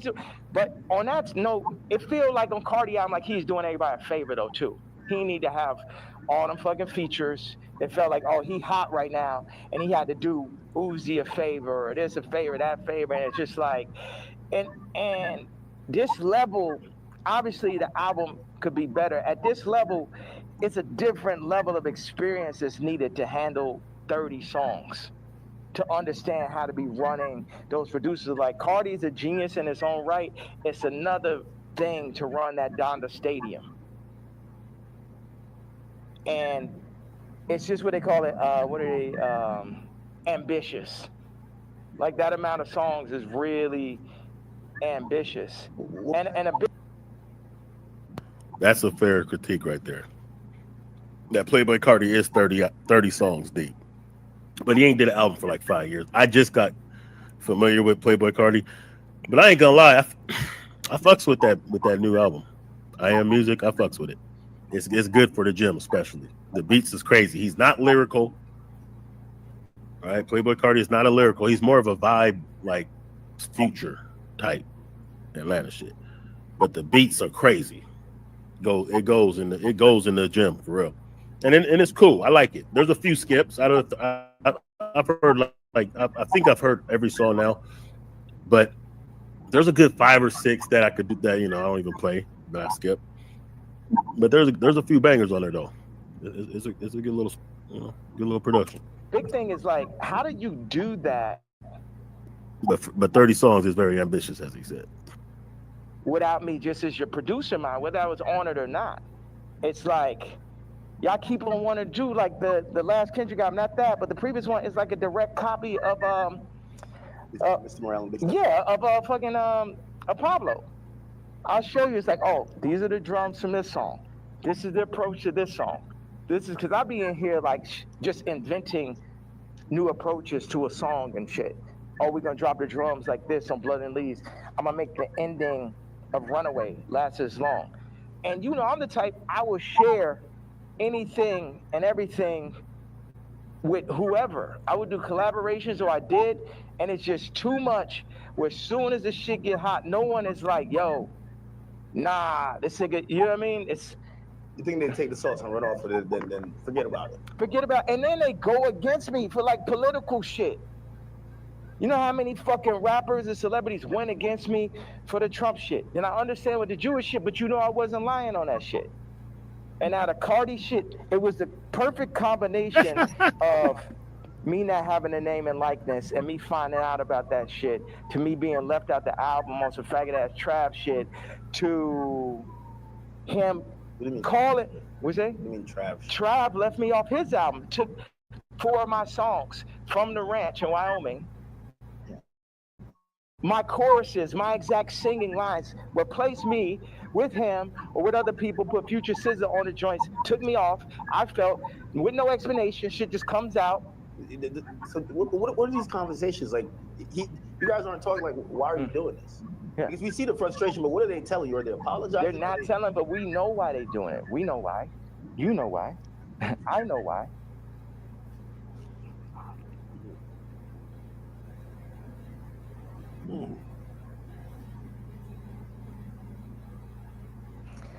Okay, I gotta leave.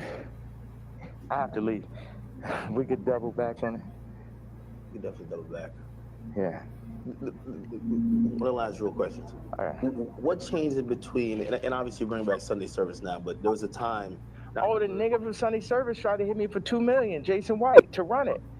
It's like, it's always a scam and it's Hollywood shit, but keep going on. But you used to be on, like, even certain language you felt just wasn't appropriate. You say you didn't want to get into secular music. I mean, I think even that track with 3 Stacks where, I think he wanted to curse or something like that. You're like, no, we got to keep it clean. Now when that song's fire too, The Promised Land. People are seeing how you're speaking, they're like, what happened to that? Yeah. Like, how do you get from there to here? What changes, or what do you then realize? I'm evil. This the real power of God. No white people, no black people, nobody could tell me what to say, think, talk, or who the fuck to be. And I'm happy everybody's so interested in me being me. I'm so happy that just me doing exactly what the fuck I want to do and saying exactly how the fuck I feel or what I say is so interesting to people. Did you ever apologize for anything, or like, not necessarily regret, but like see things you've done or seen people you offended in the past and be like, yeah, man, God hurts too. It hurt me that I had to hurt Jay. It hurt me. It hurt me. The Cardi shit, it hurts me. This shit, all this shit, I experience pain. People be thinking, oh, is he suicide? No. Well, you tweet about that, and we're all worried. I think you're the only one that can do what you do, but primarily because no matter, even if you say some shit that people really don't like, they love you. Right. And you're probably the only hip hop artist, or only artist, period, that you're so ingrained in us that we'll never. And that's why, like, I don't think cancellation could ever work with you, because it's like, no matter what, you're always gonna make us smile at a point, because you're Ye. When you start talking and you mentioned suicidal thoughts. I don't know. Can he be canceled? So if he has his money in the right situation, they can't take his money away, right? There's that. But if no majors fucking with you, no streamers fucking with you, like, he's big enough to where he can just do it on his own, independently, and still make a shit ton of money, still eat real nice. But if niggas ain't fucking with him, you know what I mean? And he's at the point to where niggas can't fuck with him. Like, we can't really fuck with Ye. We can't be out here caping for Ye, supporting this nigga at this point. Yeah, I like that last album. I wouldn't buy it. Yeah, I'll rip it off of some, platform, blah, blah, blah, convert it to an MP3 and bump it. But I would never support monetarily. And I would never, support him in a rally cry for this nigga if something happens, because he's already shown enough to where it's like, nah, you chose your side. Yeah, you're speaking that hot shit, but you're wearing a Klan robe when you're doing it. You're disrespecting respectable people purposely to hurt them as you're doing it, as you're spitting all this black shit. It don't work like that. You can't cater to the alt-right white supremacists and talk that black shit at the same time. That we can't do that yet. What's happening? We say that, but then people don't see what's happening. Look at the Chicago photo. Then look at the work that I put in a Cardi. Then look at me sitting and telling North, like, you got it. And it's like the real reason he's doing this, how it's coming off is like the real reason that he's actually doing this is because he's just jealous that he's not the guy that's being spoke about. He's not the guy who killed Drake and ushered in the golden era of hip hop. He's not the guy that people are reaching out to and asking for these beats like they used to. They're not asking for features like they used to. He's not the hot guy. He's not the Super Bowl 5 Grammy blah blah dude. And because of the crazy shit he's already done, like, it's not like, people are so offended because of what he said against the Jews that they're not fucking with him. No, you also said some wild shit about us. You know what I'm saying? You also chummed up to known white supremacists like Nick Fuentes. Like, you also threw shade at us to appease to white supremacists, dog. Trolling, there's not enough trolling for that to be justified. You're not like an upcoming artist where you really need the clicks. You're the king, as you say. So kings don't have to turn into clowns for attention. Kings don't have to get jealous because somebody else is getting some spotlight and some shine, some well-deserved shine. See, Ye minus all this bullshit, and you would be featured everywhere about to drop your album. You would be up there right now. You would be replacing Drake in the big three. You would be the most requested producer in the game, or at least one of them, without all of the bullshit and chicanery that comes with it. Because, yes, some people, they can't fuck with you if they wanted to because they are signed to labels who wouldn't let that shit ride. Some of the more independent cats who have a little bit more weight with their music, they could, but why would they want to fuck with a nigga who's wearing swastikas and Klan robes and shit? Principles. We not going on this Cardi album. I know it's the number one. Your friends are like, yo, you're gonna be in this Cardi. I know it's very exciting. Like, for a kid like that has everything, to be on a Cardi song is that. And North is like, yo, you got a problem with Cardi? I got a problem with Cardi. You stand 10 toes on you. Yeah. Yeah, absolutely. And that's what all these faggot ass raps need to understand. Don't get this Disney shit and this Hulu shit fucked up. I'm her daddy. And I deal with pain and I administer pain also. Yeah, me, pink polo faggot, I administer pain mentally. He also sounds like he's low-key insecure about his status. He keeps on bringing up the pink polo faggot, and I'm not a gangster like you guys, but like he feels like people look at him some kind of way because he's not a gangster, which I don't really think niggas are doing, honestly. I really don't. I don't think anybody's looking at like, oh yeah, I'm a gangster, I'm a G, and you're not because you're a square, and now I could look down at you. I don't think people are doing that. Like real recognize real. And everybody knows you have heart and that you always are you. Like even before all this clown shit you're doing now, like you've been respectable and able to move in the circle with cats because you're authentically you, and that's respectable. People respect that. You don't have to be that G thug gangster type of shit. You don't have to. You know that. So quit playing. But I think somehow he's kind of insecure about it because he keeps on saying that. Because none of these niggas is psycho or as smart as me. At least not the niggas. I can't say for the tech dudes. Okay, that's some other shit. But artists be dumb, bro. It's like they can't even fucking count, bro. Jewish people run their whole shit. The lawyers run their whole shit. Our whole shit. Like the contracts are set up for us to not read it. You know what I'm saying? Like nigga can't. Okay, go out and start run a whole record label without a Jewish person. Now I take back what I had to say. You know, start up your whole TV network and shit. Make it run, but no Jewish investors. Let me see how that works. You know what I'm saying? Until motherfuckers can really get their shit together, like they Nigerians or like they Chinese or like they're Jewish or like they're the tech Indians or some shit, everything I'm saying counts. And the way, as far as the way I feel or what I'm expressing, I'm saying people want to fuck with me. I'm telling them they can't fuck with me.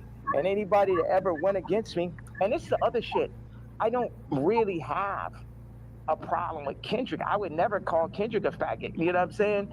I don't like what happened with the song and that whole idea. I don't like how they used Kendrick. That's right. And also, I don't like him saying he the number one because I'm the number one. So those are my two things. People think that's jealousy. They feel like even when you criticize the Super Bowl performance, or you're like, man, I ain't like him on Cardi's album. He got too many verses. Like, yeah, he could rap, but we ain't want to hear this shit. Y'all don't go to church? God is an angry God. God is a jealous God. What are you talking about? I'm the closest thing to God on earth, and I act just like how God acts. Damn. Like I go up when people, whatever interview you did previous to the interview of this interview, I guarantee you it's going to be more of a blessing than the previous interview. So what has God done? Bless. God has used me to bless. John Legend, Amber Rose, Kim, Travis, Cardi.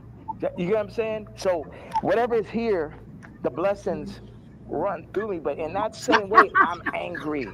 I'm jealous. And now I can say all these people were the family that I never had, but North is my actual family. So give me one reason, please. Because before it's all jealousy, is this and that, and now it's this far. So yes, I get it. He did bless a lot of niggas. God bless. But nigga, you was blessed. You know who blessed you, nigga. Come on.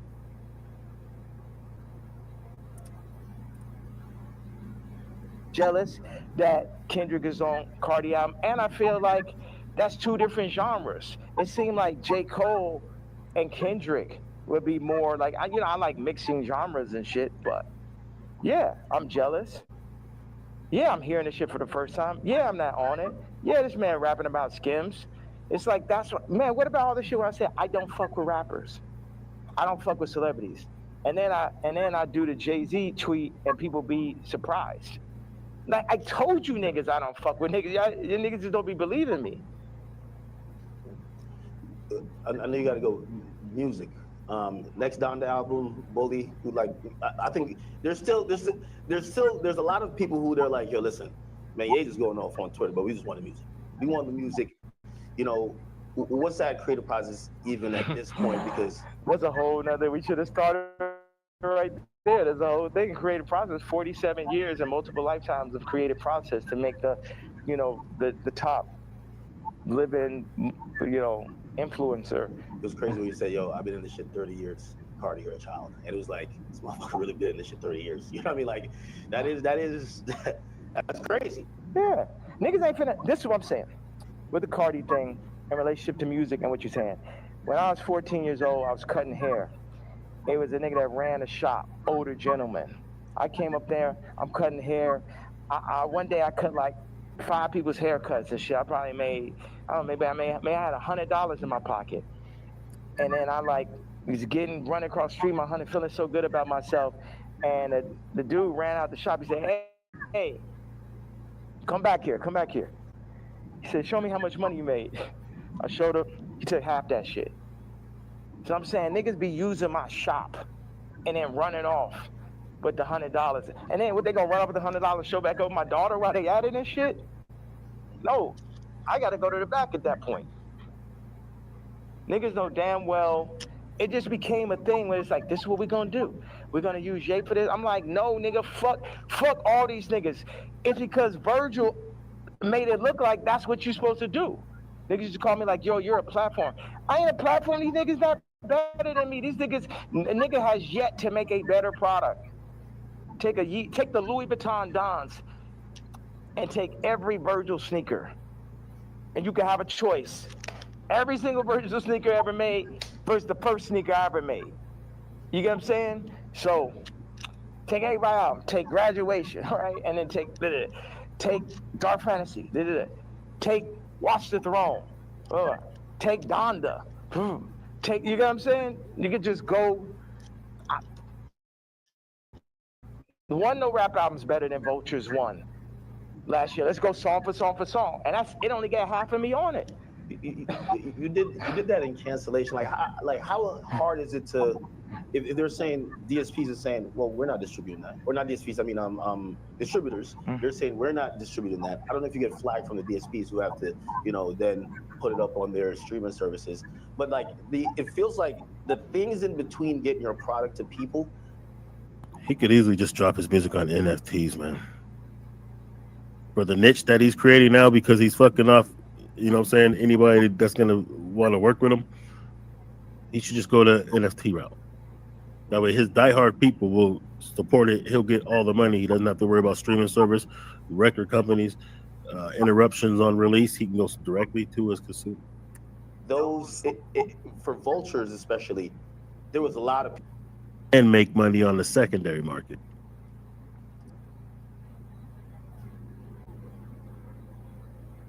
People running out of the way. You still got it up, right? Still got nominated for a Grammy, which, by the way, like again, I know you got it just brings up like 15 different more artists. Like Grammy was crazy. How could I not? You gotta come to Japan, bro. I really gotta make this. No, I know. I'm serious. Like y'all should come out there. I know. All right. I appreciate you. All right, man. I appreciate you, bro. Thank you. I appreciate you. Were you going out to the airport? What was you thinking the whole time? He's like, man, that nigga needs more security. No security could like fucking stop those interviews. Yeah, I'm headed to the airport. We run out of thing, right? There's. How much y'all got of that? Oh no, everything is there. It's 64 minutes. All right. That's what somebody told me. I was shocked. Why don't you move around with security, man? I have security, but I thought, but I always heard that you never did that. Where I thought that I would come in here, you have 15 assistants, 15 staffers, you have all type of shit going on. You get what I'm saying? Yeah. As opposed to, well, people, millionaires usually just have it's a lot of fluff, right? And it's just like you just have people just to wait around. Yeah. That's nice. Magnet? Yeah. Like they usually have just people to wait around on them, and it kind of creates like almost like a bureaucracy where it's like, hey, if you want to get to the guy, you get to this guy, who then talks to this guy and this girl and this person, then you get to them to make a decision. You get what I'm saying? Yeah, and that's when you interviewed me too. The person started to feel like they got too much power and shit. They're like, had the assistant. I knew she thought she maybe should start saying copy. Well, I mean, if you let her ask you for $3 million, like you. See, why couldn't the nigga Why couldn't the nigga just do the interview and some regular shit like he's wearing, man? That's what I'm saying. It's so performative. It dilutes from the message that he's acting like he's trying to spit. It's crazy. Should have said, "You must get the fuck out." Like, you said, I knew she was crazy when she said copy. I mean, as far as security, you could bet that there's other rooms full of security. Like wherever he's at, the room next to him, the room above him, whatever. The nigga's not moving. He's not slow like that. He got niggas. That's that person in the middle type of conversation. And they got the power. It's like they can't help it. Like they can't help themselves. And it's like I can talk to them. I'm really big. Like I got people right now that come in working on music, and then they want to like start working on clothes and shit. I'm just like, you don't know shit about clothes. And people try to put themselves in the middle of everything. And I've got to grab this and grab the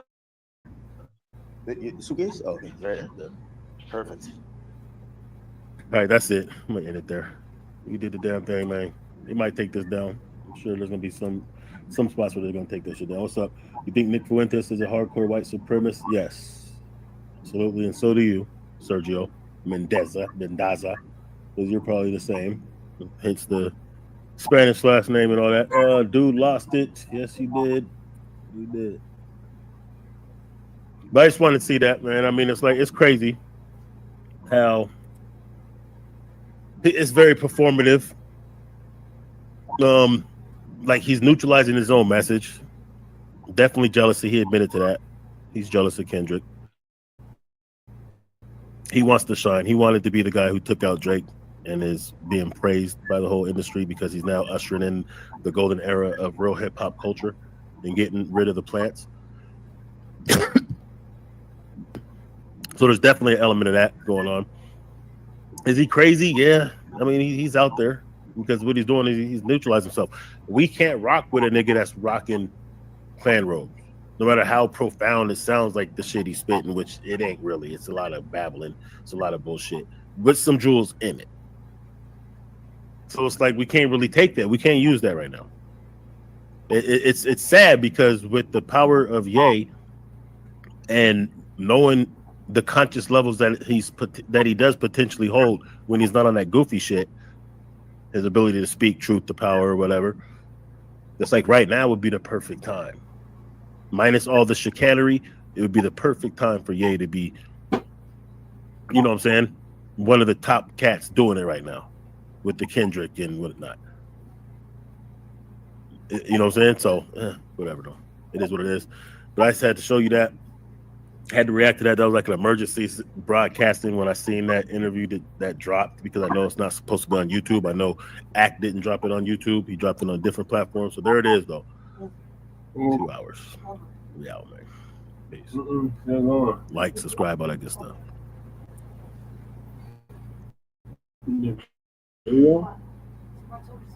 Oh yeah. You know, but the point is these people want to critique.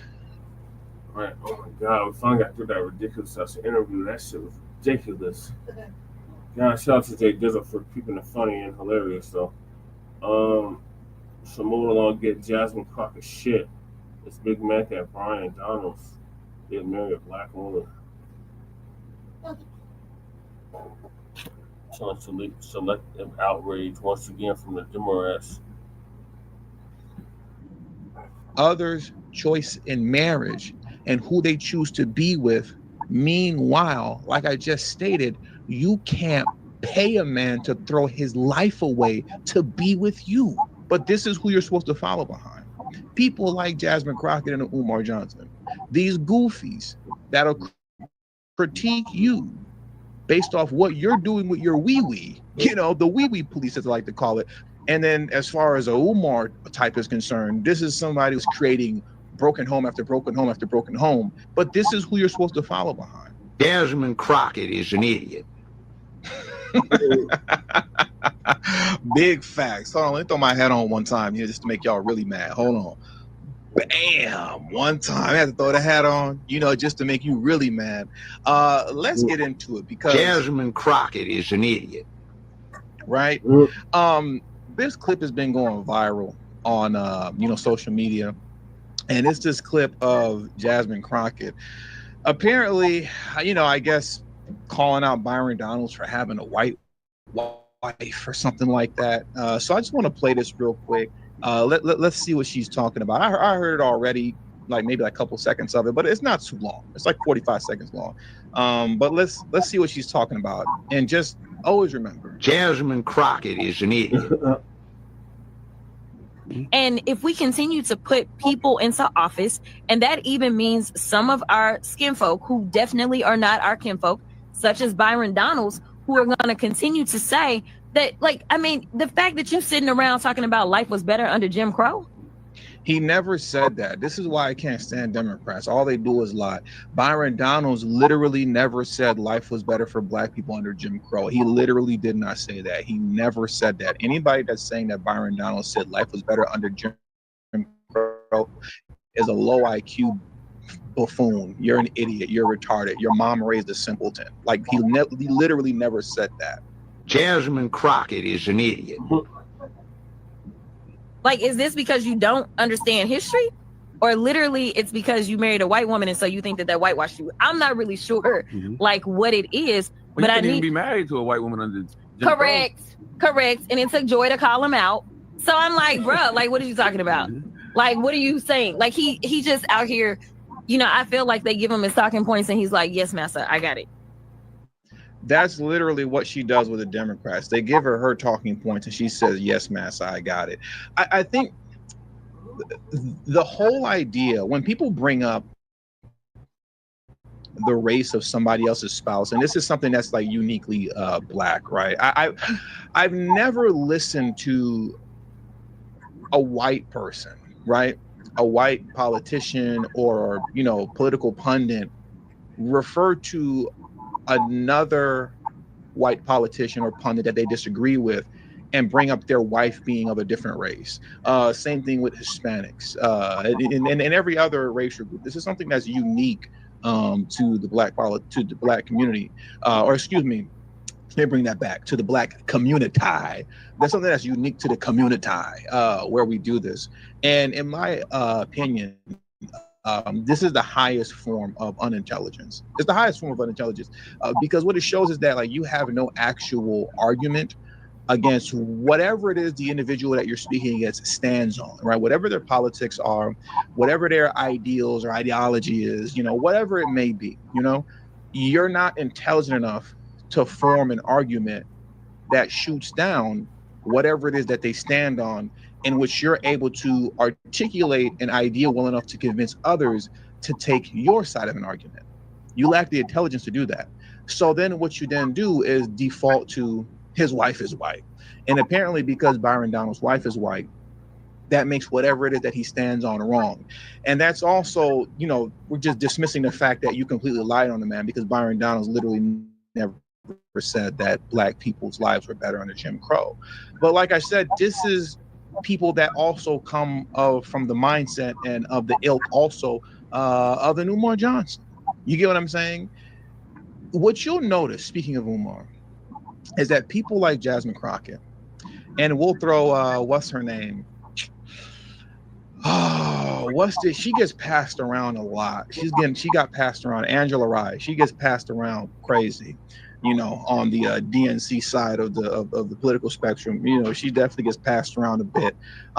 If you notice, they claim to be pro-Black, and all this good stuff about skin folk ain't kin folks, but then you'll see folks like, if we're going to talk about marriages and relationships, people like a Jasmine Crockett or Angela Rye, you can't find a man that's willing to sacrifice his life to be with you long term. Can't find one, let alone give you a baby. Definitely not doing that. That's a trap that you can't pay a man to fall into. These are women that, if we're going to talk about it, let's talk about it. Relationships and all that. Jasmine Crockett, I think she's 44 years old. You going on 50. And Barron, you going on 50. And it's just you, your degree, and your cat. Boy, I wish Kevin Samuels was still alive. KS, you did us dirty by dipping early like this. There's so much content for KS right now. Man, I wish Kevin Samuels was still alive. It's just you, your cat, and your PhD. Now, Jasmine Crockett wasn't, smart enough to get a PhD, Yeah, I don't believe she has a PhD. You know, she just has some degree in law or whatever. You know, but the point is these people want to critique others' choice in marriage and who they choose to be with. Meanwhile, like I just stated, you can't pay a man to throw his life away to be with you. That's diabolical. Jasmine Crockett is an idiot. You know, and now you go back to the Umar Johnsons and whatnot of the world, because she's of that ilk. Black Democrat politicians and so-called pro-Black, you know, independents, I guess, like an Umar, you know, this is a guy who's undisputed champion of baby mamas. We got 3 children by 3 different women. The 3rd child he doesn't claim, but meanwhile, y'all let him at HBCUs run up and down there talking about this. Black wins forever.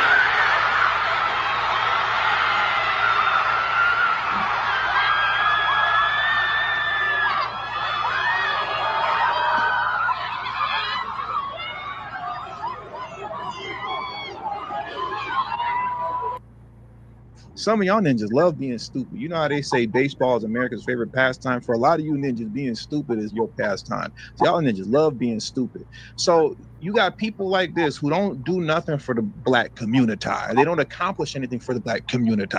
Jasmine Crockett is not working on no legislation that's going to better the Black community. She actually promotes illegal immigration, which we all know disproportionately affects the Black community, economically speaking, particularly Black men, right? But they don't care. They don't care. She's pushing anti-Black legislation. But this is who you're supposed to follow behind. People like Jasmine Crockett and Umar Johnson, these goofies that'll critique you based off what you're doing with your wee-wee, you know, the wee-wee police, as I like to call it. They'll critique what you're doing with your wee-wee, meanwhile, promote anti-Black legislation, anti-Black policy. And then as far as a Umar type is concerned, this is somebody who has stolen, or I'll say hustled, well over $2 million from the Black community, you know, under the guise of building a school for Black boys, which he's not doing, and it's never happened. On top of that, he's making multiple broken Black homes. But yeah, this is who we're supposed to follow behind. And if we don't follow behind their lead, then somehow I'm the sellout. I'm the raccoon, right? And so one guy is creating broken home after broken home after broken home. And then you have a woman in Jasmine Crockett that's pushing legislation and policies that, you know, break up Black families as well, by way of hurting us economically, because that's what supporting illegal immigration does. But what do I know, right? You know, I guess the only thing that matters for Black folks is that we got to be the wee-wee police and monitor what other men are doing with their wee-wee. And if you're using that wee-wee and, you know, entertaining white women or anybody else that isn't Black, then you're a sellout and you should never open your mouth to be able to speak. Meanwhile, in closing, guys making multiple broken homes and women who can't pay a man to be with them, they're the ones we're supposed to be listening to. Anyways, I'll end this video here. That's enough of this foolishness. And ladies and gentlemen, always remember, Jasmine Crockett is an idiot.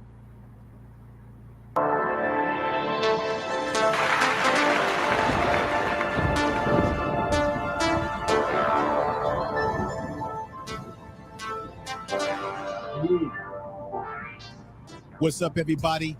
Man, I got a doozy for you. Well, yeah, I covered that.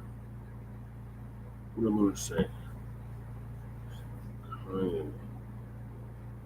It's my God for this. Oh my God, cracking at you stupid. Listen, this is why what happens when you back all that Jewish, all that Jesus out of Black men. Take note. This nigga is hanging out with the feds wearing a Klan robe off the Eat off the powder. Spit and nonsense. This is This is diabolical. I agree, Leonard. I agree full-heartedly. That shit was ridiculous. Oh god. Shit. Next time. Another call covered this.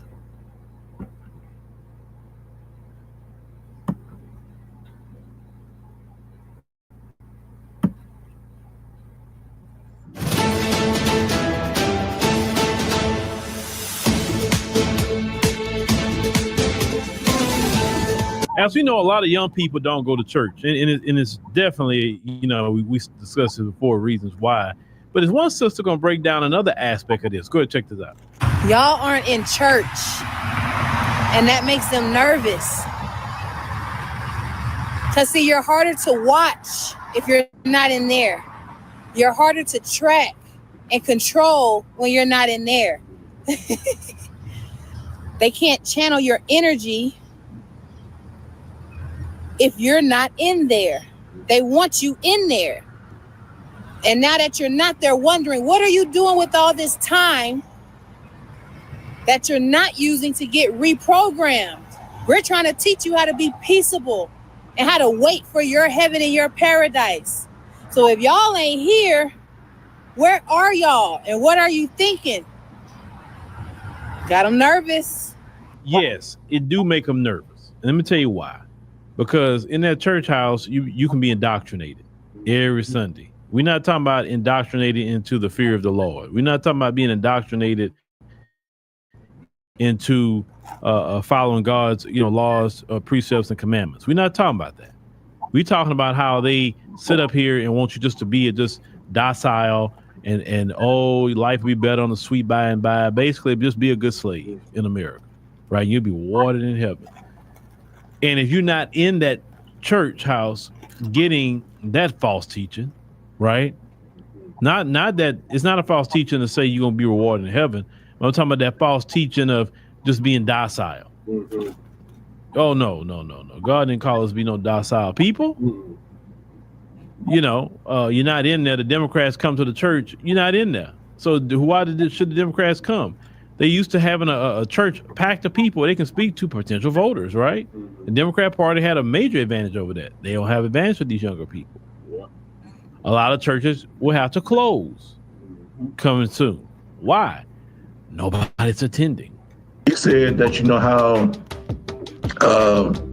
the millennials and the Gen Zers are not really going to the church like most other generations, and he said you got to understand it's a whole new generation and it has to make sense for them. We spent an enormous amount of money and surveyed all sorts of individuals, Generation Y and Generation Z. So anybody born after 1980, because we wanted to look at a phenomenon of the unaffiliated. And we're seeing that more and more young people in your generation are leaving the church.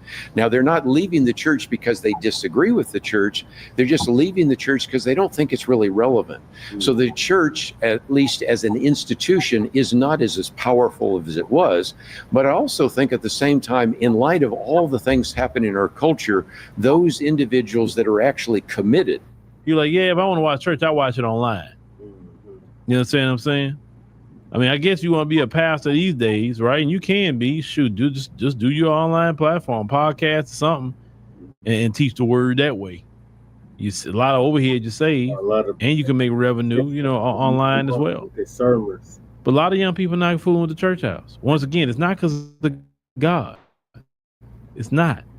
It's because they have seen all the things that go on in the church house. It just don't add up. It don't line up. You understand? So yeah, the folks know that we're not being indoctrinated by the preacher. And nope. No more of that pork chop. Welcome back to SoFlo TV again. It's your host with the most. Go ahead. All right, so moving along, we got this 375 years of prison. What they did to these adopted black kids. So these white supremacists, this Georgia couple right here, or Virginia couple rather, got sentenced to 375 years in prison for torturing their black adopted children. And hit that subscribe button and let's get into this crazy, crazy story. A white couple who adopted some black children just received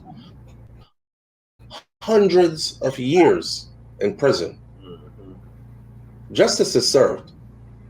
And when I first saw this story, bro, I said, nothing is going to come of this. But thankfully, something did. Sometimes the system actually works. So a white couple from West Virginia, they were collectively sentenced, husband and wife, together to 375 years in prison. Damn. First of all, if I'm standing in any courtroom and a judge says 100 years in prison, I'm just going to go ahead and collapse and hope that I pass away. So, you know, they can just take me out to the morgue because I'm not going to be able to do all that time, at least in my mind initially. You know, 375 years in prison for forcing their 5 adopted black children to work on their farms as slaves while being berated with racial slurs. Whew. So they figured they have a farm, they got some land. How do we get cheap labor for the land? Well, let's do what our ancestors did. Let's get some little ninjas and let's work them to death on this plantation here. And what they did was they adopted children. Hey, white people who adopt black kids, I appreciate you, because them kids, a lot of the times, stuck in the system or coming from abusive backgrounds, and they need love and care. Okay, and it doesn't matter who's going to give you love and care as long as you're getting love and care as a child. But please don't take this as a disrespect. I always look at the dynamics of that as something crazy, because I'm always curious, why didn't you adopt children of your own kind? There are a lot of white children who are out there who are stuck in the system as well, who are being abused as well, who need love and care from responsible, loving, caring adults as well. So why did you go for black children, knowing that you don't share the same history, you don't share the same present, you don't share the same anything, cultural differences, all that.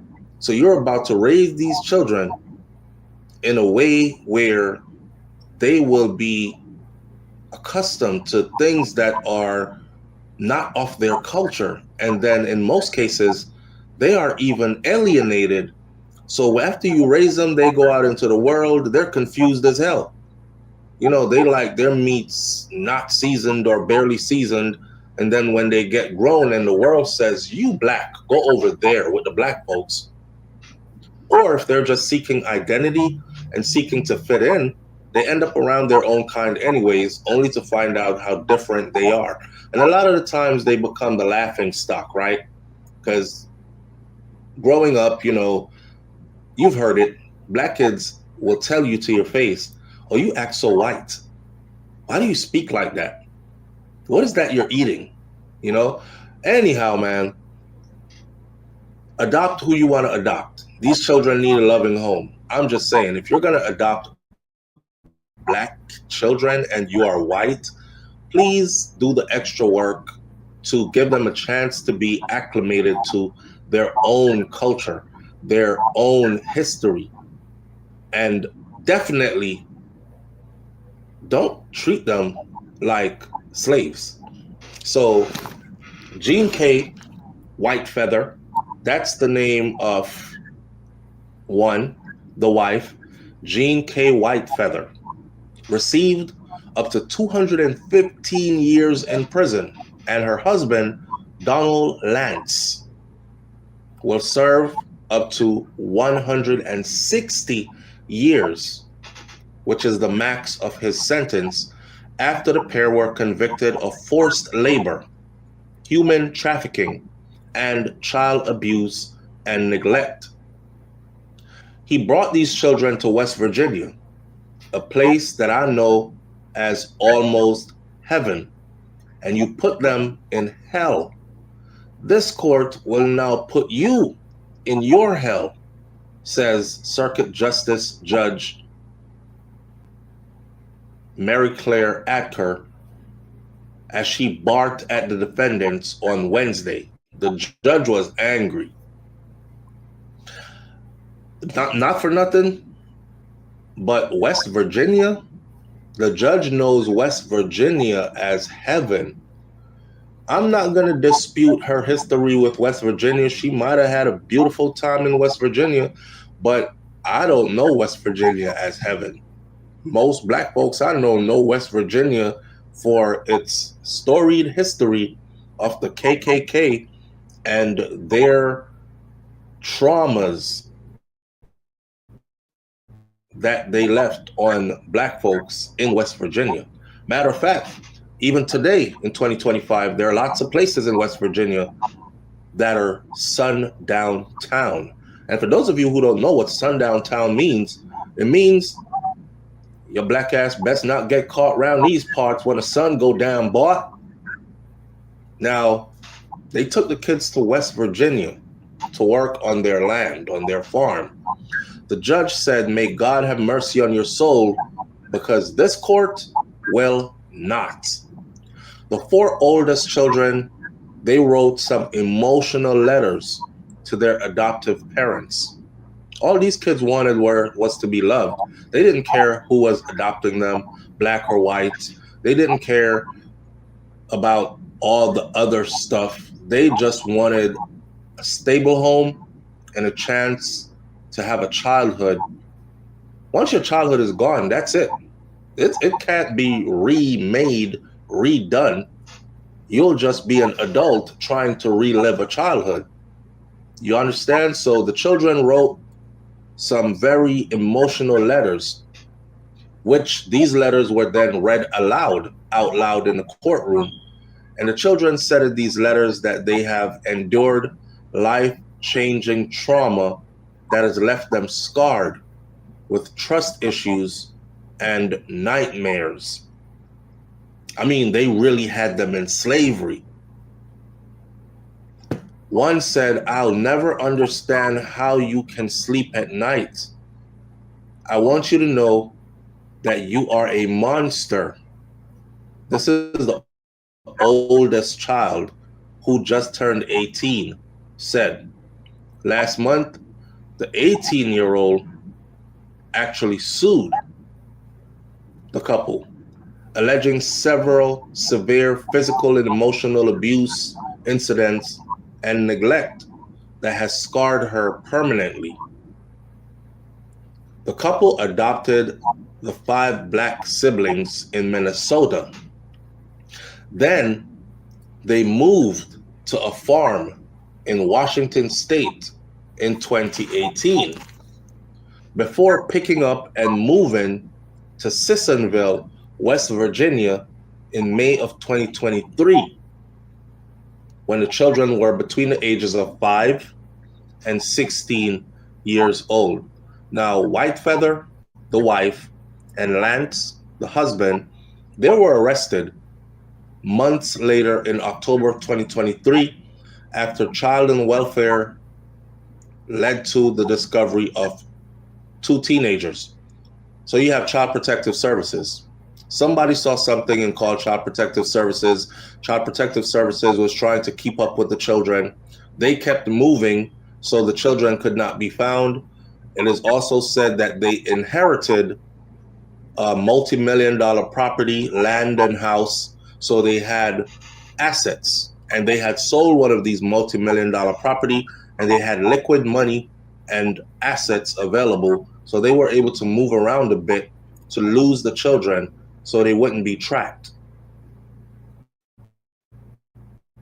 So Child and Welfare Services eventually discovered the children. The eldest daughter and her teenage brother were locked in a shed at the couple's home when Child and Welfare Services actually discovered them. And y'all got to see this shed. This shed is straight out of the movie Roots, the series with Kunta Kinte. This shed. Now, when the police bust open the barn doors with a crowbar, they found a porta potty inside. There was no lights. There was no running water. One of the teens told the police that they had been locked in that barn and had not been fed for 12 hours straight. And that's how they did them on a daily basis. They would work them outside and then they would lock them in a shed. It's 24 hours in a day. So if you work for 12 and you're locked in a shed for 12, you know, the siblings said that the couple forced them to sleep on concrete floors with no mattresses.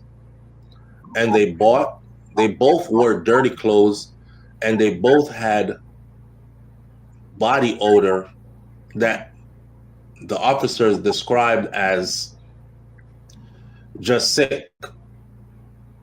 Now, inside the main residence of the house, they kept a 9-year-old girl. You could only imagine. They kept a 9-year-old girl in the main residence of the house while locking her older siblings in a shed. The main residence, they found child services and the police found a 9-year-old girl. She was found crying in a loft, alone. 3 hours later, Lance, the husband, arrived at the property with an 11-year-old boy. Whitefeather soon followed, which is the wife, with a 5-year-old girl. All 5 were turned over to Child Protective Services after the couple's arrest. You got to wonder what they were doing with these children, why the 2 older ones were locked in a barn in a shed with no running water, nothing to sleep on, just a concrete floor, no mattress, no pillow, no blanket, sheet, nothing, and messed up, dirty, torn up clothes like plantation workers from back in the day. These are our slaves, so we're not going to spend too much money on them, but we need to feed them to keep them healthy enough to work the land, kind of thing. And then where was the wife coming from with that child? And where was the husband coming from with that little boy as they went in 2 separate directions? There's so much to this story that I think still has not been uncovered. Akers said that last year, after they were indicted, these children were targeted because of their race, and they were used basically as slaves. So during the trial, neighbors testified that they never saw these children playing, but they did witness them standing in a line, and they did witness them performing hard labor. Now, once Lance noticed his curious neighbors, that they were actually seeing what was going on, he kept the children hidden. The eldest child, the daughter, testified that most of the outdoor work took place at the family's Washington residence, where some of them were forced to use their hands to dig the ground. Forget planting these flowers and here's a little shovel. Use your damn hands and dig the ground. That's what your hands are for. Look at your black hands. They're made to dig the ground. She also said that the children were verbally abused all the time, using racial slurs. They were fed mostly peanut butter sandwiches at a scheduled time each day, and some children were forced to stand in their rooms for hours with their hands on their heads. It's a part of their punishment. To break them, to keep them in line, to establish dominance. For no other reason, the 2 oldest children were forced to sleep on the floor in their shared room and they used the same bucket for bathroom while the others held up a sheet for privacy from the home security cameras, according to testimony. So even in the room that they gave them inside the house, or in the shed rather, there was a home security system in it. There was an AC unit that was made into the wall in it, and the AC unit was never turned on, so they never got air. Each one had to hold up a sheet or a garbage bag, it looked like, in front of the camera to give the other sibling privacy while they used the bucket as a porta potty if they wanted to poop or pee. And remember, these are teenagers, and it's a boy and a girl. You don't want to see your damn sister, unless something is wrong with you. You don't want to see your teenage sister naked as a teenage boy. You definitely don't want to see her peeing or pooping. You definitely do not want to be in the bathroom at the time she is peeing or pooping.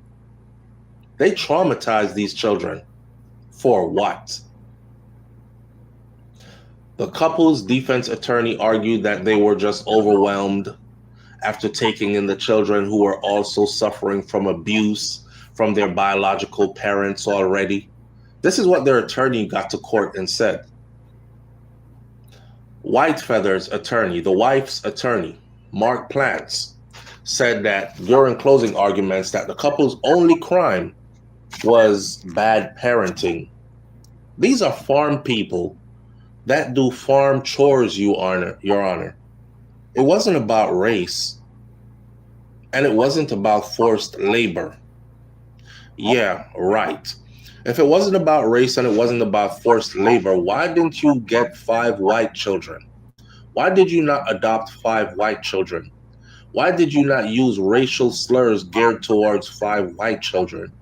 Because you knew what you had planned for them, and it was to work your fields. Free labor. Damn. I can't even imagine how traumatizing this must have been for children, especially if they had experienced any trauma in the system, and then thinking, oh God, please send somebody to adopt us. And then they were adopted, and then they experienced worse trauma, and now they're stuck between traumas thinking, I don't want to go back to the system, but I don't want to stay here either. Where do we go? We're stuck. It is said that this couple has a few $1 million also. So hopefully the oldest teenager who has just turned 18, who has the lawsuit against them, sues for pain and suffering and for whatever else.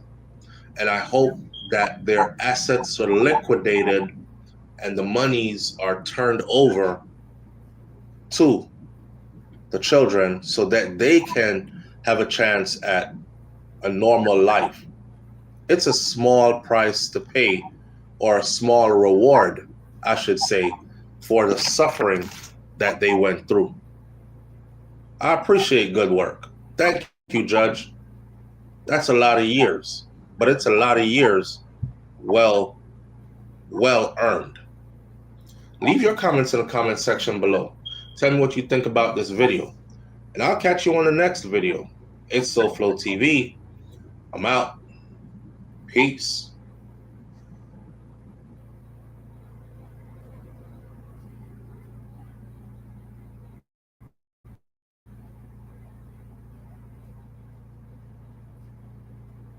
We begin today's show in Wisconsin, where billionaire advisor to Donald Trump, Elon Musk, spoke in Green Bay ahead of Tuesday's state Supreme Court election.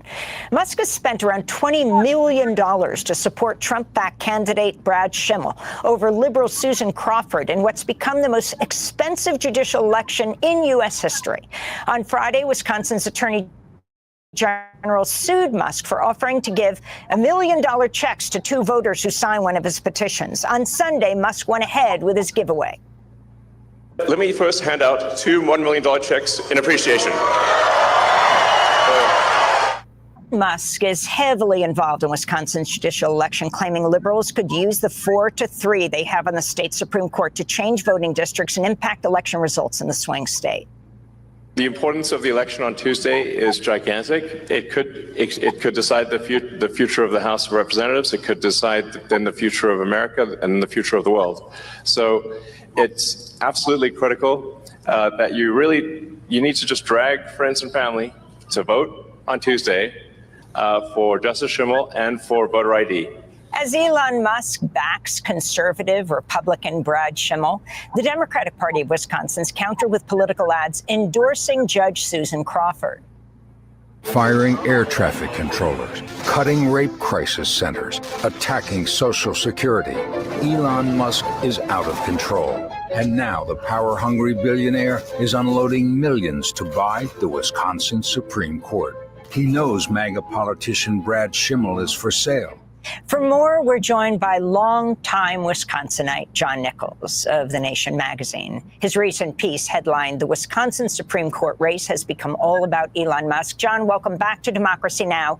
As Elon Musk says himself, I mean, this judicial race, which usually doesn't get anything like this attention, not to mention the tens of millions of dollars that has been put into the race, could affect not only the balance of the House of Representatives, well, what Elon Musk said is it could affect Western civilization. Talk about the significance of what's going on. Well, I've often been teased for saying Wisconsin is the center of the universe, but apparently Elon Musk has confirmed that. And what's going on in Wisconsin is a very intense race for state Supreme Court. Wisconsin has had quite a few of these in recent years. That's because our court is incredibly powerful, and we are a very divided state. Wisconsin is the ultimate battleground state in the U.S. Of the last 7 presidential races, 5 of them have been decided by around 30,000 votes or less. And so often things come to the court. Cases on abortion rights, cases on labor rights, cases on voting rights. In fact, in 2000, the court decided by a narrow 4-3 margin to reject Donald Trump's challenges to Wisconsin's vote for president. And so for a variety of reasons, both parties have focused on this court, even though it's a nonpartisan court. And this year's race is incredibly significant because currently the court has a 4-3 progressive majority. That's for the first time in a very long time. That progressive majority is likely to protect abortion rights, to encourage labor rights, and to protect voting rights. This is something that Republicans in Wisconsin are quite upset about. They made it clear they were going to try and upend that 4-3 majority and shift it to a 4-3 conservative majority. The thing that is different this time is that the richest man in the world, Elon Musk, has since January been obsessed with this race. He messages about it on social media. In February, he started giving substantial money. He is now up to at least 20 million. I think when the final count comes, it will probably be substantially more than that. And as you've noted, last night, he flew into Green Bay for what was actually not that big a rally. A decent number of people. But he gave away 2 checks for $1 million. He is also now making a new offer that to people who are going door to door, if you communicate that you've gone to the doors, you'll get $20 or something like that. And so he's just pouring money into the race in an effort to tip it to Brad Schimmel, who is a very, very right-wing Republican, long associated with former Governor Scott Walker. And if Schimmel gets on the court, I mean, there's very little doubt that he will rule in a very friendly way, not just to Republicans, but particularly to corporate interests. And I think that's what really interests Elon Musk. His position on abortion, very quickly, John? Brad Schimmel has been a long-time opponent of abortion rights. He comes from Waukesha County, which is a historically very conservative county in Wisconsin. And his whole career, he's been a militant foe of abortion rights. That's a big deal because Wisconsin has a battle going on about an 1849 law that effectively bans abortion. And if Schimmel went on the court, it is within the realm of reason that that law could be reanimated. I want to turn to the televised debate on Wisconsin's Supreme Court election between Schimmel and Crawford, both judges. In this clip, Schimmel's asked if he would ever rule against President Trump if a case ever came into his courtroom. If President Trump violates the law or President Trump brings a lawsuit that he's wrong on the law, of course I would. I don't have any personal loyalty to him that supersedes the oath I take as a judge. There's no question. So he's been described as a MAGA judge, but what about his response, John? Well, he's a politician. The thing to understand about Brad Schimmel is he really is a career politician. He's been on the ballot multiple times on the Republican ballot line for district attorney and for state attorney general during the Walker years. And he does say that, but he's also said that he thinks that we have to develop a quote unquote support network for Donald Trump to make sure that his agenda is protected. And after he did that debate appearance, he appeared at an event, or there circulated a picture from an event with him standing in front of a 20-foot tall blow-up Donald Trump balloon. So I think he might have been fabricating just a little in his statement there. If you can talk about the special elections, if you can talk about what's going on in Florida right now, Waltz and Gates's seats, and also what's happening in Louisiana and the significance of this moment for Donald Trump as he pulls Elise Stefanik's nomination to be the U.S. ambassador to the United Nations because he's concerned of her leaving her seat. Right. This is a politically volatile moment for Donald Trump. It often happens in the first months of a new presidential term. You have special elections, local elections, state elections, which begin to give you a sense of whether people are impressed with what the president is doing or are upset and angry with it. And we're starting to see some real signs of resistance to Donald Trump at the ballot box. In Louisiana on Saturday, there were 4 constitutional amendments. These were described as mega amendments. They sought to put a cap on taxation. They sought to put a cap on spending and on budgets. They sought to pull back a stipend for teachers, all sorts of things like that. The governor of Louisiana was very powerful and a Republican who was elected not that long ago, campaigned for these 4 amendments. They all went down by overwhelming margins. They were all defeated. And that's very surprising coming out of Louisiana. In fact, some people are referring to it as a political earthquake. And what happened was you had a very significant turnout of Black and working class voters mobilized by a coalition that was saying this is a real problem. So in Louisiana, a very conservative state, you saw a pushback against Trump and Musk. On Tuesday, you have the Wisconsin race, which has become, center of political news in the U.S. and even around the world. But you also have 2 special elections in Florida for seats that were vacated when Donald Trump appointed, as you mentioned, Matt Gaetz and Waltz to positions in his administration. In both of those races, the Democratic candidates are running way better than expected, even though those are very Republican-leaning districts. I'm not saying the Florida races will flip, but it is within the realm of reason that one of them could.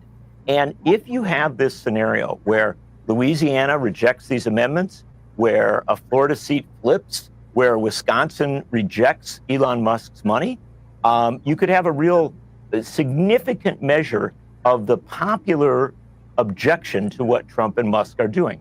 Obviously, if the Wisconsin race goes the other way, if the Florida races go Republican, you won't get that message. But that's why everyone is looking at what's happening, on Saturday in Louisiana and now on Tuesday in Florida and Wisconsin, because we may get the first real electoral measure of where America stands on Donald Trump and Elon Musk. Bernie Sanders has endorsed while in the Waltz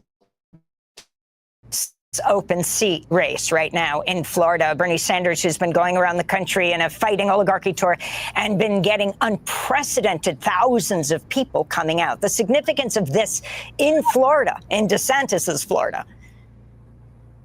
It's very interesting because, as you say, while the Democratic candidate in that 6th district race in Florida has gotten an endorsement from Senator Bernie Sanders. I talked to Senator Sanders about it yesterday, and Senator Sanders said that the Wild campaign really wanted this endorsement. And in fact, on social media, they very much embraced the endorsement of Bernie Sanders.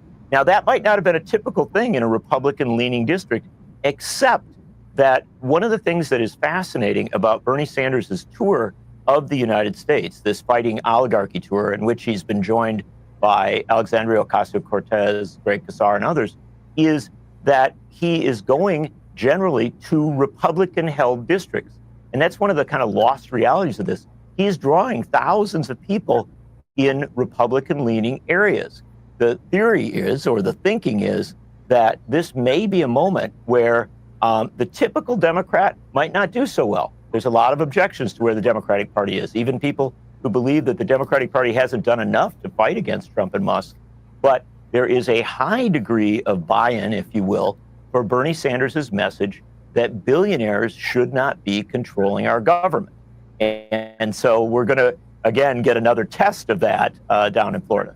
I want to thank you, John Nichols, for being with us and ask you to stay with us later in the broadcast. We're going to remember your colleague, the well-known media democracy activist and professor Robert McChesney. John Nichols is the nation's national affairs correspondent, and we'll link to your piece, The Wisconsin Supreme Court Race Has Become All About Musk.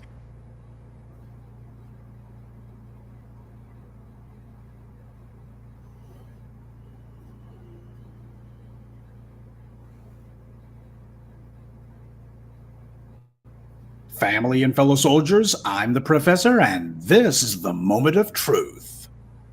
In light of last night's Sunday address looking at Jasmine Crockett's meaningless sniping at the most racist politician in Texas, I think the right follow-up would be to discuss some alternatives, actually one in particular. And if you haven't already watched the Sunday address, you probably should, because it also gives you information about the group that Crockett had been showing out for, Human Rights Campaign.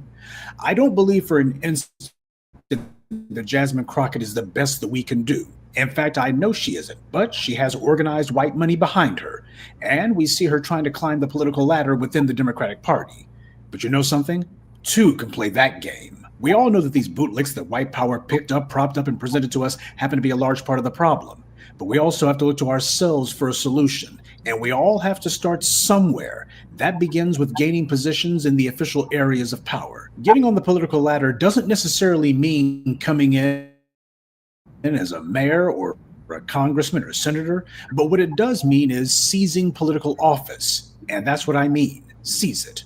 Allow me to use this analogy. When a young lion is out on the plains, lions don't live in jungles, by the way, they live on the prairie. Young lions aren't expert hunters, at least not yet. That takes time. In the beginning, the young lions first have to learn how to spy their prey and how to take them down. Now, as with any endeavor, if you go after the biggest and juiciest prize, you'll probably fail because you're not ready yet. Every lion wants to take down the biggest impala or the biggest buffalo because you can live for days off of a kill like that. The problem is the biggest impalas are usually the fastest, and the biggest buffalo are usually the strongest, and they both often put up a bigger fight too. That's how they live to become the biggest. And when it comes to buffalo, it's almost impossible for a single lion, even a large one, to take down a buffalo alone. A kill that big is a group sport. So does that mean that the lion gives up and sticks to eating whatever rotten scraps he can find out in the field? Of course not.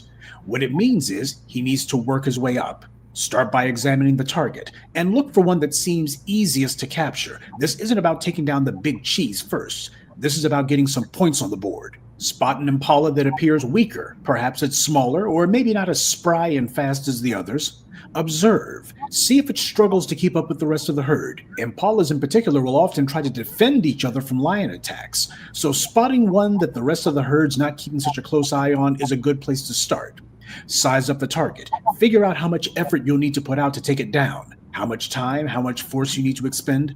This is performing your due diligence. And once you've spotted a good target, one that's a known quantity, you close in and take it down. Now, when it comes to politics, the same rules apply. This is where Republicans understand the game better than Democrats.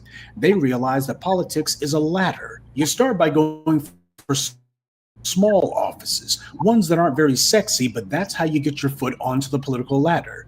And the reason why is school board members become city council members and county commissioners. City council members and county commissioners become mayors and state representatives. Mayors and state representatives become governors, congressmen, and senators.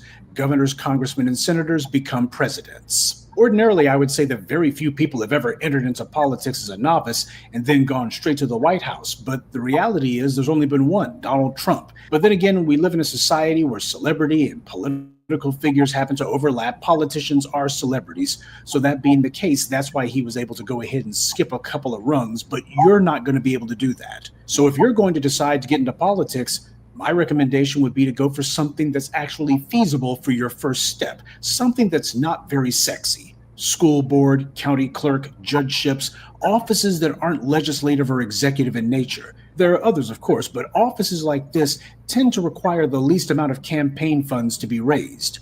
Elections are based on two factors. How much money do you need, and how many people do you need to vote for you? As for the costs, you can look up online how much the current office holder of the seat that you want to capture spent on their campaign. And of course, on election night, they tell you exactly how many votes they got.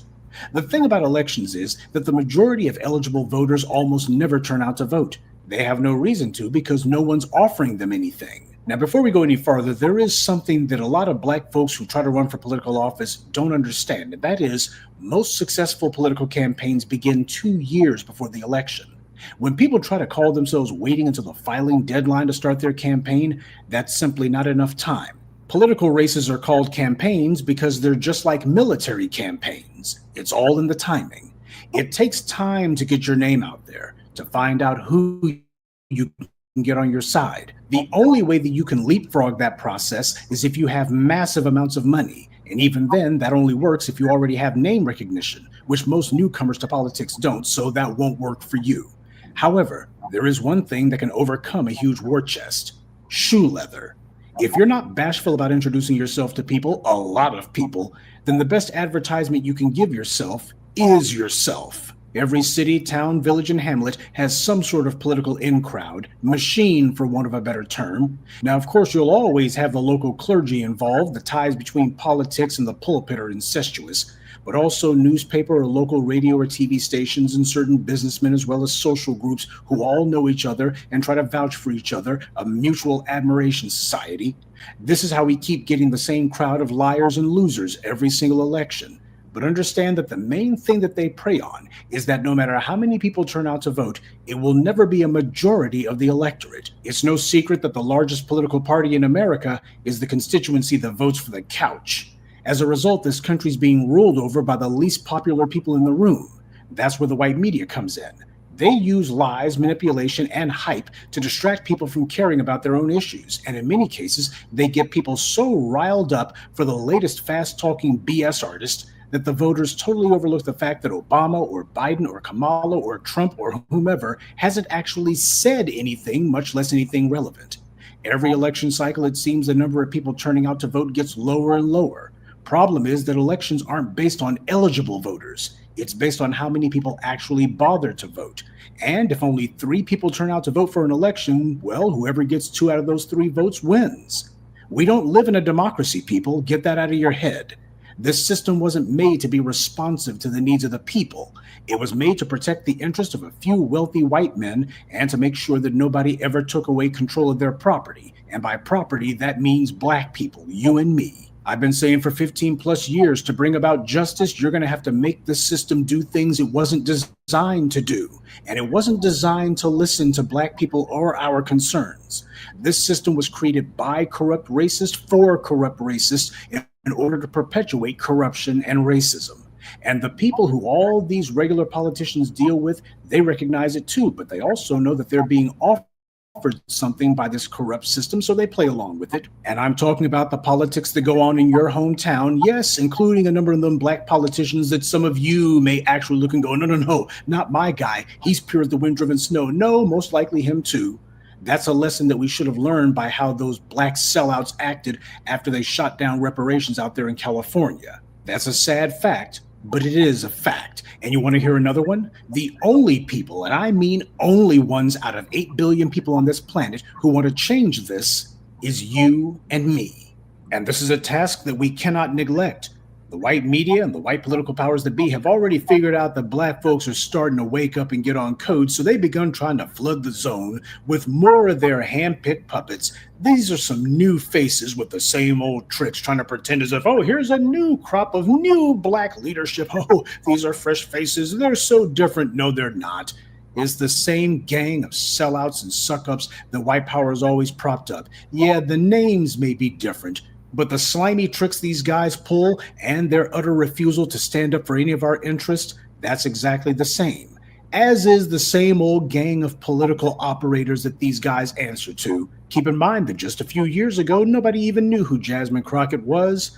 And once she came on the scene, quote unquote, the white media's been telling you that she's a great fresh new face. And how did that turn out? Either we'll give rise to our own field of candidates that we chose, or we'll continue to be inundated with a bumper crop of bootlicks. That's the bad news. Now, here's the good news. We can actually win this fight. No, it won't be quick or easy, but taking power never is. What matters is that it can be done. The first reason for this is you're not alone. I don't care what anyone tells you. You're not. There's plenty of people who feel the exact same way you do, but most folks sit back waiting for somebody else to step across that line.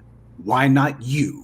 Now, when it comes to politics, I'm not concerned with whether someone's making deals to stay in office. Politics are mostly about making deals, but at some point, whoever's in office, they have to actually voice our interests and say it out loud. No tiptoeing around it, no using weasel words, and definitely no telling us that you're not going to do what we say.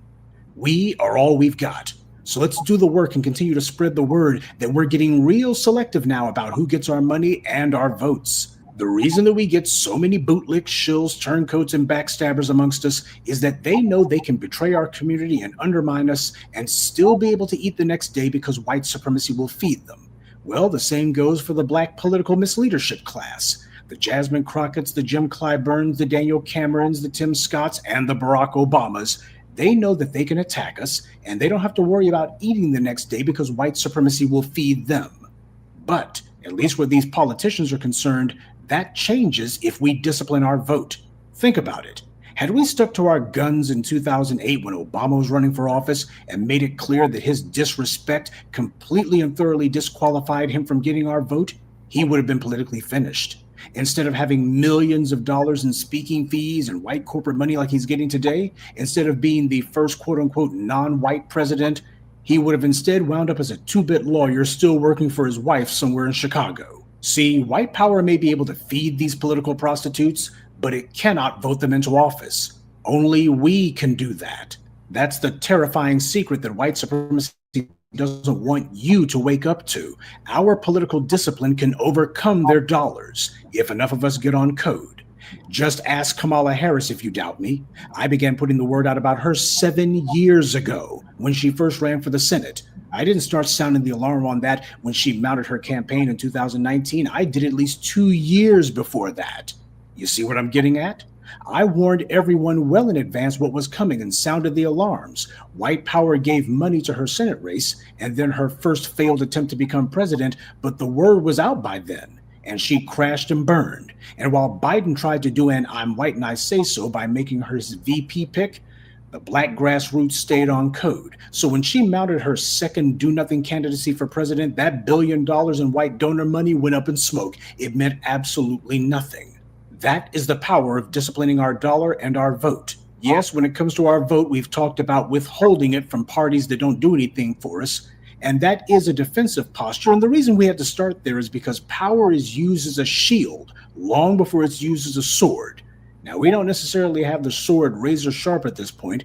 In fact, we're still taking that raw steel and hammering it into shape. But the process has begun. What we've got to do is to stay the course. This isn't about coming roaring out of the gate. The black media didn't do that. This is about persistence. You don't need to ask anyone's permission to start looking for political offices to take over. However, you will need to ask your own neighbors for their support. And given the competition, that's probably more than anyone seeking office in the past has ever done for them. The white media has done an excellent job of locking people's minds into a mental cage, making them think to themselves that the odds are just too great, nothing's ever going to change. That's the way that white power controls people. by getting them to give up before they even think to fight, and then making sure to derange people's internal politics by sending in bootlicks and shills and sellouts. That's exactly what they've done to us. It's time for that to change. And yes, I know that a lot of you, all of us in fact, are completely and thoroughly put out and frustrated with this sad state of affairs. But before you go giving in to despair or go letting anybody tell you that the fight is hopeless, you will be able to draw strength and votes from one immutable fact.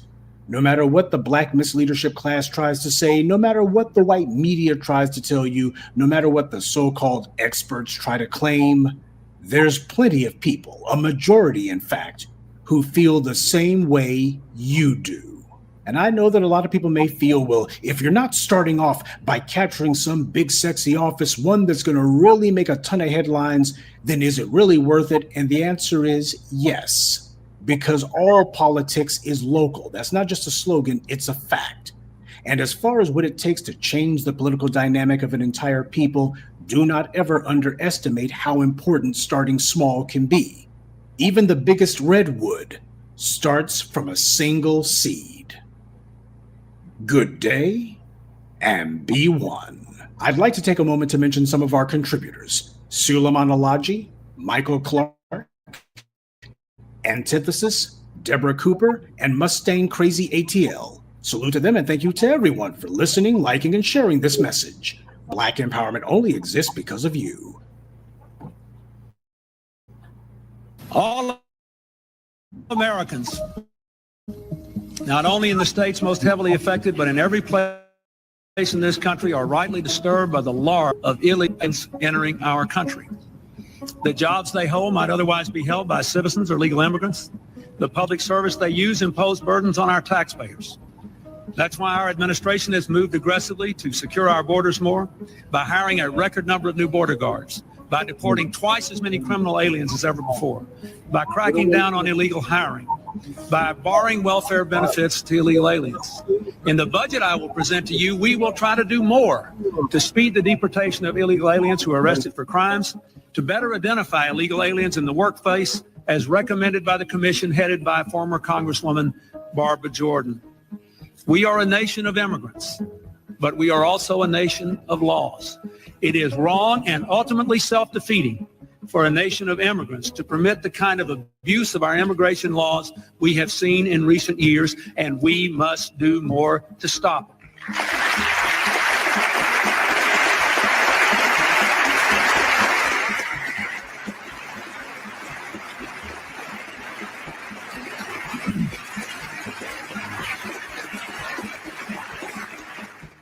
We are a generous and welcoming people here in the United States, but those who enter the country illegally and those who employ them disrespect the rule of law, and they are showing disregard for those who are following the law.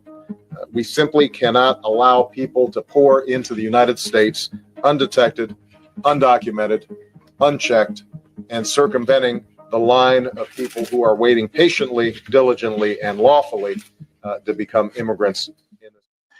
Okay, what's going on, everybody? We are here, we're alive. Thank you all for joining me today. If you haven't already, please hit the like button, subscribe to the channel if you're new to the channel, and most importantly, please make sure you're following me on Telegram at TD Media Group to help circumvent social media censorship and shadow banning. With the introduction out the way, let's get this live stream started. So we have big news, right? Breaking news. Out in Virginia earlier this morning, a top MS-13 gang leader was taken down and arrested, right? I want to go through this article very quickly, then go through a couple of videos, to highlight, a little bit more detail surrounding what went down earlier this morning. But this is definitely great news that we're seeing these guys actually being taken down in a way that was not occurring during the Biden administration. It's just a free-for-all, obviously, migrant crisis. We don't have to rehash that. We all understand the migrant crisis. But as it pertains to actually focusing on taking down these top migrant gangs and these top migrant gang leaders like MS-13, and then now we have Trinidad and Agua, thanks to Biden and Harris, just going after these people were not a priority, which is crazy when you think about it, but it just wasn't. But now it is, and we see these guys are getting taken down left and right. So I want to go through this very quickly, and like I said, we're going to jump into a couple videos afterwards. U.S. authorities have captured the MS-13 top leader for the U.S. East Coast. Or excuse me, I'll start over again. U.S. authorities have captured the MS-13 top leader for the U.S. East Coast. The FBI announced on Thursday. Officials captured the 24-year-old suspect in Woodbridge, Virginia, just south of Washington, D.C. Authorities have yet to release the suspect's name, but they say he is one of the top 3 leaders of the MS-13 gang in the U.S. Attorney General Pam Bondi and FBI Director Kash Patel watched the arrest unfold from a nearby Tactical Operations Center. Deputy Attorney General Todd Blanche and senior DOJ official Emma Bove were also present. The operation included the FBI, joined by the Prince William County Police Department, ATF, ICE, and the Virginia State Police. Patel also praised law enforcement officers for conducting a safe operation. Thursday's operation is only the latest targeting top-level members of gangs and drug trafficking rings operating in the U.S. The FBI has arrested 3 individuals on its top 10 most wanted list in the past 2 months alone. I'm going to repeat that one more time. The FBI has arrested 3 individuals on its top 10 most wanted list in the past 2 months alone. These guys are moving quickly to eliminate their top 10 list so that they can create a new top 10 list and get more of these guys out of here. This is a really good thing to see and a great thing to see. Like I said, they're moving fast, they're moving quickly, and they're removing these guys just at a rate that's really kind of unprecedented at this point. You know, eliminating your top 10 within 6 months just to replace them with another top 10 looks like that's the trajectory that we're on with this, getting these guys up out of here. So now what I want to do next is I want to get into this clip here because this clip that I'm going to get into next is of Pam